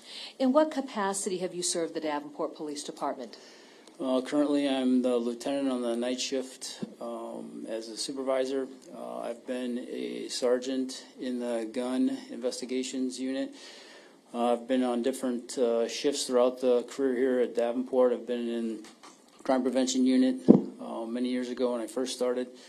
Served as many roles as a participant in Davenport Police Department. Okay. Now, in what capacity were you working for the department in July of 2020? At that time, I was assigned as the sergeant in the gun unit. Were you involved in some way with the investigation of Breasia Terrell, who had been reported missing as of July 10th of 2020? Yes, ma'am. In what different capacities were you involved in that investigation? The main capacities that I was involved in was I was tasked with assisting in searching some areas once information came in for the case. At times I was assigned to assist in coming up with a plan and coming up with searching of some of the areas that were identified through the investigation. Okay. Now, were you involved in the search efforts that were conducted on July 10th up in the area of the Jersey Meadow Apartments? I was not. Okay. Were you involved in the search efforts of July 10th down in the area of Credit Island? I was. And then just very simply, what did your role consist of down in the area of Credit Island? Yep, in that area on that day, many officers from multiple agencies were down there searching through the foliage in that area. Information was given that possibly would be a location of the body. I assisted in just walking through literally on a scrimmage line side by side with other detectives throughout the day. That day was sunny and hot. It was really hard to get through the train that day. And ultimately, nothing was found by me on that day. Okay. And I'd like to take this opportunity just to educate. When you had talked about the search efforts down there in the Credit Island and the use of scrimmage lines, define what you mean by a scrimmage line. Literally just walking shoulder to shoulder, arm's length apart, between different distances because you had to move your way around bushes, trees. The terrain was rough down there, so at times we'd be side by side, and at times you'd be 10, 15, feet apart, just trying to work through the area. Okay. Recognizing the proximity of individuals involved in the search, did this type of setup lend itself to ensuring that all of that area was covered to ensure that Breasia was not down there? Yes, to the Okay. best of our abilities, yes. Okay. Now, if we talk about that concept, was that same concept applied to the search efforts that would have been conducted anywhere relative to looking for Breasia Terrell? They would have been very similar, if not the same, depending on the terrain. Okay. Now, I want to direct your attention to events that would have played out on July 15th, 16th, 17th, 18th, and 19th. Before we talk about those events, Sergeant Ellerbach, were you aware of developing information that was coming into the Detective Bureau after Breasia had been reported missing at 8:29 a.m. that morning? Yes. Okay. Were you aware of who the party of interest was that was associated with Breasia? Yes. Who was the party of interest? Henry Dinkins. And what was your understanding of why Henry Dinkins was a party of interest? He's a male figure in the household with Breasia. Okay. Was he the last known individual to be seen with Breasia Terrell? Yes. All right. Now, with the report of a missing child, in this investigation, beyond just doing massive searches, were there certain approaches being taken to this investigation to identify the movements of Mr. Dinkins through the night of July 10th, and I mean after the midnight hour, to the morning where he then had contacted her mother to say that the child was missing? Yes. Okay. What were two of those primary investigative techniques that were utilized? One was probably the cell phone. Sure. And they're just trying to track down where he may have been throughout those specific dates. Okay. As of the early morning hour of July 10th, was there some information that was developed from his cell phone that was the foundation for events that played out July 15th through July 19th? The cell phone indicated that he may have been up near the area of Clinton, Iowa, Okay. at a store. All right. And with that being said, did you know what location he would have been identified as being at there in Clinton at a store? At Walmart. At Walmart. Was that confirmed through video surveillance footage? I believe it was. I did not do the confirmation of that video. All right. Was that handled by other investigators and or officers? Yes, ma'am. Okay. Now, given that piece of intelligence information, did that make the area of Clinton an area of interest? Yes, it did. Okay. Why? Through the cellular device, it gave probable and likely areas of individual carrying that cell phone. That would be good areas to search for Breasia. That is why the investigation kind of moved up to Clinton for us going up there with search teams. Okay. What was your role in that aspect of the investigation? My role for that was I was contacted by Lieutenant Chisholm at the time, and he had identified an area that needed to be searched up in Clinton. My specific role was to link up with local resources, identify the areas, identify the terrain and needs that would be in regards to equipment, personnel and staffing, in order to conduct a thorough search of those areas. On those specific dates, was stationed inside. I didn't do any of the searching. There were teams that were sent out to assist in the searching, broken down by the maps that at the time Lieutenant Benning, along with local resources, had identified as areas that we would like to search. Okay. When you reference you're connecting up with local resources, define what you mean by that. The Clinton PD, Clinton County PD, eventually Iowa State Patrol came up to assist. Any law enforcement area or agency, Scott County was also up there with us. It's kind of all hands that are available on deck to help us search those areas because of the severity of the case. Did that include any law enforcement from our state, DCI? DCI may have been there. Sure. FBI was also there. Absolutely. Yeah, I don't recall if DCI was there or not. They may have been, yes. Certainly. And then as far as the terrain and needs, what was noted about the terrain which would predicate the needs that were required for search efforts? In regards to the train, we utilized four-wheelers, ATVs, just to be able to cover more ground at times. We used drones. The Iowa State Patrol airplane was utilized to assist searching larger areas. In water-fed areas or water areas, we used the kayaks and kayak teams. We were out on foot searching in the areas that we could get to. Any resource that we deem that would be appropriate and assist us in covering those areas that we identified through the cellular device we utilized if we had available to us. Okay. Now, I want to direct your attention, I believe, to State's Exhibit 38. Let me go ahead and put this up here on the easel. Before I ask you any questions, I want you to come down and orient yourself to this particular exhibit.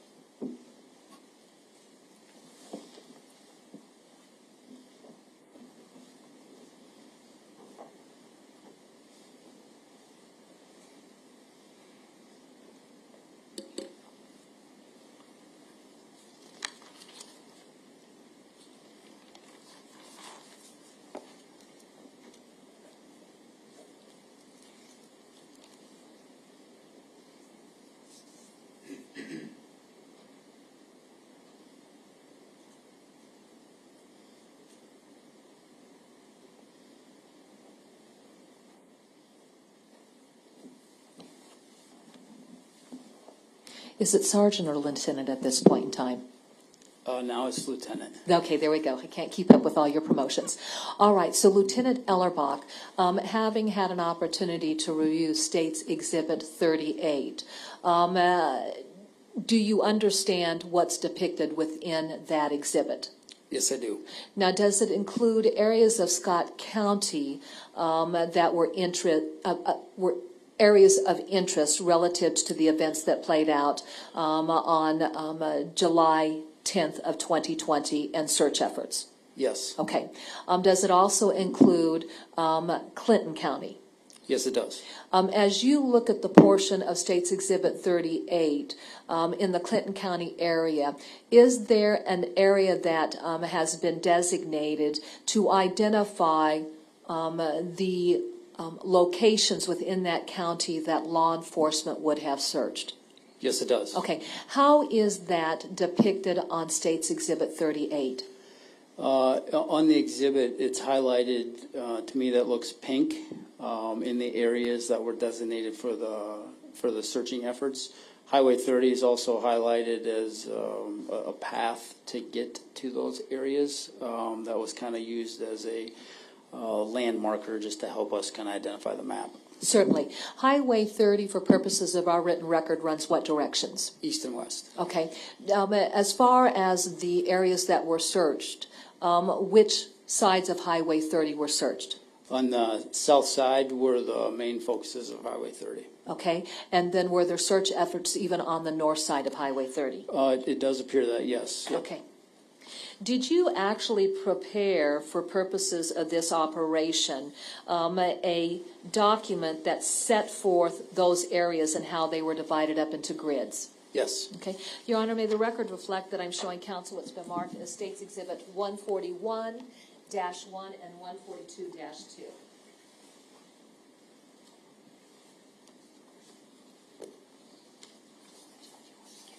All right, thanks. Okay. Okay. Sounds good.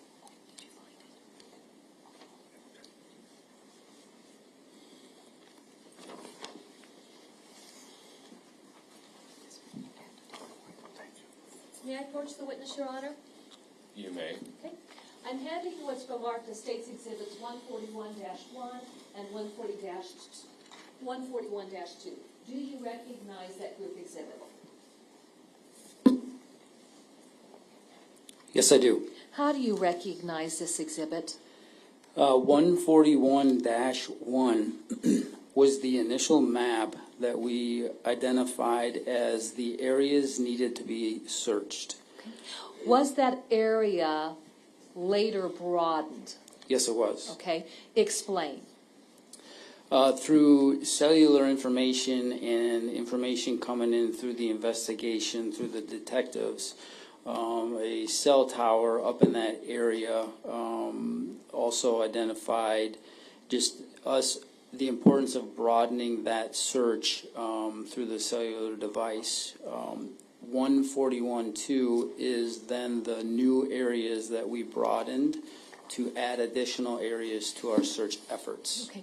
Would that have included an area to the south of Highway 30 when we speak of the community of Comanche in the rural area around the Comanche area? Yes, it would. Okay. Now, was that entire area divided up into various grids? Yes, it was. And then were each of those grids assigned a number? Yes, they were. Okay. With the entire efforts that played out on July 15th through July 19th, how many gridded areas were the subject of a search? I see 24.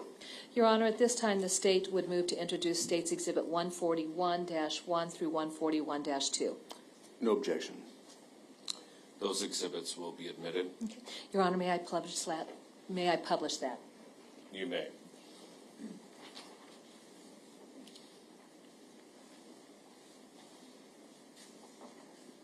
Looking at State's Exhibit 141-1 to begin with,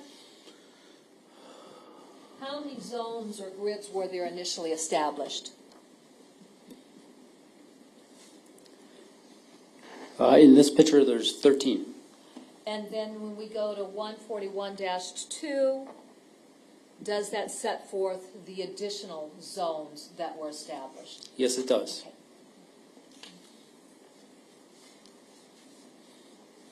Were you stationed at the command center the entire time? Most of the time, the very last day I went out, but I wasn't involved in any of the searching. It was still organizing search efforts, but the majority of the time, yes, ma'am. Okay. And then what would happen at the command center? So a lot would happen between organizing, a lot of things between food, resources, identifying who is searching certain areas. Once an area was complete, monitoring that and making sure that it was completed as thorough as we could. If there are areas in that specific zone, if we had to go back to, if we had to drop additional resources into it, and then organizing those.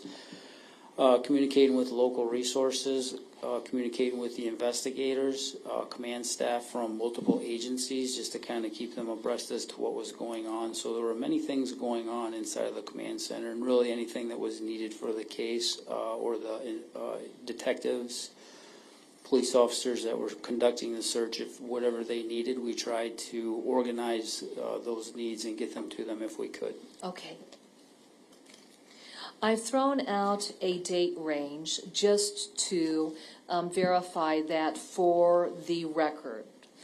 What dates then did these search efforts take place on? It should have been, I believe it's the 15th, 16th, 17th, and 18th. And was the 19th also that date as well, a date as well? It may have been, yes. Okay. Would it help to refresh your recollection by reviewing a report that you've used or prepared? Yes. Your Honor, may I approach the witness? You may. I'm handing you a report tell me if you recognize that report? Yes, I do. How do you recognize the report? It's a report I narrated on August 3rd, 2020. Does it help to refresh your recollection? Yes, it does. Okay. And was the 19th also a date that search efforts were conducted? Yes, it was. Was Briasia found anywhere within that area? She was not. And so as of July 19th, was this child still missing? She was.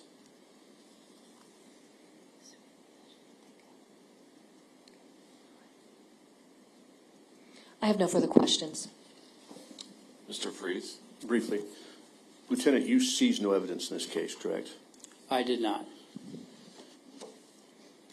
Would you agree with me that as of July 11th, 24 hours from Briasia Terrell's disappearance, that the theory of the Davenport Police Department was that Henry Dinkins had abducted Briasia Terrell?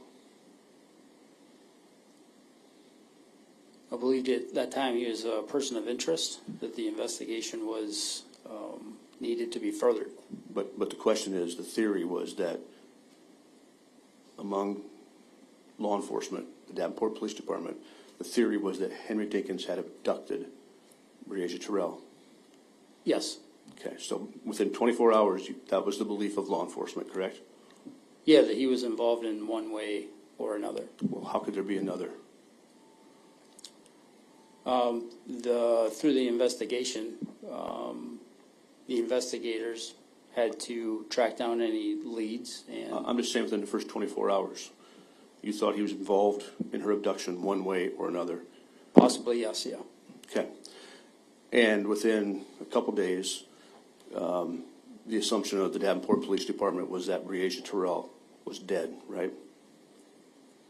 I think the longer the investigation went on, that was a strong possibility, yes. Well, would you agree with me that the Davenport Police Department would not have brought in an expert with cadaver dogs to search for a dead body unless they had a strong opinion that this little girl was in fact deceased? I would agree with that statement.